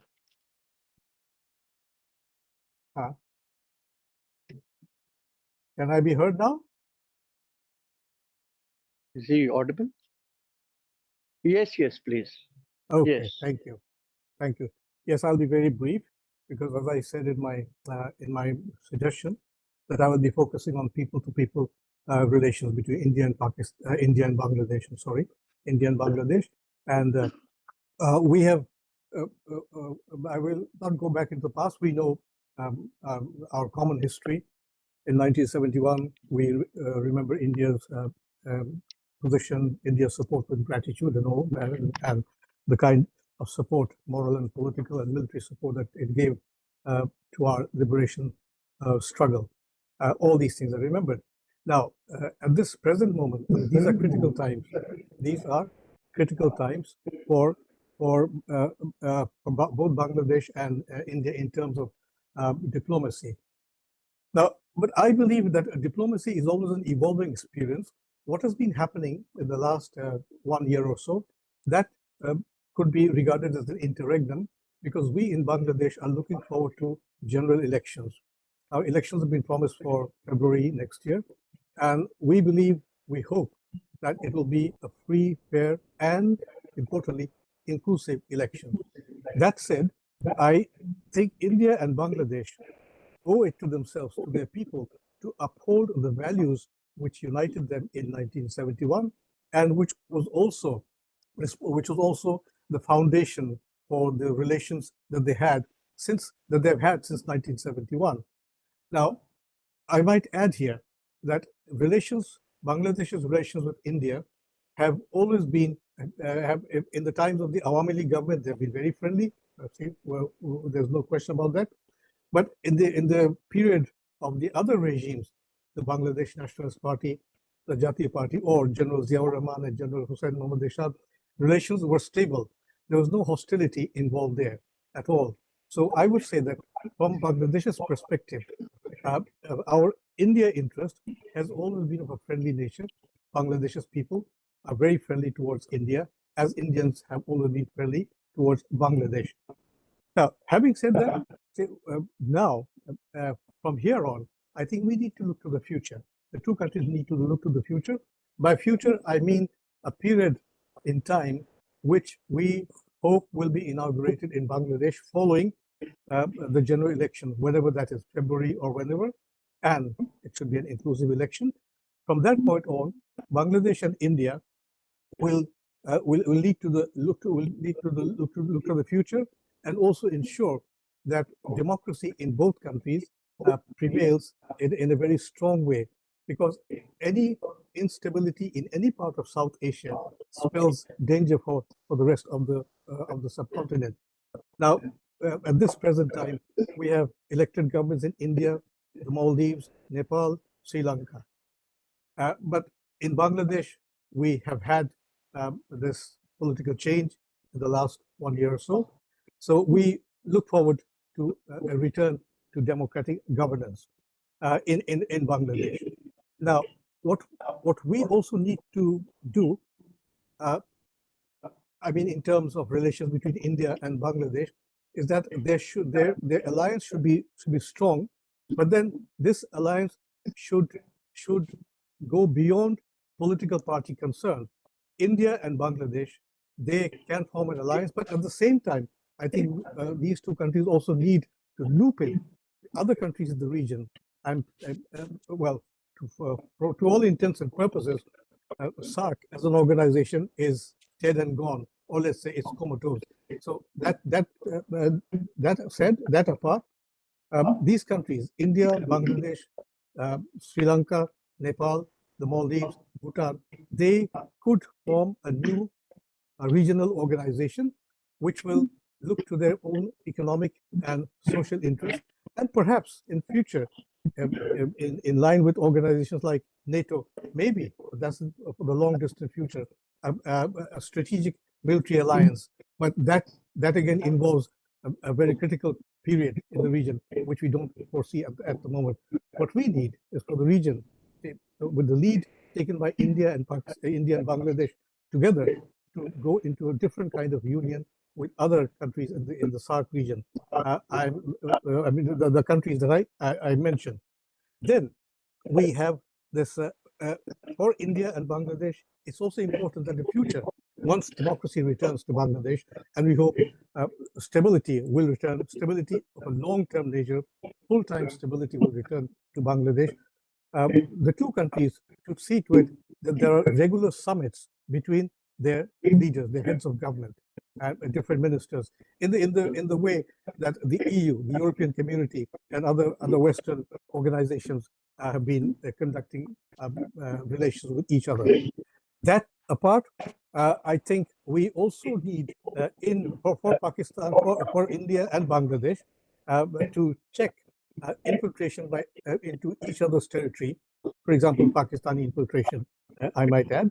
But this cooperation must expand at an equal level, and these two countries should militarily and socially and politically be in constant touch with one another.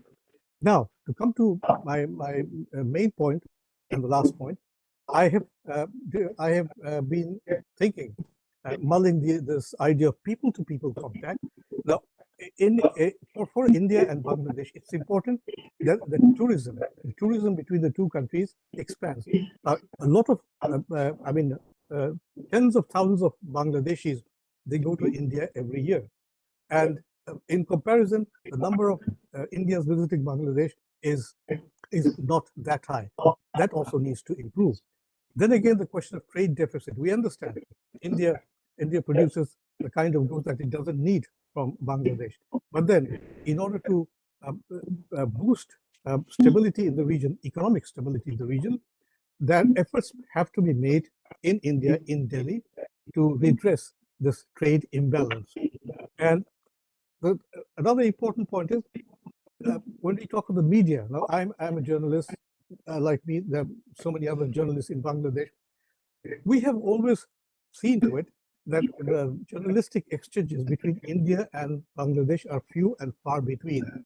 Those exchanges should increase in number, and that means that the facilities, the opportunities for journalists from India to visit Bangladesh, and for Bangladeshi journalists to visit India, should be made easier. The visa procedure should be made easier, for Bangladeshi journalists, it's always a problem.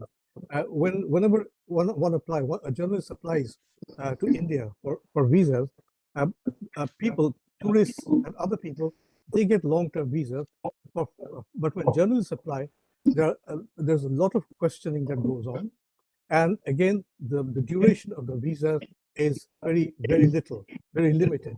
That, I think, is something that the Indian authorities should take into consideration as part of the people-to-people approach in ties between Dhaka and Delhi. And then we have, I think, we inhabit a time when the world is, of course, has got smaller, but then the world has got very connected. It's a very interconnected world. Think tanks on foreign policy, on military strategy, and on economic policy. Think tanks in India and Bangladesh could work together and thereby devise the means by which more cooperation can be attained, more cooperation can be obtained or promoted by the two countries. We are not saying that there will be agreement at all points, but then these two countries need to go into serious business, into serious discussion. For example, we have this problem, we have this long-standing problem. There was a land boundary agreement which was settled after a long time. It was signed in 1974 by the governments of Bangabandhu Sheikh Mujibur Rahman and Prime Minister Indira Gandhi, but then it was ratified only after Mr. Narendra Modi came to power. So that is a long period in time. We have an outstanding issue with India now, TISTA, that does, see, let's be frank about it, that does exercise minds in Bangladesh. Why is the TISTA problem, water sharing problem, not getting solved? And the feeling is that the opposition comes from the West Bengal Chief Minister. Fine, but then it's an area where the Indian Union government should take a step so that Bangladesh's fears or apprehensions on this subject are dealt with, and then we can have student exchange program. Students from India, I mean, not just students from India come to Bangladesh for education. Bangladeshi students go to India for education. That's fine, but then there must be an interchange of student delegations. Student delegations can come to Bangladesh to study Bangladeshi life, social life, economic life, political life, and in the same way, Bangladeshi students could go to India to do the same, do the same kind of work. And then finally, I would say, not finally, see, in Bangladesh, we have had a problem. In Bangladesh, we can see all Indian television programs, Indian channels are available in Bangladesh, but Bangladeshi channels are not available in India. No Indian can see it. The Indian authorities were asked repeatedly why this is so, and they said they repeatedly told our Bangladeshi questioners that there are certain procedures, but these procedures are difficult. Why is it that I can see ZTV and other television channels in Dhaka, but my television channels cannot be seen in India? That is also a problem that, in the interest of good relations, friendly relations, the Indian authorities should look into. And finally, yes, for the future, I would say that governments in both India and Bangladesh should see to it that their relations, whichever government is in power, their relations, a government in India or a government in Bangladesh, their relations with each other will always be there in the diplomatic sense of the meaning, of course. But then, if it's also important, it's only natural that governments will also deal. The government of India will also have good relations with political parties in Bangladesh, and likewise, any future government or all future governments in Bangladesh will also deal with political parties in India. Care must be taken to see to it that these links are not limited to one or two particular political parties. So the government of India should see to it that its relations, its links with political parties in Bangladesh, like the Awami League, the BNP, the Jatiya Party, and others, they're all maintained at the same level, so that there are no accusations in future that the Indian government favors particularly one political party. In the same way, a future government in Bangladesh must also see to it that its ties with the Indian government apart, its links with Indian political parties, the Congress, the BJP, the RJD, and whatever all the other parties that you have in your country, they're also at the same level, so that accusations of partisanship or accusations of dominance of a political party by a government in India or by a government in Bangladesh, they do not arise. So we have, these are the points that I wanted to make. And as I'll go back to my, diplomacy is always evolving. In our time, it's always evolving. There are always ups and downs in diplomacy, in diplomatic relations, in international relations. So, but this is I would say, I will not describe the present time as a squall or as an impediment to good relations. I would say that in Bangladesh, we are waiting for better times for elected government to come to office. And what the Indian government can do is to encourage the growth of democracy, of full-scale democracy, of inclusive democracy in Bangladesh. Whichever party comes to power in Bangladesh in future, I'm sure the people of Bangladesh will be able to resume the good relations, the warm relations, or the comfortable relations that they had with the people and the government of India. Thank you so much. Thank you, Mr. Hassan, for a very, I think, positive and constructive perspective. Would you be kind enough to stay with us for this entire panel, or would you be leaving? No, I'll be here. Okay, thank you. Then I'll ask you a few questions towards the end. And now we have our next speaker, and that's Madam Simran Sodhi. So I'll request you to just put across your viewpoint. Thank you.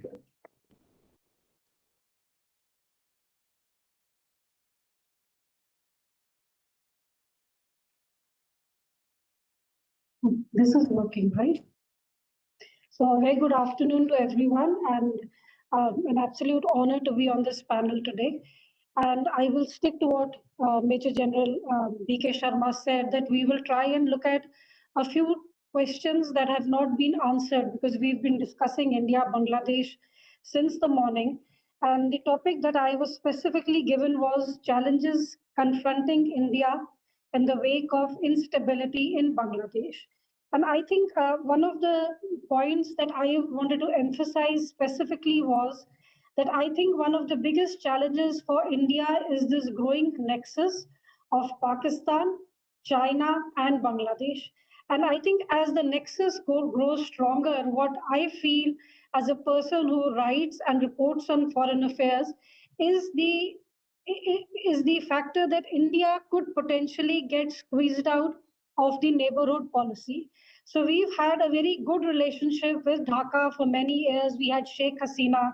And this is something, Lieutenant General P.C. Nair, you showed us a lot of pictures and a lot of evidence that points to the fact that Muhammad Yunus was actually always close to the Democrats. So my question, and this is something that I have been raising many a times, is that when we, even in the media and you in the armed forces and people who make policy have been aware of the fact that Muhammad Yunus had a very strong backing from the Clinton Foundation. And also the fact that the US was never very happy with Sheikh Hasina. And I think the US was, even under Joe Biden, the US was quite open about the fact that they felt the elections that Sheikh Hasina conducted were rigged. The US was unhappy. We knew Yunus was close to the Clinton Foundation. Then why was India not in a position to see what was going to happen? You see, that is the question I would ask as a foreign policy analyst. As we look at events and we tie the threads, my logical question is, were we as Indians and our agencies caught a little, were we taken aback? And I think the second point that I would really want to emphasize is that, yes, there is the rise of terrorism, radicalism, fundamentalism, which we will see from Dhaka. I don't think any one of us who studies the neighborhood can say that Dhaka is not going to be a problem. I think it's going to be a major security challenge. It's also going to be a major challenge in how India maintains the communal harmony within the subcontinent. And I think there are a few threads that we need to tie in here. One, of course, as I said about the Bangladesh, China, Pakistan nexus. And I think that's going to be a very strong nexus to the point where we today have reports which have come out, which have officially been denied, but we've had these reports coming out that China and Dhaka, they are meeting and they are planning to come up with an alternative to SAARC. And maybe also they feel that BIMSTEC is not working at the way it should. So I think for us, the concern is that yes, to a great extent, we agree that SAARC has not really worked and lived up to its potentials. And India's logic has been very clear that the reason has been the support that Pakistan has given across the border to terrorist activities. But the point is that if there is a void to a regional alliance, I think it is a challenge for India to step up and create a regional association if we all agree to the point that SAARC is no longer working today, rather than let factors like China and Pakistan step in and create a regional alternative. So I think with the exit of Sheikh Hasina, with Mohammed Yunus there, I think for India the challenges are huge.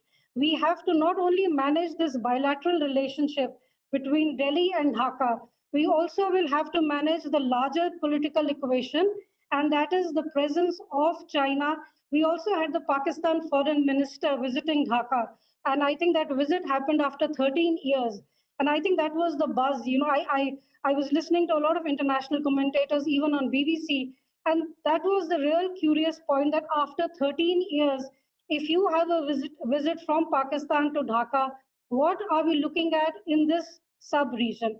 And I think, keeping my points very brief, as Major General Sharma said, I think my point at this point would be a matter of huge concern for India.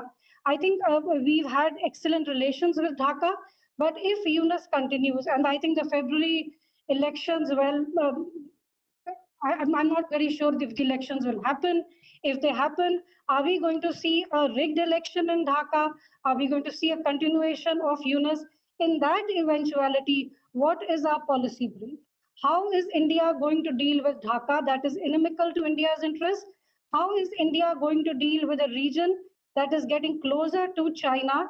And how is India going to deal with not just Dhaka, but also Pakistan, which gets its strength directly, indirectly from China, and now with Dhaka closer to them, also is going to get additional strength from them.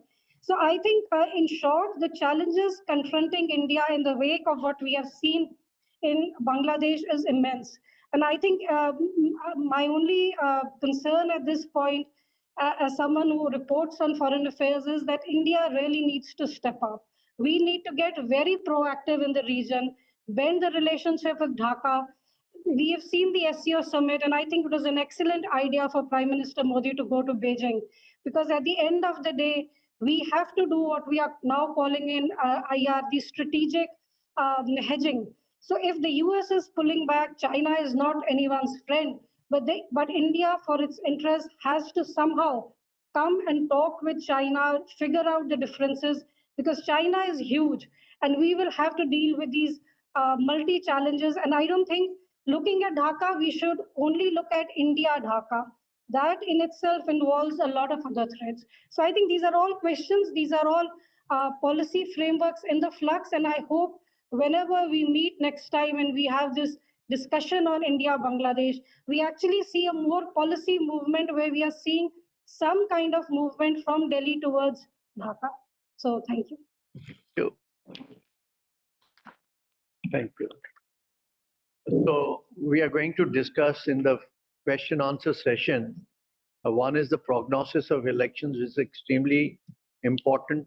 Is there any regional organization in the offing which is China led at the peril of India? So we are going to discuss these issues. And I think you already set the stage for talk by Brigadier VP Singh on, what are the security concerns of India are from the instability and the Pakistan, China, Bangladesh alignment. I won't call it nexus as yet, but it is definitely an alignment. Over to you, Brigadier VP. Thank you, sir. Good afternoon, ladies and gentlemen. At the outset, I would like to thank Colonel Jasinder Sodhi for giving me this opportunity to be a part of this star-studded panel. Coming into bat, lower down the order in the post-lunch session is a daunting ask. However, I'm confident that what I have to put across to you will be worth the while of this august audience. The topic that I've been asked to speak about is military challenges that India faces due to the convergence of China, Pakistan, and Bangladesh. When I looked at this topic, I saw there were two ways in which I could approach the subject. The first was to consider the statement to be true, in which case I grant that there's a convergence between China, Pakistan, and Bangladesh, and this convergence is a malevolent convergence with inimical designs to India, and India faces the prospect of a three-front war against China, Pakistan, and Bangladesh. In that case, I would have spoken more about military challenges. However, we have been an independent country for the better part of 8 decades, and we fought a number of wars. Each of these wars has been with a single adversary. We've not fought even a two-front war in our history. Now, before we countenance a three-front war with 3 of our neighbors, we need to first study, is there such a convergence between China, Pakistan, and Bangladesh that would result in this unsavory eventuality? In order to analyze whether there is such a convergence, I've made a relationship matrix. Now, in this relationship matrix, we have the 4 actors: China, India, Pakistan, and Bangladesh, and certain parameters that are considered to be extremely important. The first parameter is national power. Now, when you look at the relative national power of these 4 countries, China is a global power, and even the superpower of the world, that is the US, acknowledges them as a peer-level competitor on many fronts. India is no slouch. India is a regional power, and we are also a rising global power. When you look at Pakistan and Bangladesh, they are local powers whose influence extends only close to their respective borders. The next important issue is, does the nation possess strategic autonomy? In India and China's case, the answer is an unequivocal yes. Despite all the pressures from Trump, when the tariff war began, China as well as India dug their heels in. And you found combination of nations like the EU, Japan, South Korea, and even powers like Britain, yesteryear powers, had to relent. Pakistan does not enjoy strategic autonomy. And in case of Bangladesh, I put a question mark, because as it has been discussed during the discussions, the color of the dispensation which comes about post the elections in Bangladesh will answer this question a little better as to what degree of strategic autonomy does Bangladesh enjoy. The next important factor is, what is the political structure of the state? China is state-controlled and it is stable. They don't take rash actions. Similarly, we are also a democratic country and we have an immense reserve. Before we start to take, most of our wars have not been initiated by us, because we have a depth of understanding as to how to react to eventualities. In case of Pakistan, it's a sad state. It was born in such a situation that they are always influenced externally, and there is a tremendous amount of influence of the military in their political structure. So therefore, their political structure is volatile. In case of Bangladesh, sadly, Pakistan left Bangladesh, but it left the legacy of the influence of the military in the country. The aspect of external influence has been spoken about at length, and I would consider the political situation in Bangladesh to be presently volatile. The next important aspect is national priorities. Both China and India are huge countries with populations of $1.4 billion. And the leaders are extremely clear that it is the economic growth of their countries that's extremely important. And they both aspire to increase their geostrategic influence. In case of Pakistan, they've got a sad aim of leveraging Islam ever since they were born as a nation, and also their client state status to bat higher than their actual weight. That's their national plan. Bangladesh is a smart country. And I would argue that peace, stability, and economic growth is a national priority of Bangladesh. The next issue that I would like to bring about is cultural affinity, though it has been spoken about, but I would like to discuss it in the matrix of relations. China does not have any cultural affinity with Bangladesh. We have a strong affinity with Bangladesh in terms of the Bengali heritage. Pakistan was kicked out of Bangladesh because of the problems that they created due to Urdu and trying to dominate Bangla language. So the relationship is very tenuous in terms of cultural affinity, and it is simply based on one factor, which is weak, only religion. Then we talk of what are the dependencies that Bangladesh has with the various countries. A lot of these have been spoken about, so I will go over them quickly as General Sharma sir has directed us to do. So firstly, China, they are part of the BRI. And secondly, China is the largest trading partner of Bangladesh, as they are for 120 countries around the world. The Myanmar aspect is a tricky aspect. Here, there is no convergence of interest between China and Bangladesh. The reason being, Bangladesh sees Myanmar as a threat because of the Rohingya problem that they have, because of the drug problem that they have.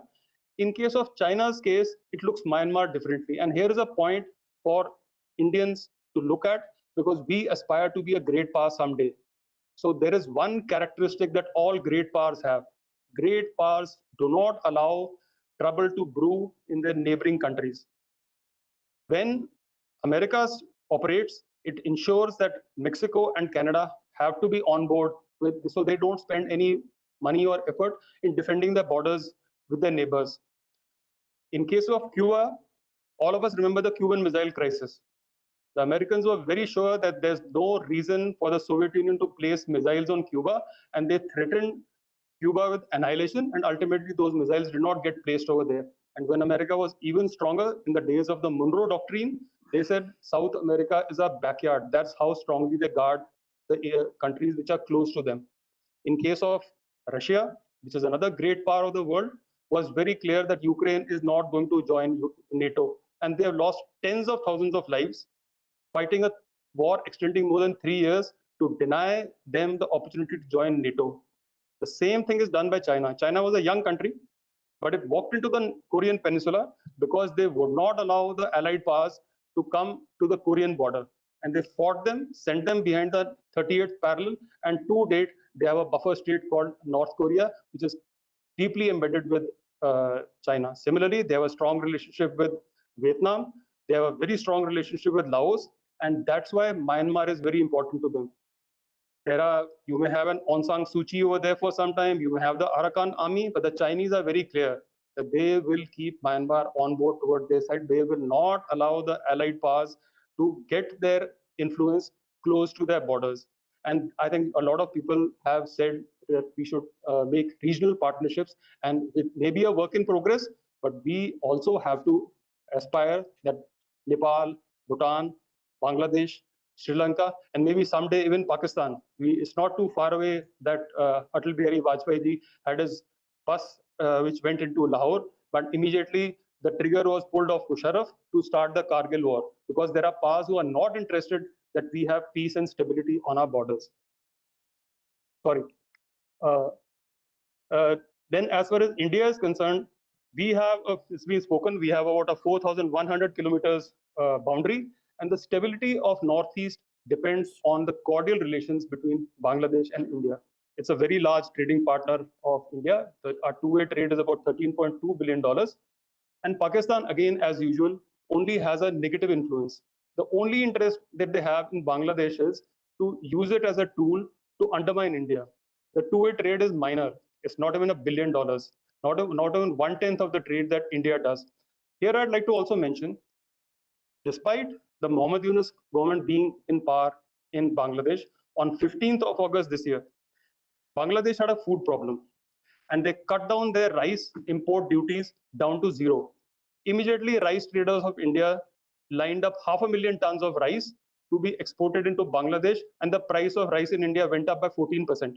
So these are the dependencies that neighbors have with each other, and India, being a large agricultural power today, can immediately answer to the demands of Bangladesh. The next important aspect is the Russian influence. Russia is a great Eurasian power and has been so for a very long time. And it's a power which has influence with all these 4 countries. In case of China and India, there is a considerable, strong relationship, positive relationship that exists between China and Russia, as well as India and Russia. Even in case of Pakistan, the level of the relationship is not the same as it is with America, and no Russian general is going to get the Nishane-e-Imtiyaz like Michael Kurella got recently. However, you would have noticed during the SEO summit, Shahbaz Sharif was very submissive and he was scurrying around to somehow find an opportunity to shake hands with President Putin. So Russia is a big factor in Eurasia. When you look at Bangladesh, Bangladesh clearly remembers the support given by Bangladesh during the War of Liberation. And like the speakers before me have said, Russians sent the nuclear-armed submarines and 2 flotillas of their cruisers as well as destroyers that were dispatched from Vladivostok when the American 7th Fleet threatened to sail into Bay of Bengal to play spoil sport in the War of Liberation of Bangladesh. So I'm sure the Bangladeshis remember that. And it doesn't end over there. Russians also have an economic stake in Bangladesh. They are putting up a nuclear power plant in Rupur, 2.4 gigawatts. They started the work over there in 2017, and the first reactor will come on stream in December 2025. And I would like to believe when the Russian leaders go behind closed doors with the leaders of these respective countries, they would talk about peace and stability. So what are the inferences that we can draw from the relationship matrix that I've made? The first is that the contours of the interrelationship between the 4 nations largely depends on the big actors, that is India and China. So India and China are the producers and directors of this relationship and will decide how this relationship evolves. The others are minor actors, they don't have a choice.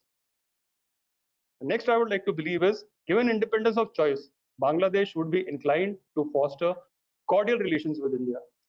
And lastly, Russia is a stabilizing influence of considerable weight, having good traction with all the 4 countries. There are certain other important considerations which don't directly emerge from the relationship matrix, but are very important.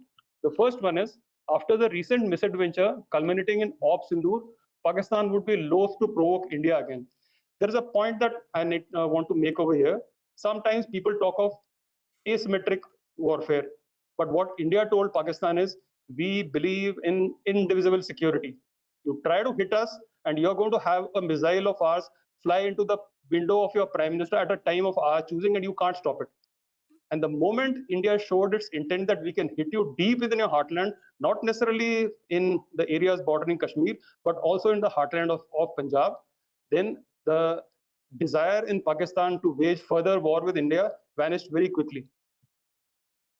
The other issue is, during the interactions which were there in SCO 2025, they point towards a reset of ties for the better between several Eurasian countries. You had the spectacle of Armenia speaking with Pakistan. One wouldn't have imagined that such an eventuality would happen, and especially India and China.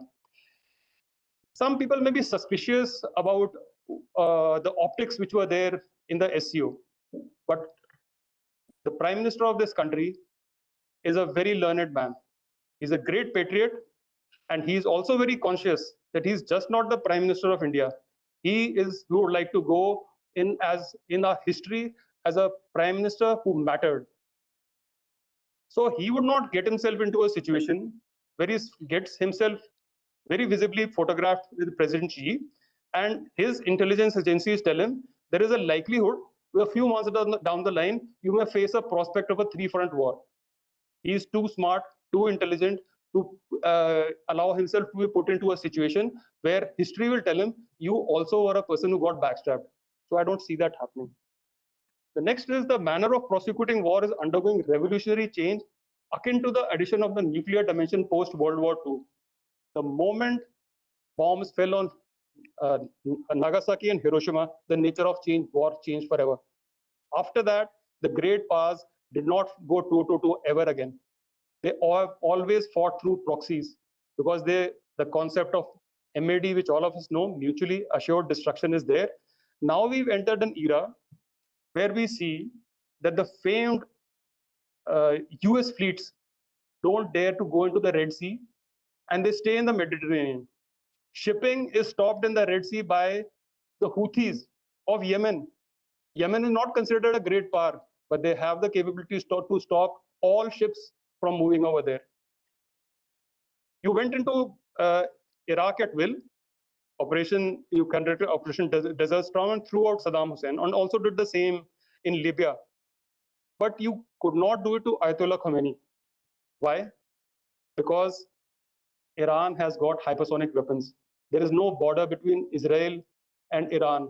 They are 1,200 kilometers apart. But when you had Iranian hypersonics going into the stock exchange of Tel Aviv, going into the Haifa port, going into the Ben Gurion airport, they stopped all Israelis from sending any more pictures of damage within Israel. And after 12 days, they suddenly decided, no, it's not worth it to throw any more missiles. And that is after the Iron Dome was active. All the NATO aircraft were there in the air to stop the missiles. There were 4 countries where the bases of the Americans were there with the Patriots. And one of the great aircraft had a sojourn in Kerala and stayed there for a month before it flew back to Britain. And it was also designed to stop Iranian missiles from flying into Israel, but it happened. The next is the peace dividend from the dawn of the Asian century and growth of multipolarity at the expense of Western hegemony is too huge to ignore. Russia, China, and India, who are the cornerstones of multipolarity in Eurasia, realize this. And to finish, I'd like to show you this very important slide. This slide shows 2,000 years of economic history of our civilization. It's not to scale. At the bottom, you have year 180, and we go right up to 2017. The first 1,000 years are covered in the first inch. Otherwise, had this slide been up to scale, you would have seen the red of China and the yellow of India running right across the complete slide. What does this slide show? It shows for the first 1,000 years, India and China controlled 70% of the GDP of the world, 40% with India, 30% with China. This state continued far into 1820, by when 60% of the world's GDP for 90% of the time of these 2 millennia was there with India and China. 30% at that time again with China, 30% with us. But after the age of imperialism came, both the countries suffered a precipitous decline. And you must know, when the Britishers were there in India, from 1770 to 1943, we suffered 31 famines. One famine every 6 years. The Great Famine of Bengal was there. Not millions of Bengalis did not die because there was no food. Because Churchill decided he needed the food grain for prosecuting World War II. It's extremely cruel to allow a man die like a rat of hunger, but that's what was done to us. And I don't think we should forget those lessons of history in a hurry. Now, after 1950, the impoverished countries of India and China quickly started to rise all over again, and both of them are the fastest growing large economies in the whole world. Obviously, they are a threat to the Western hegemony, but we are not stopping. We are still going to grow, and I'm very confident that just like the normal business has been of India and China being dominant economic powers, they are again going to become dominant economic powers, whether somebody likes it or not. Another important point that I'd like to make is, it's not as if India's growth has to be at China's expense and China's growth has to be at our expense. We controlled a large portion of the GDP, but there were no Indian armies on the Great Wall of China, and neither did we have Chinese hordes. China faced many invasions, India faced many invasions of its own, but we didn't have streams of Tang warriors coming down the northwestern plains and coming on to Delhi. They were quite happy to live on their side of the Himalayas, and we were quite happy to live on our side of the Himalayas. And there's a great point that General Langer made when he said 40% of the GDP that we enjoyed was in Sonar Bangla. So Bangladesh, the nation that we talk about, was itself a very, very rich country. Islam went there not by conquest, not the way it came to Northwest. It went there through the traders, Arab traders who went to Chittagong in the nearly in the year 1000 AD. So to conclude, what I'd like to say is the present state of relations between the four countries and the geopolitical realities extant in Eurasia do not point to a convergence that would culminate in a military engagement where China, Pakistan, and Bangladesh would be co-belligerents against India. Thank you very much.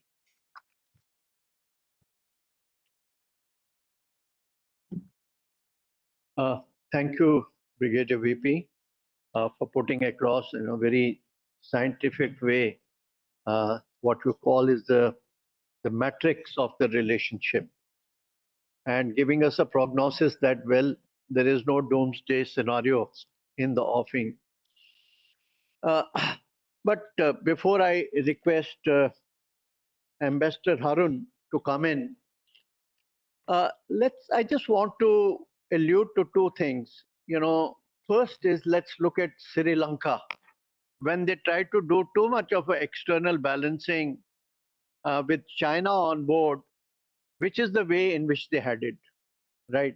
And at the end of the day, it was India with $4 billion worth of package deal that went to their rescue. And same thing is, India out campaign in Maldives, and look at where our relations today are. And that is what I think I and then General Nair, both of us alluded the realities of geography, right? So that is one. But what is worrying, and here, I mean, pardon my saying, many a times, there are analysts here, they say that Bangladesh should not slip the Pakistani way. And the reason for that is the radicalization, that subject that you're going to talk about. We know that Jamaat-e-Islami had a role to support Pakistan military during the War of Independence.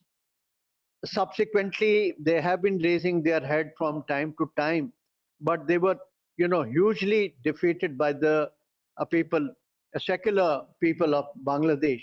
But now we see, there are these militant organizations which are now rising. You have that Jaish-e-Mohammed of Bangladesh, you have Ansarul Bangla team, you have Huji, you have even AQIS, that is Al-Qaeda of Indian subcontinent. And there's Shibars, Jamaat-e-Islami Chhatra Shibar, Hifazatul Islam of Bangladesh, and such like organization.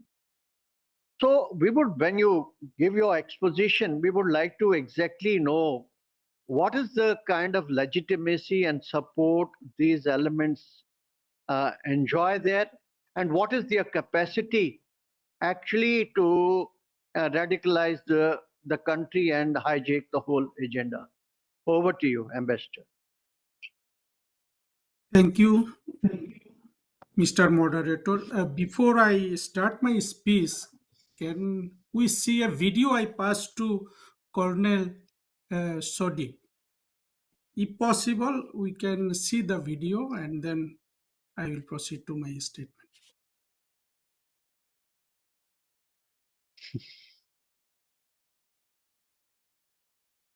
So the video will take just a minute. It is being downloaded. So video, it's taking time. Would you like to, in the meanwhile, continue with something? Yes, sir, I can. Without spending a moment on pleasantries, I just start what I have written for it. After 36 days of lethal agitation, when Islamist snipers even shot their own comrades, both fellow militants and ordinary agitators, to manufacture martyrs and harvest sympathy, Bangladesh fell on 5th of August 2024. It was one of the most successful terrorist operations in modern history. Afghanistan being the lone exception. On 9/11, the Twin Towers fell, but America endured. In Mumbai in 2008, 175 innocents were murdered, but India stood.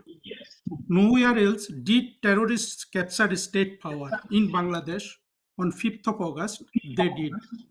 They hoodwinked the public from day one, costuming a choreographed quota movement as reform when, as designated terrorist Mahfouz Alam, now a minister, and others have since publicly confessed it was a calculated conspiracy to topple the Awami League government. This was the culmination of decades of radicalization since the assassination of Bangabandhu Sheikh Mujibur Rahman. Jihadists, once plotting in the shadows, seized the state openly, parading behind the usurper Muhammad Yunus. In a single year of Yunus's rule, Bangladesh saw the systematic obliteration of everything we secular democracy, a secular democracy holds dear. Our history, the legacy of the Liberation War, free speech, and independent press. Thousands of police, Awami League leaders, activists, and Hindus were not merely killed. They were hunted, lynched, erased. Thousands of homes were looted and burned. State property was smashed to rubble. And note this, the fundamentalists are not even directly in power, yet imagine the catastrophe if they are. Yunus has already granted indemnity to terrorists, just as Khondokar Mostak and Ziaur Rahman shielded the killers of Bangabandhu. Extremism accelerated after Sheikh Hasina began trying war criminals around 2012. Islamists weaponized justice into propaganda. For nearly a decade, they flooded cyberspace with three lies.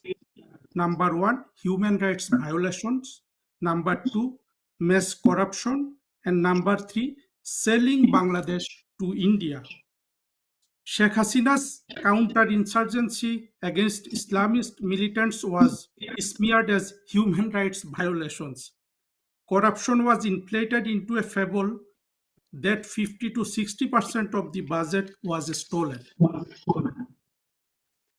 If half the budget had truly been looted, how did Bangladesh develop so rapidly over 16 years?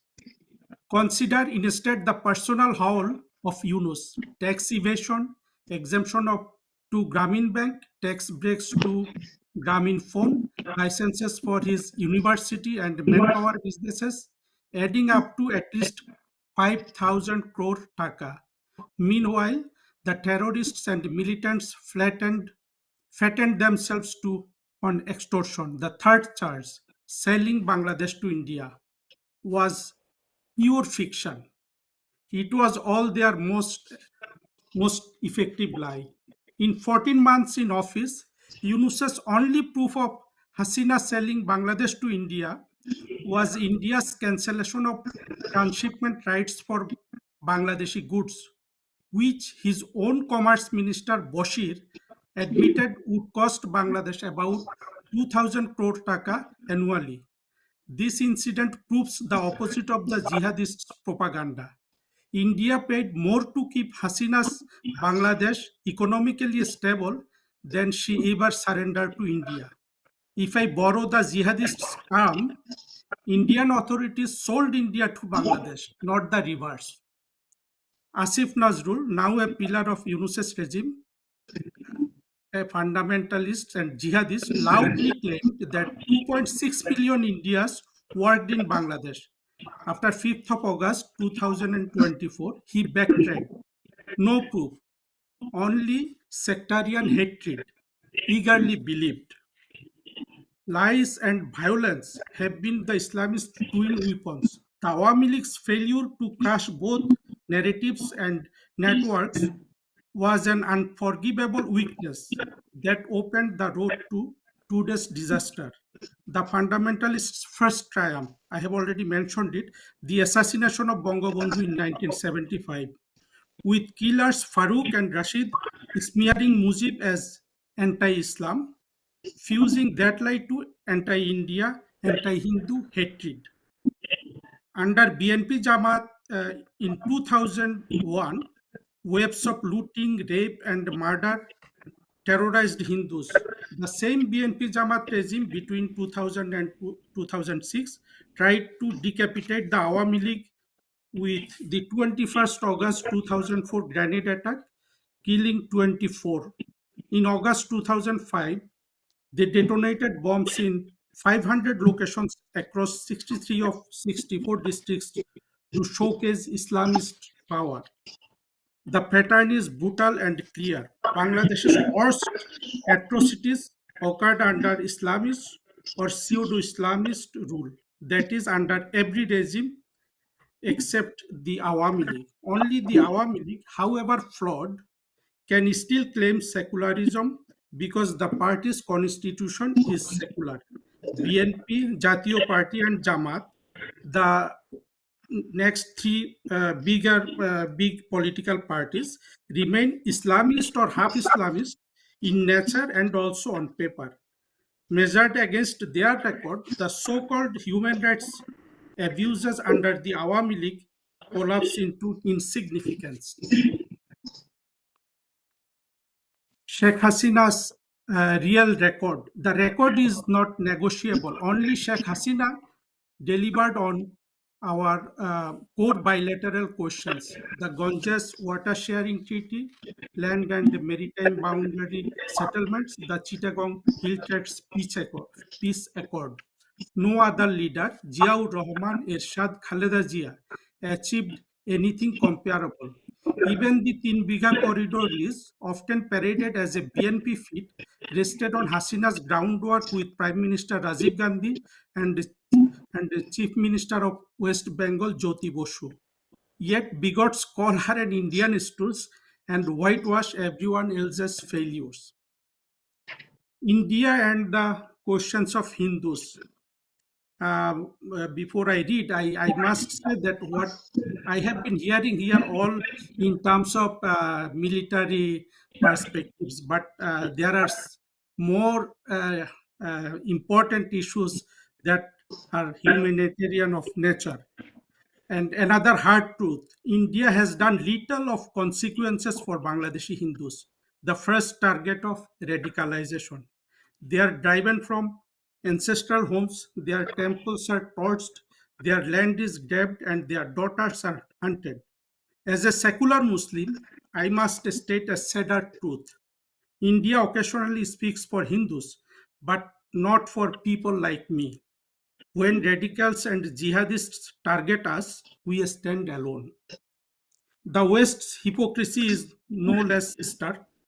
During Hasina's tenure, minor incidents triggered thunderous NGO outrage. Now, amid mass killing and organized looting under Yunus, they are largely silent. Even as I speak, the video that I wanted to show, terrorists exhumed and burned the body of a spiritual leader in Madaripur, an attack led by a BNP leader, the very party queuing to inherit Yunus's throne. This is Yunus's true legacy. Understand this, the rise of fundamentalists is not the end. It is the beginning, an endless tragedy.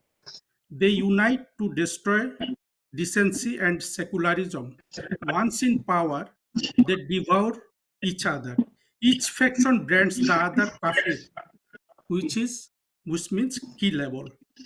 And let us be precise, do not equate Islamic fundamentalists with other kinds of religious hardliners. Others may hate or exclude. Jihadist ideologues uniquely and openly teach that dissenters must die. That is their blunt doctrine, and that is why the world fears them above all. Finally, there is no country on earth majority Muslim or minority Muslim where religion so relentlessly fuels hatred of a neighbor as it does in Bangladesh. The future of Bangladesh-India relations. India once quoted the BNP in its less radical days. It also watched the BNP shelter Indian secessionists and arms smugglers, the infamous 10-track arms foul. Mahmudur Rahman, a former BNP minister, became a chief arsonist of sectarian hatred. After fleeing during the Awami League's tenure, he re-entered to seize his Amardesh daily and resumed the gambit anti-Hindu, anti-media, anti-secular. Yunus rewarded him with the Ekushe Padak, a national honor.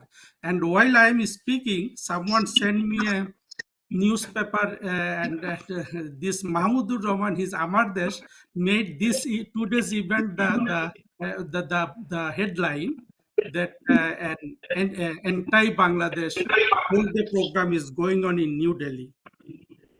And the 4 persons from Bangladesh we are talking were on the photos, signaling to the terrorists and the fundamentalists.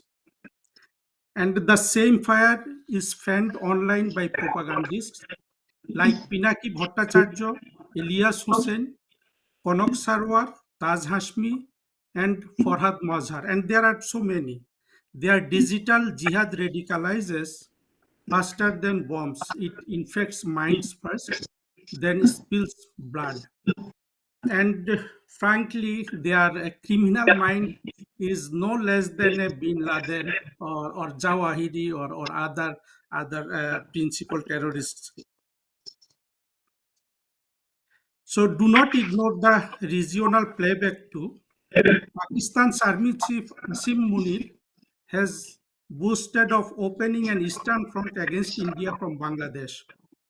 Yunus and his allies are the couriers of that ambition. Already, Pakistanis once denied visas under the Awami League have gained visa-free entry with official passports. You know exactly what that signals. Sir, the future of India-Bangladesh relations deserves volumes. For now, one warning is sufficient. Bangladesh today has the capacity not merely to destabilize India, but to enter global security through the radical forces mastering within its borders. Pakistan's boast about an Eastern Front is not empty rhetoric. Figures like Yunus and the parties tied to the July-August terror surge fit seamlessly into the design. I have mentioned it before. The convergence of economic fragility, political uncertainty, and resurgent extremism is live fault line. But grim times create openings. Over the past year, Bangladesh has been shown again that fundamentalists cannot build, they only destroy. Reckoning with them is no longer optional, it is imperative. After last year's setback, the Awami League has no reason to coexist with fundamentalists. These forces do not bargain, they annihilate. Bangabandhu and Sheikh Hasina followed a generous Mandela-like line. The jihadists demand ruin. Their sole disadvantage is numbers. They are fewer than us. The only effective answer is to reduce within the law their political and economic power to zero. Demography underlines the urgency. In 1970, Hindus were roughly 22% of the population in Bangladesh. Today, they are scarcely 5 to 7%. The erosion of pluralism has carved a vacuum the jihadists are racing to fill. Unless we halt and reverse this tide through security, justice, and ironclad rights, the foundations of Bangladesh's liberation war will collapse once and for all. Thank you. Is the video ready? Okay, let's go through the video, please.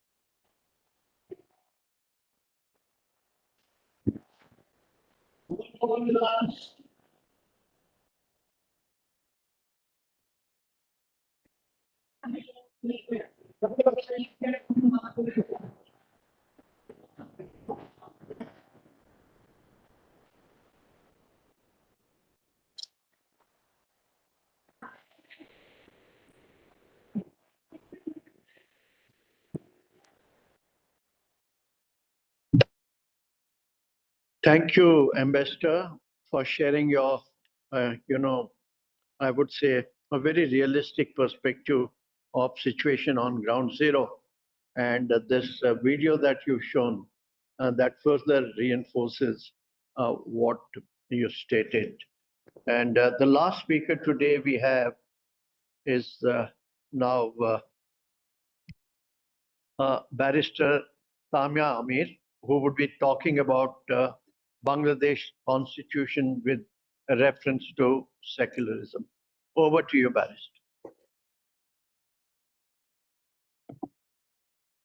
Is she there?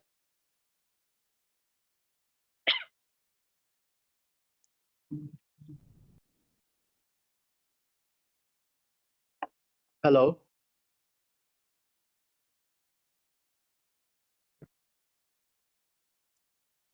I think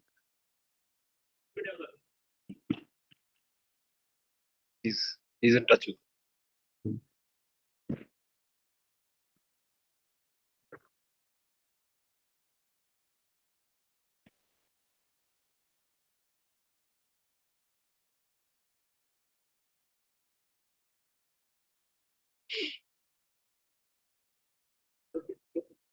Yes, please unmute yourself. Unmute yourself. Hello. The video. Can you hear me now? Yeah, yes, please. Hello, good Yeah, afternoon. Good afternoon. So I'm General Sharma. I'm moderating the session. So we look forward to your insight on constitution. You are a human rights activist, as I see, and I think it'll be very important for us to sort of have your perspective. Over to you. Thank you, Chairperson. General Sharma, I've been following the whole discussion from the very morning, and I've been here, although I was mute and you couldn't see me. I would first like to touch upon this whole concept of Bangladesh's birth, its constitution, the concept of sovereignty, and the right of self-determination. This is very unique. This is something that needs to be elaborated.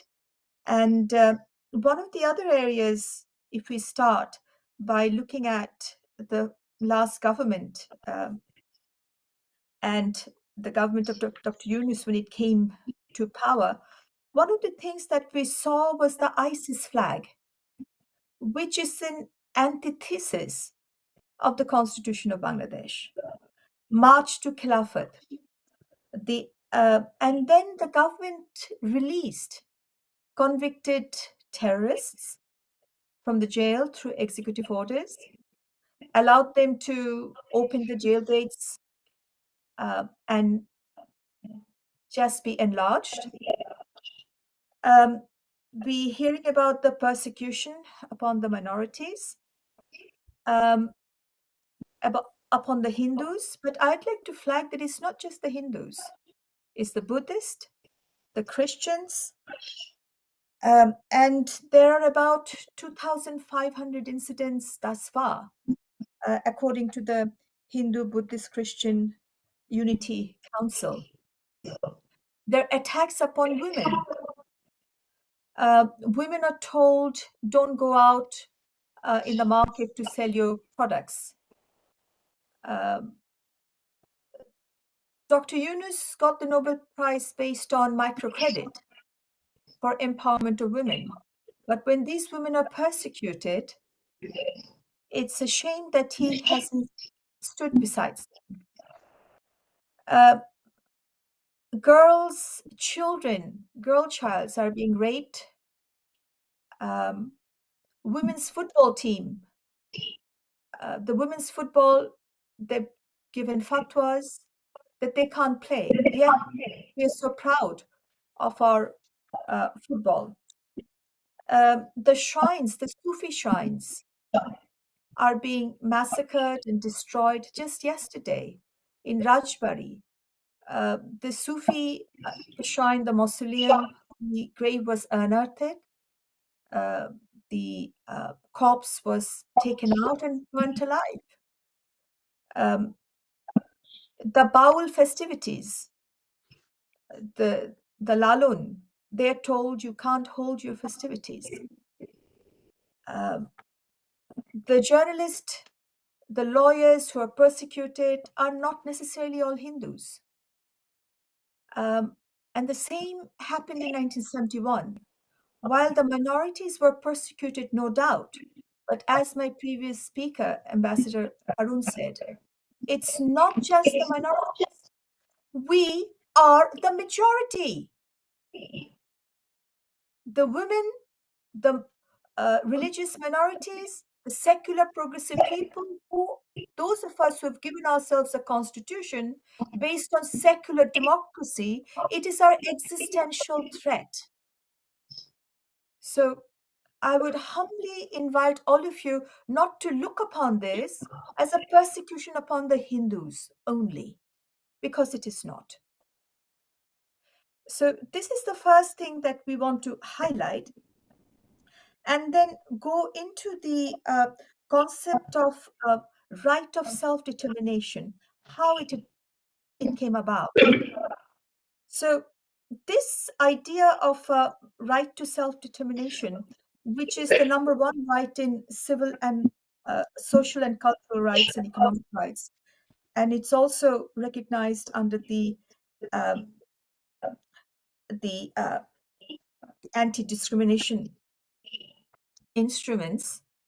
We were the first country that exercised that right. In our Proclamation of Independence, dated 10th of April 1971, it started de novo by way of unilateral declaration of independence. We, the people, our elected representatives, ratified the declaration given by Bangabandhu on 26 March and converted themselves into a constituent assembly. And what did they say? They said, we are honor-bound, duty-bound, because the will of the people is supreme. The will of the people is supreme. So secularism is inherent there. And proclaim Bangladesh as a People's Republic of Bangladesh in order to ensure equality, human dignity, and social justice. This, the will of the people is supreme, found expression in Article 7 of our Constitution, where all power of the Republic belongs to the people.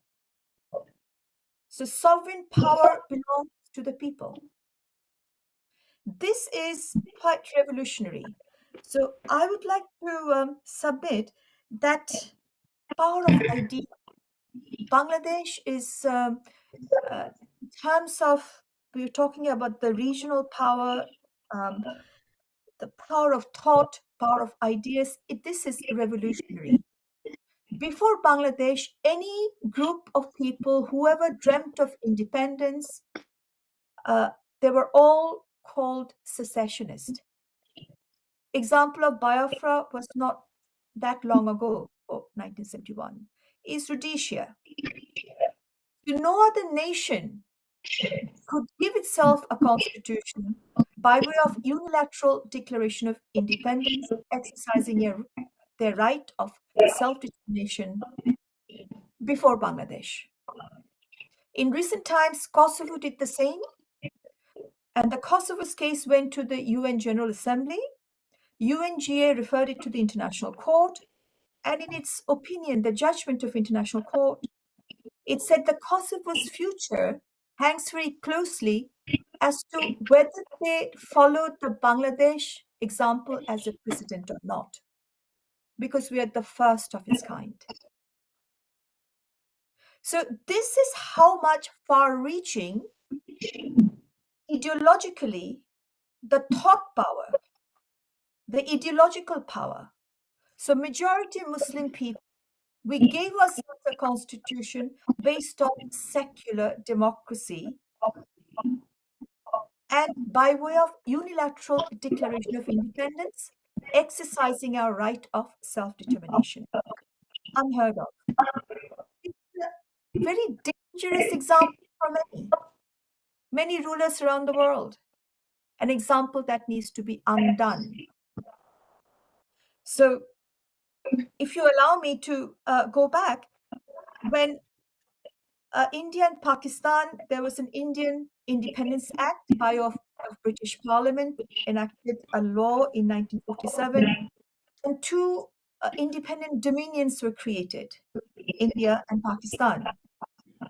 India, of course, had its own government led by Nehruji, and its Governor General was Lord Mountbatten. And within 2.5 years, India became a republic, and it gave itself a constitution on 26th of January 1950. What happened to Pakistan? Please walk with me on this. I'm not beginning to find when Pakistan became independent, because the founder of Pakistan, Jinnah, was the extension representative of the British king. He was the Governor General of Pakistan. So when and how did Pakistan become independent? He represented the interest of the British monarch as the Governor General. I'm struggling.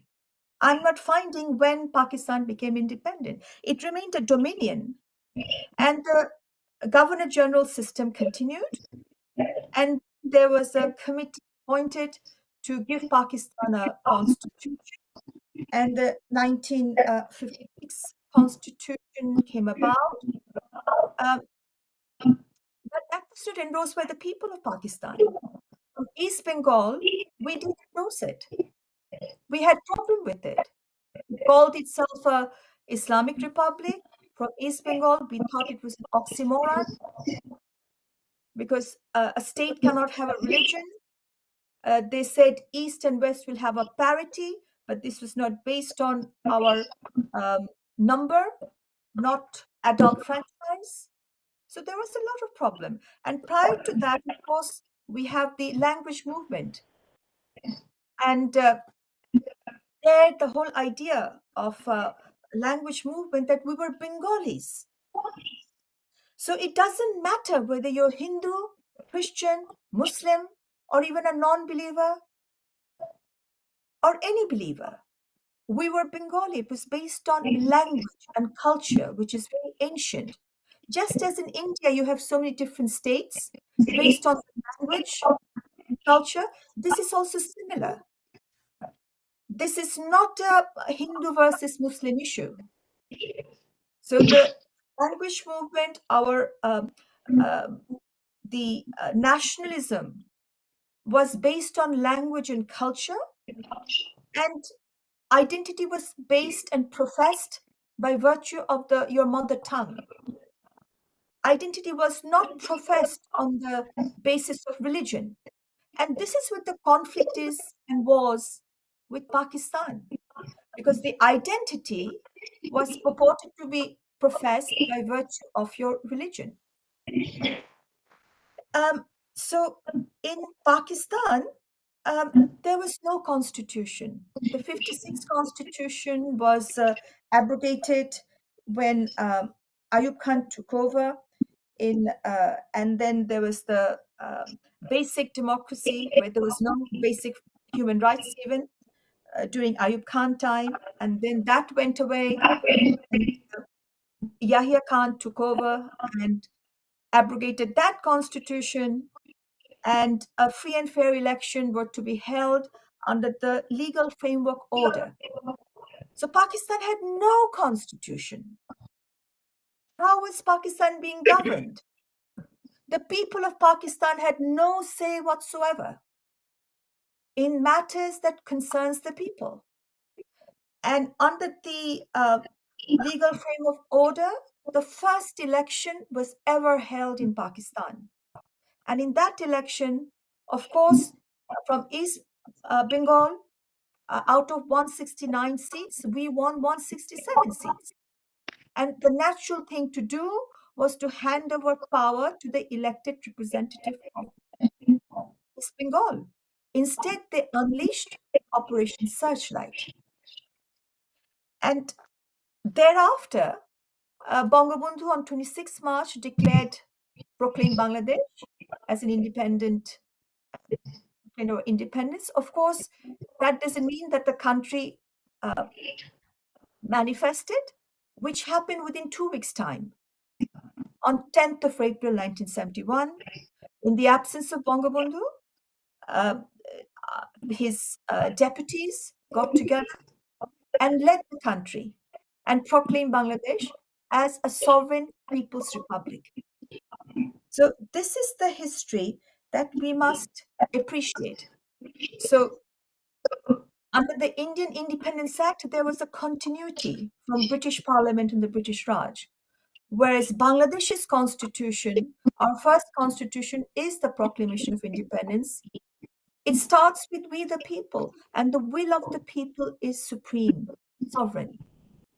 And that is, ladies and gentlemen, is the battle at the moment. What is purported to be done is to undo that. So the ISIS flag, the March for Khilafat, sovereignty not to belong to the people. Pakistan got its constitution in 1973, after the liberation of Bangladesh, 2 years after. So their constitution starts with sovereignty belongs to Almighty. The people of Bangladesh can distinguish between temporal sovereignty and sovereignty in the spiritual world. In the spiritual world, majority of Bangladesh believe that yes, sovereignty belongs to Almighty, but in the temporal world, the sovereign power of the republic belongs to the people. And those who will serve the people must be accountable to the people. Those who purport to now take over power and change the constitution is exactly this is what they're trying to undo. The current regime has introduced a constitutional committee to reform the constitution.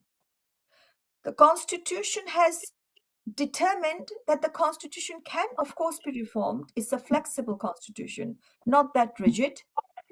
But the constitution has given power to do this to parliament.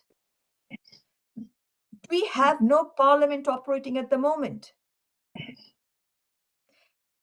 The constitution has not given this power to any government, let alone an unelected government. So this committee, this government, to touch the constitution, in the legal parlance, we'll call them coram non judice. They have absolutely no power whatsoever. And any committee under this government is also coram non judice. In this committee, I have not seen any constitutional expert in this committee, headed by a person who holds American passport.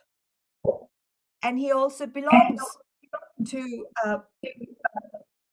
an NGO, Woodrow Wilson International Center,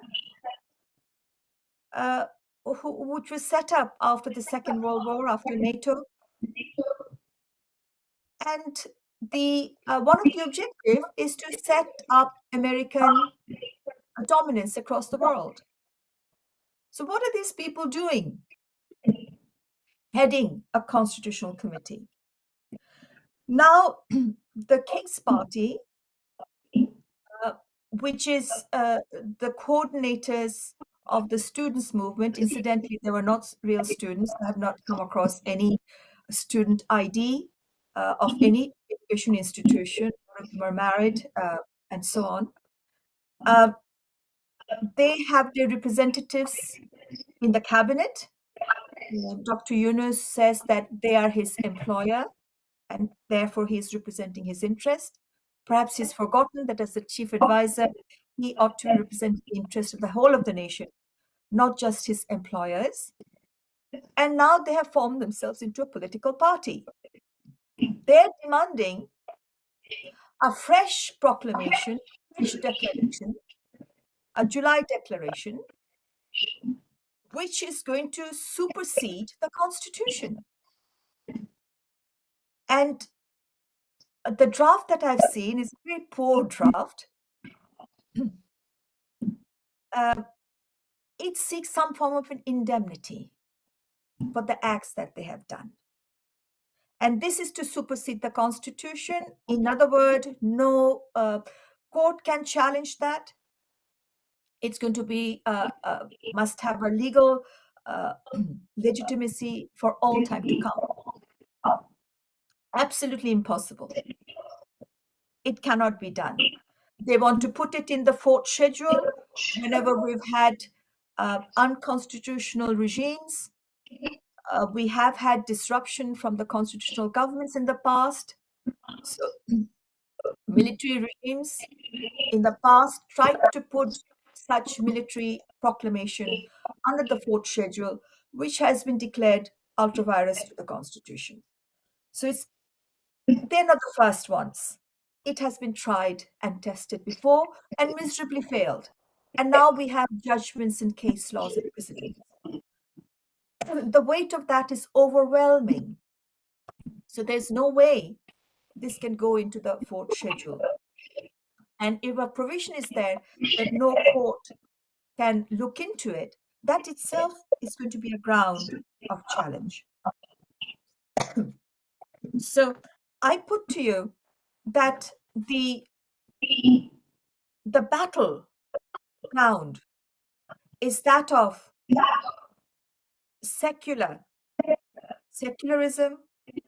and the sovereignty belonging to the people, as opposed to sovereignty belonging to Almighty. I was the lawyer which challenged Jamaat-e-Islam and successfully revoked their political party registration because their party constitution was repugnant to the concept of sovereignty belonging to the people. They also did not believe that Parliament can enact laws. Its laws are divine, and only they know what those laws are. So one of the questions that were asked in the court, that where did Allah give them the power of attorney to implement God's laws on earth? This power was never given to even a Prophet Muhammad, may peace be upon him. He was the messenger of Allah and a witness. And someone mentioned about the Medina Charter. So we argued that Islam, the Islam that we understand from the East, Bengal, is that it is inherently secular. Because in Medina, when Prophet Muhammad was there with the Muslims, they were cohabiting with Christians, Jews, non-Muslims, refugees, and even non-believers, Zoroastrians. And when a common pact, the Medina Charter, was about to be signed, after the name of Prophet Muhammad, may peace be upon him, Hazrat Ali tried to say Prophet of Allah. He took the pen and crossed it out, saying, we are signing this pact as co-equal of all the different tribes, different people. So a lot of people believe that perhaps Medina Charter was a semblance of a first constitution before the era of nation state. And this fledgling concept of a constitution, it was inherently secular. So therefore, Islam is inherently secular. And Islam came to Bengal not through the sword, it came through Sufis. And the Islam that people embraced in Bengal, it reached people's heart and soul. It talked about equality, it talked about humanity. And that is the Islam we understand. So the battle is, therefore, is about secular Islam, and on the other hand, the extremism where they want to establish a caliphate or an emirate or a sultanate by whatever the nomenclature, where they will govern through divine law. So this is something that the Christians went through in the Middle Ages. And if religion was to be a binding factor, then all of Europe should be one country, majority Christians.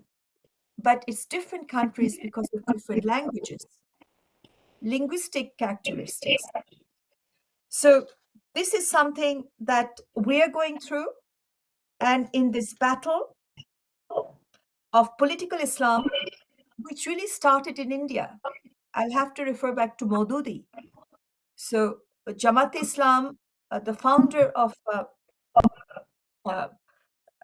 Maududi, and I refer to the Munir Commission report. There was a Punjab riot, and there the finding was, if all of these people were put in one room, they'll kill each other because they cannot come to the conclusion as to who is a Muslim. So within Islam, there are more than 200 different schools of thoughts. So when you talk about Islamic law, the next question is, who is a Muslim and which Islamic law? So the attack is upon Ahmadiyyas. Soon there will be upon Shias and Sunnis that we are seeing. So this is also dividing the Muslims in Bangladesh. So this is something as ISIS and Caliphate are being thrown out of the Middle East, are they looking and eyeing Bangladesh as a soft target, as an easy target? And when we go forward in our journey, how do we fortify our position, our nationalism based on our syncretic existential framework, our culture, our language, and democracy? And lastly, I'd like to come back in order to re-establish democracy. The demands are very clear at the moment, and I believe the pressure needs to be there upon the government that we must have free, fair, and inclusive election. And prior to that, we do have challenges because a lot of these arms and the criminals that have been released from the jails, they're at large. 400 police stations were burned simultaneously. Those arms have been muted. And the law and order situation is abysmal. The so-called mob, which really is coordinated by the NCP, the students, leaders who are also sitting in the government. So there's a persecution on two fronts. One is this mobs unleashed, led by the student leaders whose representatives is in the government. And on the other hand, the bystander, the police and the army in a lot of the times. So dismantling of Road 32, our historical monuments, our museums, attacks upon various people, the enforcement of law and order, the law enforcement agencies, instead of picking up these young fellows who are making statements which are offensive under the penal code, sedition. Instead of taking action So against try and conclude, please, so that we can have some time for question answers. all right. So we are seeing this persecution on two fronts. One is by this mob that is being unleashed, and the other is the lack of the impunity, whether the state is either unwilling or unable to enforce the law. So we are stuck between these two situations. So,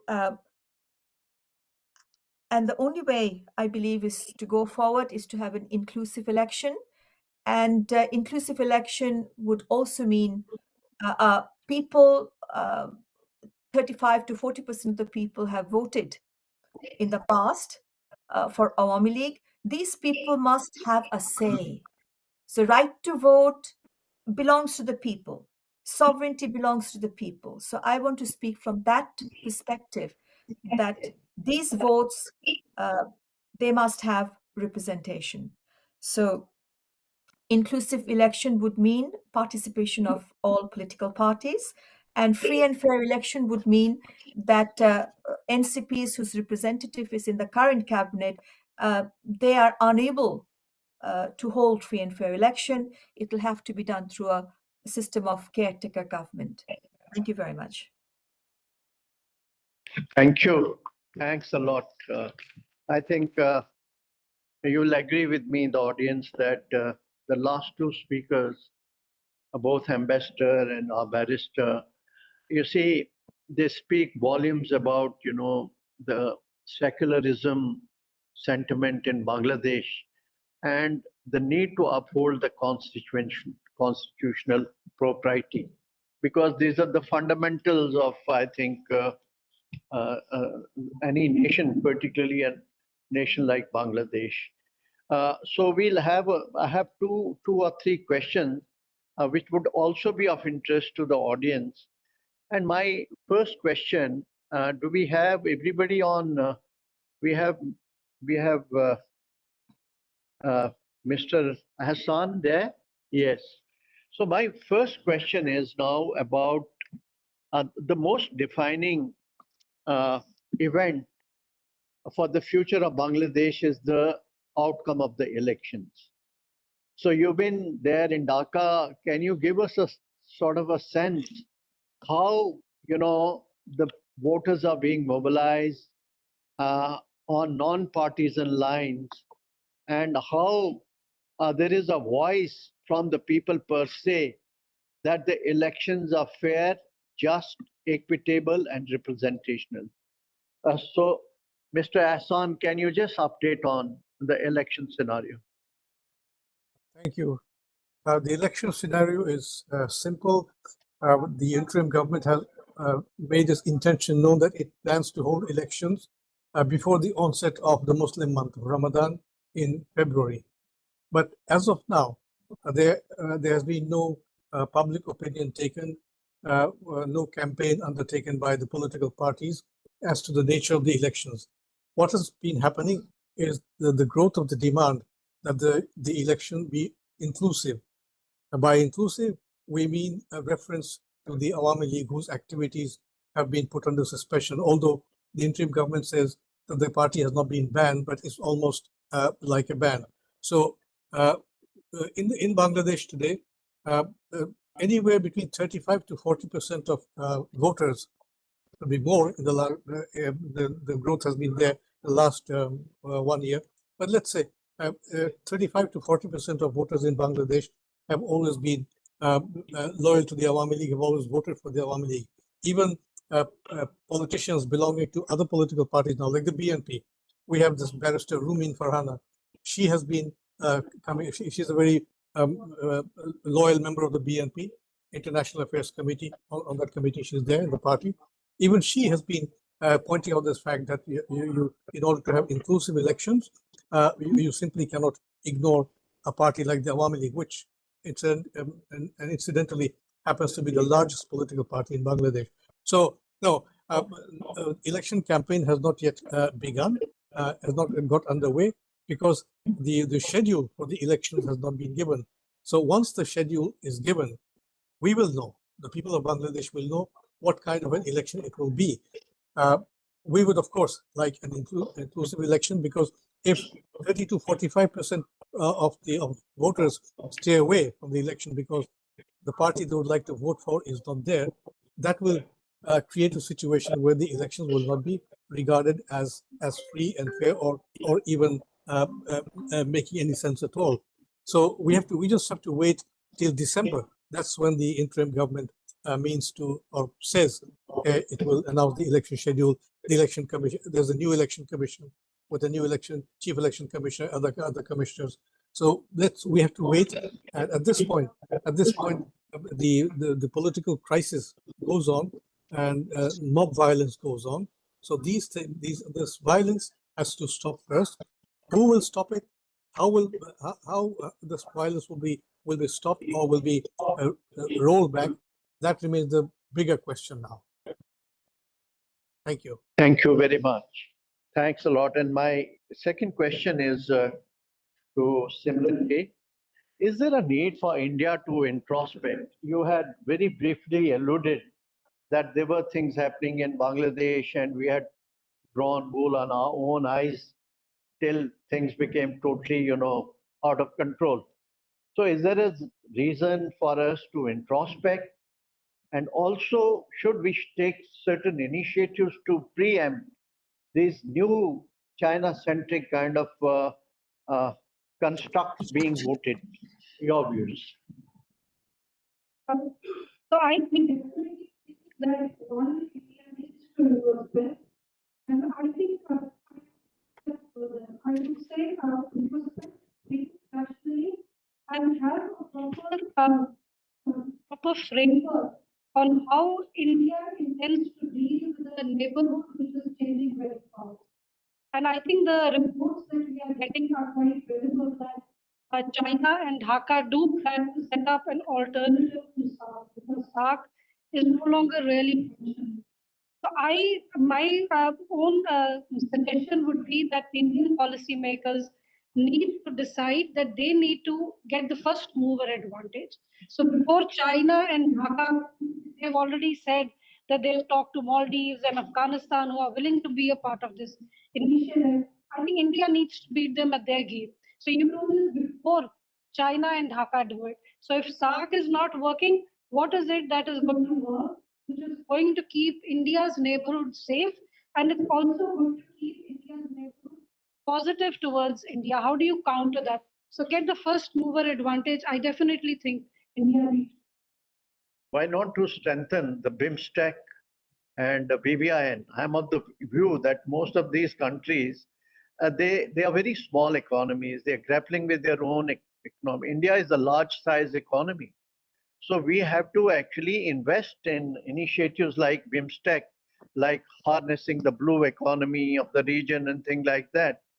So you feel that, is there a scope for energizing the existing mechanisms and to create the new ones?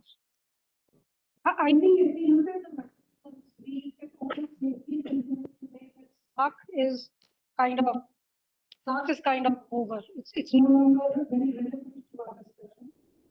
We move to BIMSTEC. BIMSTEC is something India has tried, and it has not really taken the trajectory that we were hoping it would in the last few years. So yes, I agree with you. If we can push and we can make BIMSTEC work, it would be an excellent idea. But I think there is a certain push that is needed, because at the end of the day, I think we also have to be very brutally honest with us in the assessment that China just has way more money than India has. So when it comes to giving loan money to the neighboring small countries, China is always going to have that advantage. So the point is, how do we beat China, which has an economic advantage over us, but we have the neighborhood advantage. So I think some good thinking, we can do that. And I agree with you, BIMSTEC is an excellent idea, but then it has to get moving. We have to see some results happening on the ground. Yeah, I think I would add to this that, even we have to be very sensitive towards Bangladesh sentiment. For example, there are issues like National Register for Citizenship, Citizenship Amendment Act, which may have, say imperatives from Indian point of view, but how does it affect the collective psyche of Bangladesh as a nation? Those have to be probably heeded. And I think both countries, I think we need to really work towards, the social media activism. Sometimes unintentionally we bring in issues which deepen the fissures, the chasm, than rather creating a conducive environment. And my last question before we have a question from the audience is about, this security of Siliguri corridor. Like one view was that, well, probably Pakistan, China, the overall geopolitical situation doesn't augur well for them to create a trouble. But the contrarian view is that knowing Pakistan's DNA and its ability to axe its own feet and others' feet, it cannot be underestimated. So are there any asymmetric threats that we should extremely be concerned about as far as Siliguri corridor is concerned? Yes, Jan Nair. Very rightly brought out, there is a reason for us to be concerned. While in your first half of the question, you said there is no threat given the diverse interests on these countries, but seen from a perspective, an extension of the Siliguri corridor, of course, is the Northeast. And what has worked in favor of the Northeast, tendency going down, is towards Bangladesh and us eventually. But now, if Pakistan and China get in again back here, that is one area that will be of concern. And alongside is the disturbed situation that exists in Myanmar and the increased movement of drugs in the last 2 years. Not much of it gets talked about, but if you see the NCB data, there is a huge amount of drugs coming, and also how it is affecting not just the whole country in terms of drugs moving into the rest of the country, but also the northeastern states themselves. Today, among the top 10 states who have the highest per capita consumption of illegal drugs, 8 of them are from the northeast. Top 5 are from the northeast. These are areas that will surely impact us going forward, given that China also has great presence in that. Thank you. And my request again to Mr. Hassan is, since you are an editor-in-chief of a very influential newspaper and I keep reading Asian Age, I subscribe to it. So I think largely, I think we should not, no matter what happens, post-election, it should be ensured that Bangladesh doesn't emerge what you call as an asymmetric frontline state in the great power politics in the region. I think we have to be, both India and Bangladesh have to be hugely conscious of that. And with that, before I request you to give your comments, are there any comments from the audience here? Yes, Jan Sudhakar.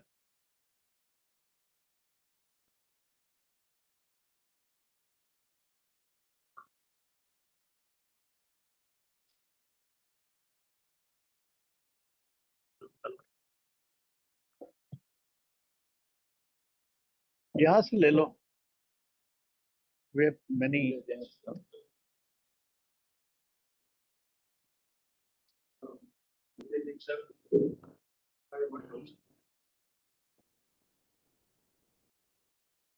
I have no questions. I just to make some evaluation for the observations that I will be making. First and foremost,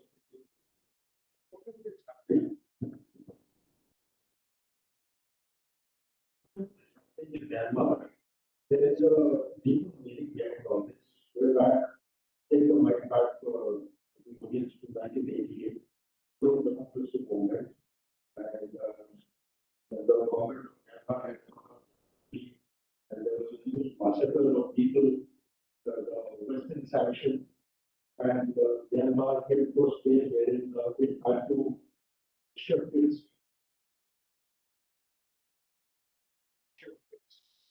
leanings towards China. So, states came for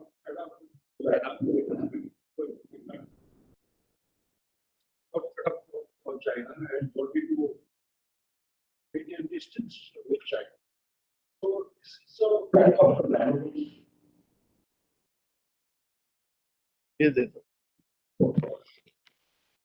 Basically, all that I'm trying to say is that there is a strategic rivalry in Myanmar, which we all know. And when Tencent was the president,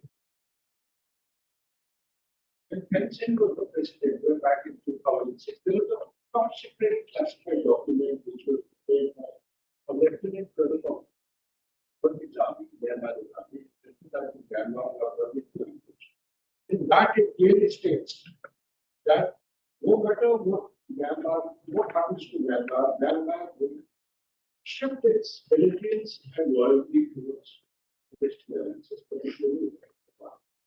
So it is during a bad time when he was traveling to Australia, he had a shop stop over there in Myanmar, and over there he made a clear indications to the leadership that until Myanmar makes a very prominent and tangible turnaround and visible to America will not give any guidance.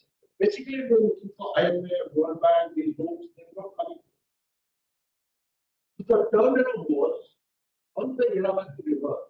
There was a bridge, there was a dam being constructed. It's a brand at a cost of $3.6 billion.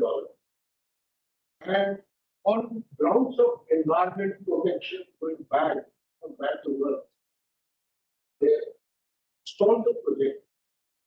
And thereafter, I believe, I don't know, I don't have to give this leadership. And therefore, the complete game plan was in the background. It's a kind of orchestration of activities towards strengthening rivalry against China. But second point I have is about the security paradigm you are saying. It's good to say, come to a technical paradigm, come to a conclusion that they are likely to be. But we being military people, I think we have been trained to be prepared for the worst. The worst is that regardless of your reduction, are we prepared? Justification. There is a place called Nabak in Nepal, southeastern Nepal, projecting towards a military corridor of 55 kilometers away from China. There is a SEZ coming up for 491 kilometers. The major pie of this SEZ they belong to China. And this happens to be in the constituency of the present Honorable Prime Minister of Nepal. It's coming to the real ceremony of amnesty. One. Second, we know the status of Doklam. We have actually given them a block. They have gone 9 kilometers east of that Doklam, passing through Pagda village, the road meandering, coming close to the Jampi village, the range which we are trying to get at. They may not be sitting right on top, but they're falling forward, reaching. Third, there is a place called Yelapu, Mindfulness City, 340 kilometers away from Guwahati, 25 kilometers from Goa, 240 kilometers from Siliguri. It is going to be one of the mega projects in the entire Asia. Around more than 1,000 companies are putting up. China is putting in a lot of money. So we and Lal Munir Haat in Bangladesh. So if you actually take a comparative profile on a map, it gives a very Only kind of a picture. Some of the almost hard here about 50 kilometers, enough to get towards these two corridors along the same place and Brooklyn before the situation. So under these circumstances, I think the media has made a very prominent call. There is a need for us to identify the decision metrics and create our preparatory kind of action at the national level. Whoever is supposed to do it. Only then we will be able to get closer to some kind of a preemptive or preventive kind of course of action. Otherwise, we will fall there. Like in consonance with the question with the chair. Last but not the least, one more point I have is there is a strategic resetting without any doubts. I personally believe whatever we are witnessing in Bangladesh, it is an extension of this strategic reset. The strategic reset today, because the SEO has taken place in this past verification of why we are told. But the bigger thing is that China has left USA behind in all the things. It has got $27 trillion debt. Plus, I'm giving it open domain. $1 more trillion has been added in past 6 to 7, 38. Plus the PPP, $5 trillion. You have that. Goes to 42. What it means? $37 trillion means $1 trillion worth of money required only for the debt servicing of the interest per year. That is the quantum and the magnitude of the economic constraint and the challenge. Second point that I wish to make is talk about the technology. Out of 64 critical mineral technologies, 57 China is leading as of today. And 7 the same USA was leading in the critical technology way back in 2003-7. This is 61 out of 64. Third one. So weaponization of the rare earth element as a critical technology. This has become a kind of a thing. From politicization, it has shifted to weaponization. There are 3-4 cases which are coming like in this past, wherein China has twisted the tail of America. And if you go here to stop harassing us, we have all the way we want to actually make your leg. Under this kind of a collapse that I have been concerned, if we see, then there is a bigger picture emerging in Bangladesh. In addition to these points, the bigger picture is there is a huge radicalization in focus. One. Number two, that radicalization is spreading over to India. Number three, there is also a threat of Greater Bangladesh. This map was displayed on New Year's 14th of April, if I am not wrong, in Dhaka University. And it includes states like Jharkhand, Bihar, Odisha, all the northeastern states, and the Rakhine province of Myanmar. So, all these things put together, I think it is a greater threat to our footprint, our domination in the Bay of Bengal. And latest also, let me share with the forum, the latest thing. The Saint Martin Island has been taken over by USA. I don't know how much true it is, but the latest report I read yesterday is that it has been given on the planet. So if these are the dynamics which are actually going around, I think the call has to be taken more seriously, and what General articulated, the June, a lot of importance, and we need to take. Like to say? Yes. On hello, pertaining to the topic. Yes. Sir, to respond to sir, and also in my mind say what is the most critical thing that we see emerged from the engagement that we've had since morning. Like sir has mentioned, when you are talking of becoming a geostrategic power, you can't be starry-eyed and naive. You have to be totally realist. And as far as the way we are organizing ourselves in India, I would say we are being realistic. When you look at Garden Reach, one of the big shipbuilders in India, it has very rapidly expanded its shipbuilding capacity from 20 to 28 to start building up further capacity to 32 and 36 ships per year. Mazgaon Docks is already getting a contract for making the next generation submarines. We are talking about enhancing our fighter fleet. So there are a lot of enhancements that are being done through DRDO and other companies who make our own radars. We are saying we want to replace the radars on the Su-30 with a new radar which we developed in. So we are very aggressively and very strongly trying to develop a military capability. The question of allocation of resources, but to the extent possible, there is a sizable amount of resource that is being kept for research and modernization. And you would see how our Prime Minister went for his recent foreign trips. He first went to Japan and later on went to China. The reason that I see is that when India wants to develop its semiconductor complex, it will be the next war of technology, is the war of AI. And the heart of AI is the semiconductor processor. And it is on that semiconductor processor that NVIDIA has a market capitalization which is more than the GDP of a lot of countries. India is working very hard to develop its semiconductor complex. Whom does it rely on? America, not America. China won't give it to us. So now we are trying to develop our semiconductor with the assistance of Japan. And there's a very interesting remark that was made by the DG was previously the DG over a second one of the parties. He says, we don't know what it's saying. He says, as DGPR, you are aggressively developing the roads close to the border and towards China. And you are using a lot of Chinese equipment to do it. So India will take what assistance it can, where it can, to develop its own internal capability. And we will be respected once we are internally strong. And so we are not going to get into the elite that somebody is going to be nice to us, so we don't need to be ready for a future war. Yes, we absolutely have to be prepared and improve our capability to focus and find an engagement in case it goes to crisis. Second part I'd like to quickly make is, I think we must exert all diplomatic pressure that we have at our disposal, and also with back-channel discussions to ensure that the point that our Bangladeshi friends are made repeatedly again and again.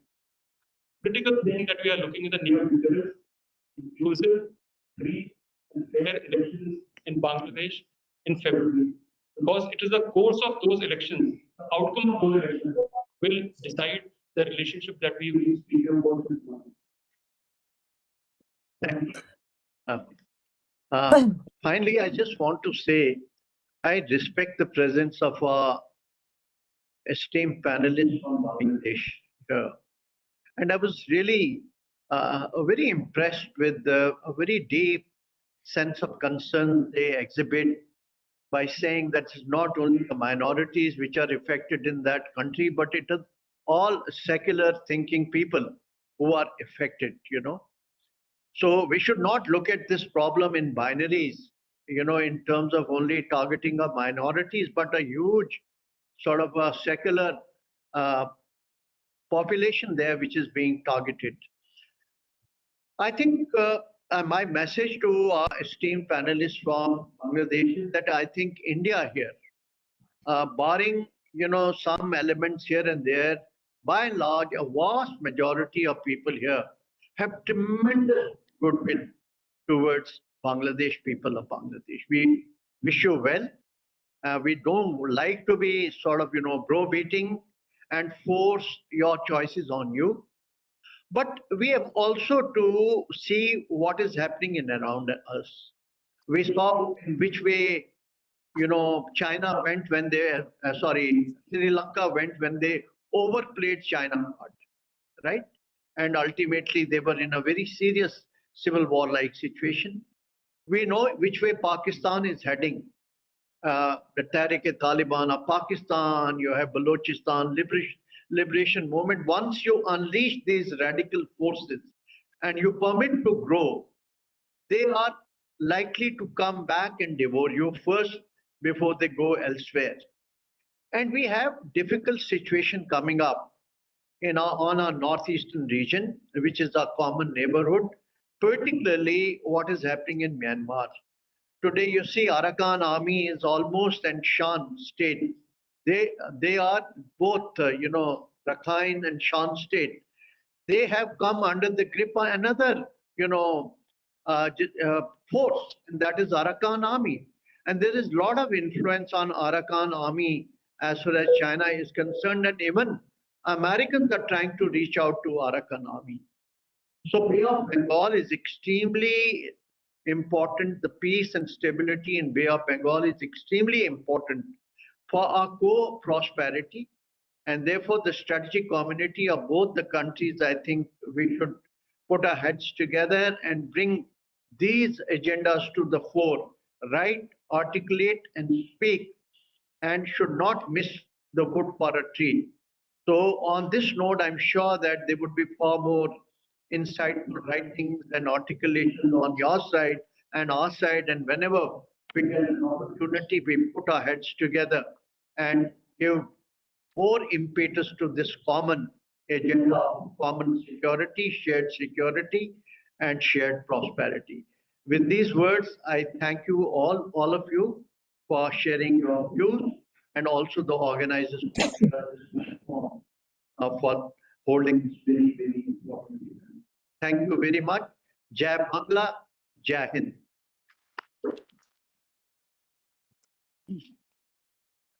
Thank you all for gracing the stage and sharing your collective wisdom and experience to mold and shape a progressive narrative. We would like to thank each of the panelists by asking them to come and receive their mementos. May I request Brigadier Banot to please come on stage and help us with giving these mementos. A special thank you to General B.K. Sharma, AVSM Bar to Sena Medal, for moderating such an engaging discussion and keeping everyone on track.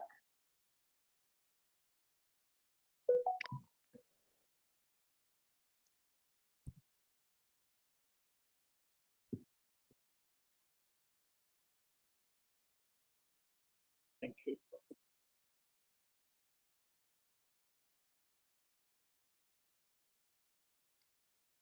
Thank you. General Sharma.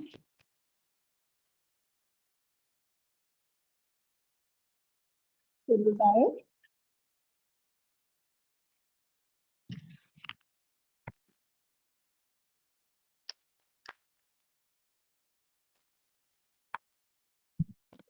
For online participant and panelist, Mr. Ehsan.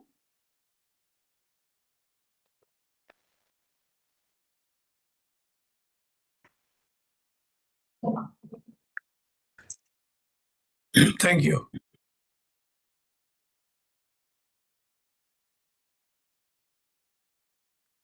To Ms. Simran Sodhi.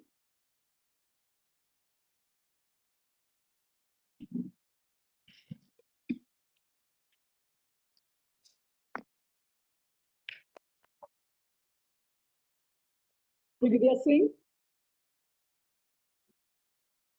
Or they want a picture?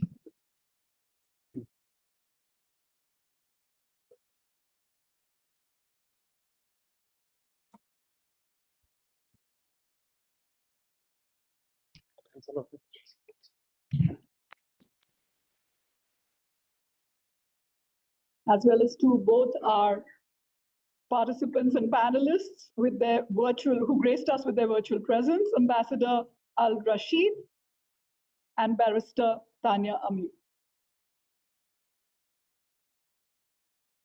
I also want to just offer thanks to the organizing committee. There have been some people who've been sitting and doing a lot of work, not sitting, but like working behind the scenes. And so we'd like to have Brigadier Banot present a memento to Ombir Singh.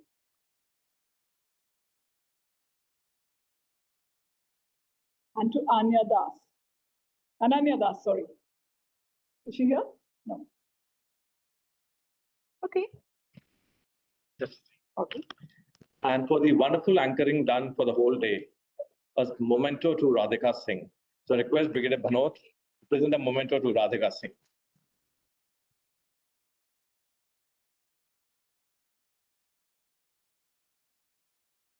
Thank you.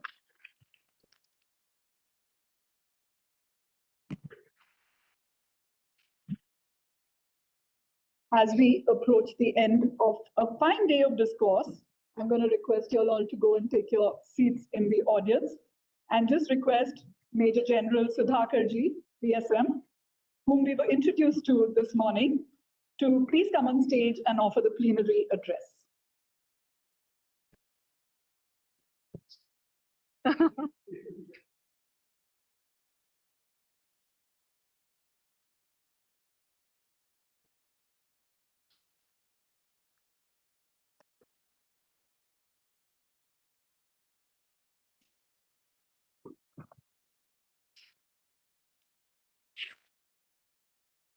In the end, ladies and gentlemen, I can't but help myself thanking profusely to Lieutenant Colonel Jacinda Sodhi and his team for having hosted a very, very sensitive, important, and I would say a subject very central to the national security of India.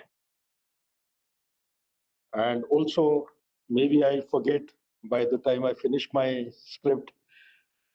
So I would like to once again thank you for having invited me, thought me to be capable enough to do justice to meet your expectations and aspirations. If there have been any shortfall, do forgive me. Next time, there is always a next time, I would say.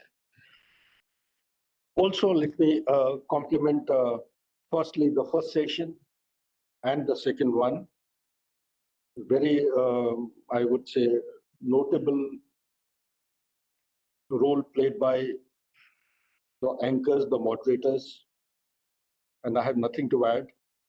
In the first session, what stood out was a preemptiveness. That question was asked. I am the one who asked the similar question, going round and round, and Brigadier VP, he answered it, going also in anti-clockwise, but there are no quick answers. The fact of the matter is, yes, it is a sensitive, it's a challenge. The nation has to brace itself up, gear up to face the challenges in a proactive manner, but how best we can be in the present juncture, that is anybody to guess. Can India do anything at the moment? Is something being done? I don't know.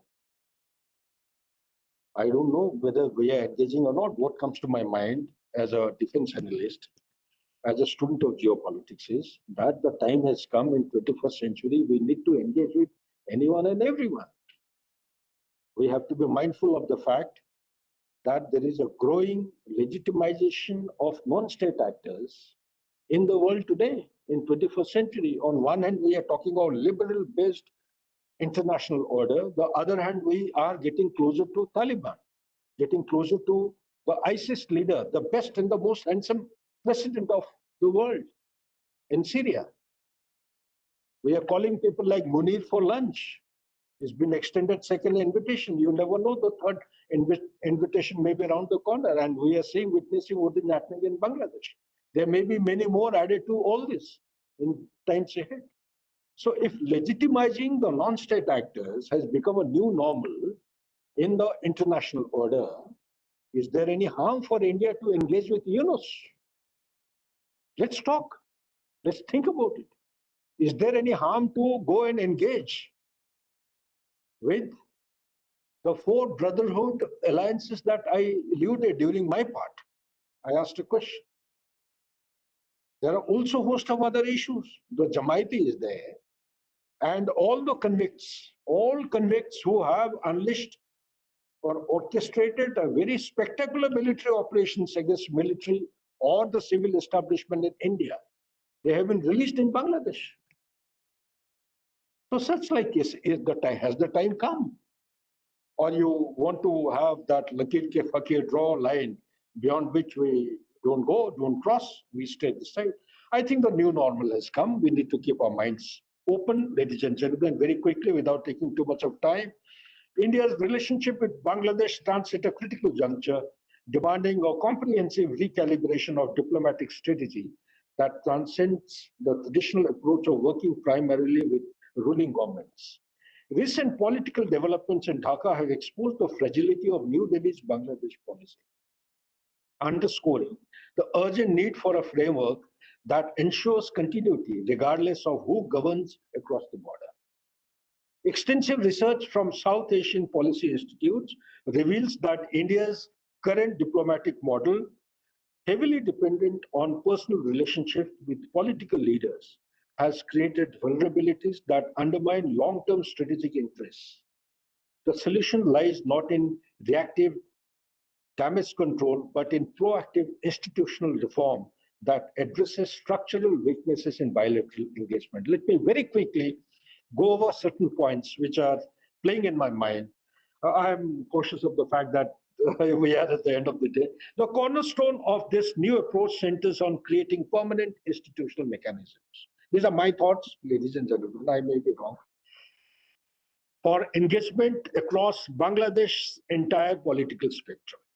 Rather than concentrating diplomatic efforts exclusively on the party in power, India must establish formal frameworks for sustained dialogue with opposition parties, civil society organizations, and military establishments.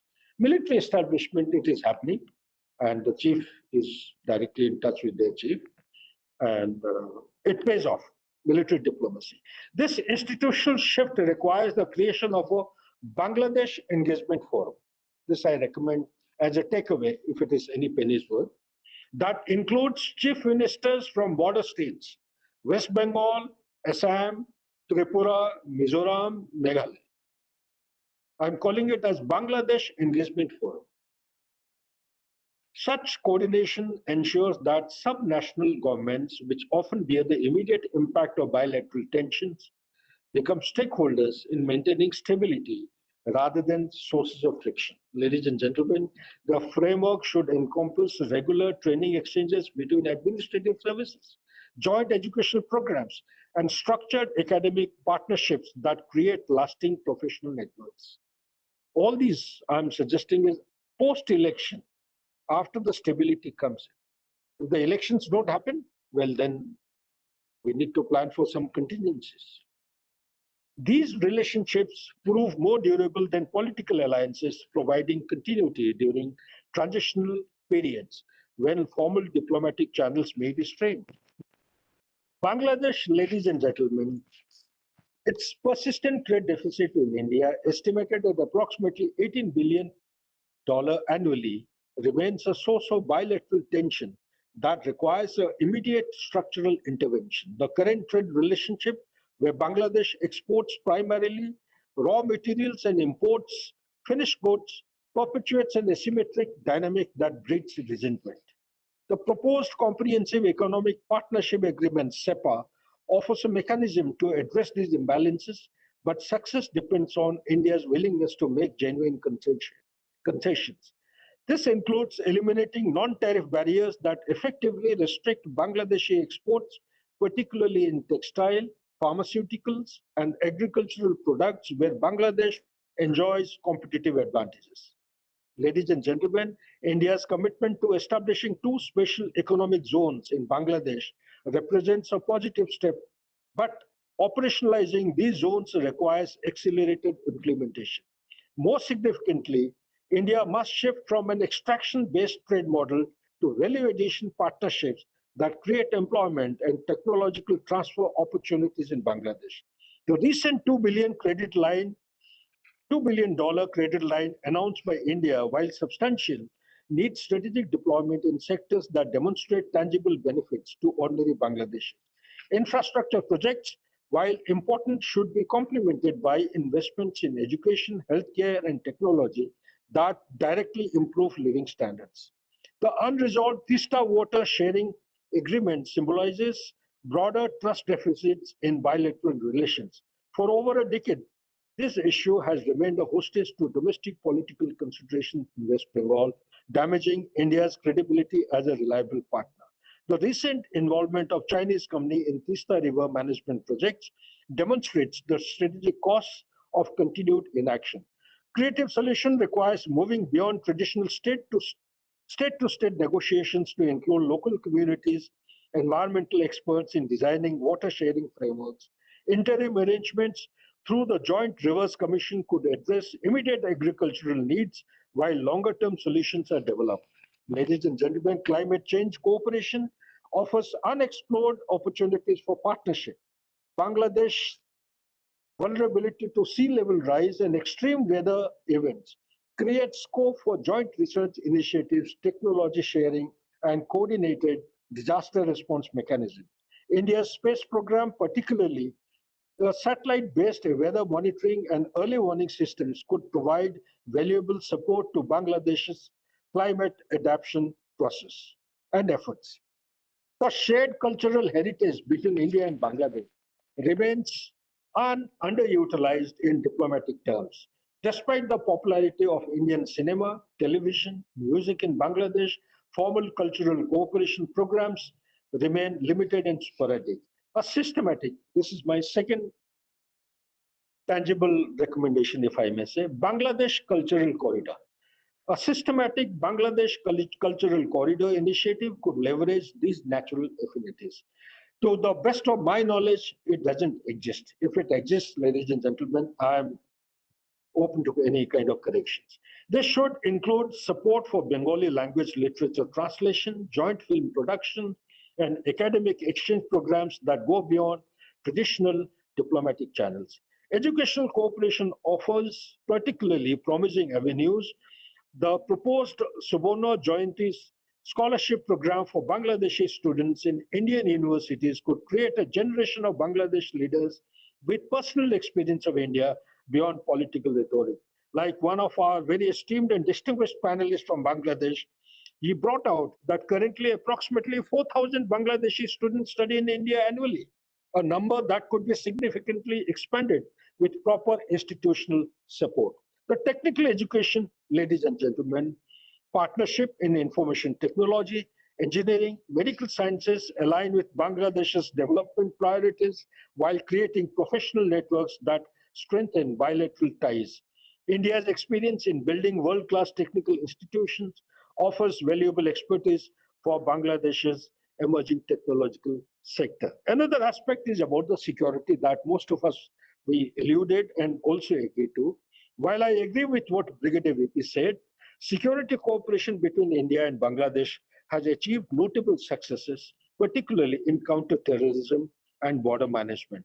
However, this cooperation must avoid creating perceptions of Indian dominance or interference in Bangladesh's internal affairs. The approach should emphasize mutual benefit rather than Indian leadership. Joint training programs, intelligence sharing, and coordinated border security measures work best when framed as partnerships between equals rather than senior-junior relationships. Maritime security cooperation in the Bay of Bengal offers opportunities for broader regional engagement. Both countries face similar challenges from piracy, human trafficking, and illegal fishing. Joint patrols and coordinated surveillance systems could enhance security while avoiding sensitivity associated with land-based security cooperation. Another point, ladies and gentlemen, is about technology partnership and innovation. India's emergence as a technology powerhouse creates opportunities for meaningful partnership with Bangladesh's growing digital economy. The country's impressive progress in digital financial services and government digitization offers collaboration possibilities that go beyond traditional aid relationships. Joint research initiatives in renewable energy, pharmaceutical development, and agricultural technology could address shared challenges while creating commercial opportunities.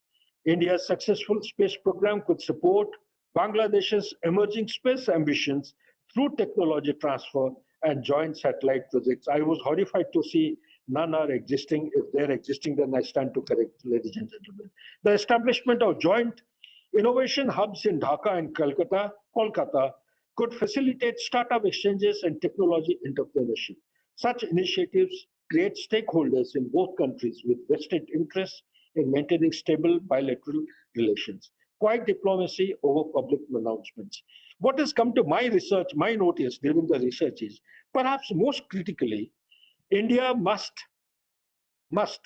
under all circumstances, abandon the practice of public commentary on Bangladesh's internal affairs, which I am convinced they are very averse to this. Recent statements by Indian officials about minority protection and democratic values, while well-intentioned, have been counterproductive productive in building trust with Bangladesh's interim government. Quiet diplomacy, therefore, ladies and gentlemen, conducted through established channels and focused on practical cooperation proves more effective than public declarations. This approach respects Bangladesh's sovereignty while addressing Indian concerns through private consultation and joint mechanisms. The model should emphasize partnership language over big brother rhetoric. Bangladesh's national pride, built on the foundation of 1971 Liberation War, makes the country particularly sensitive to any suggestion of subordinate status in regional relationship, tractor diplomacy, and civic society engagement. This is something which I thought is relevant because willy-nilly I am also involved in this. Complementing official diplomatic channels, robust track-to engagement through think tanks, retired diplomats, academic institutions can maintain dialogue like the one we are having now, even during periods of political tension. These informal networks, ladies and gentlemen, often provide more accurate assessments of ground-level sentiments than official reporting. Regular roundtables, joint research projects, and academic exchanges create space for frank discussion of bilateral challenges without the constraints of formal diplomacy.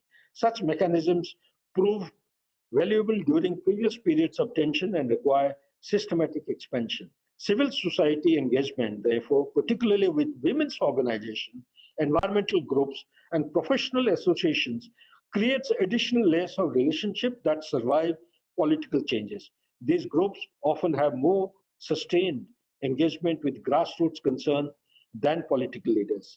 Implementation, timeline, and monitoring. This is a very important aspect. Out of so many other points, I have only selected few. This is the last point. This strategic framework requires systematic implementation over a 5-year timeline with regular monitoring and adjustment mechanisms. The first year should focus on establishing institutional structures and beginning major economic cooperation projects. Years 2 and 3 should see the operationalization of educational exchanges, cultural programs, and expanded trade relationship. The final 2 years should focus on evaluating outcomes and adjusting mechanisms based on practical experience. Success metrics should include trade balance improvement, educational exchange numbers, and most importantly, public opinion surveys in both countries, measuring trust and cooperation level. Ladies and gentlemen, that brings me to the last part of my this particular plenary address, is the conclusion. Ladies and gentlemen, in my opinion, India-Bangladesh relations are indeed too strategically vital to be derailed by short-term political changes, as has been concluded by both the sessions, by both the MCs and the moderators. Both achieving this stability requires fundamental changes in India's approach. The traditional model of working primarily with the ruling government while ignoring broader stakeholders has proven inadequate.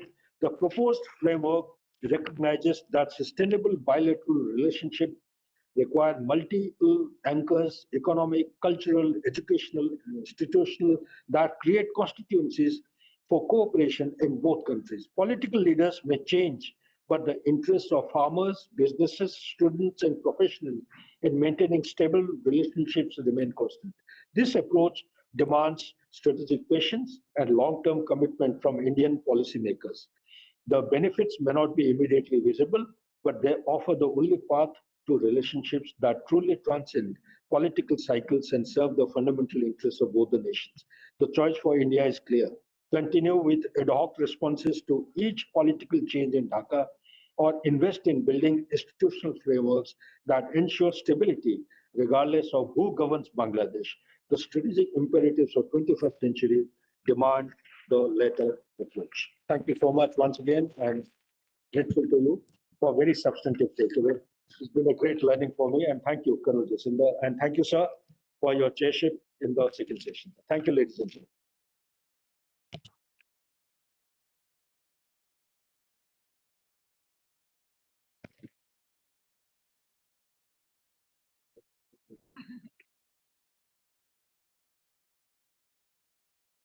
It is my pleasure to offer a vote of thanks to conclude today's event.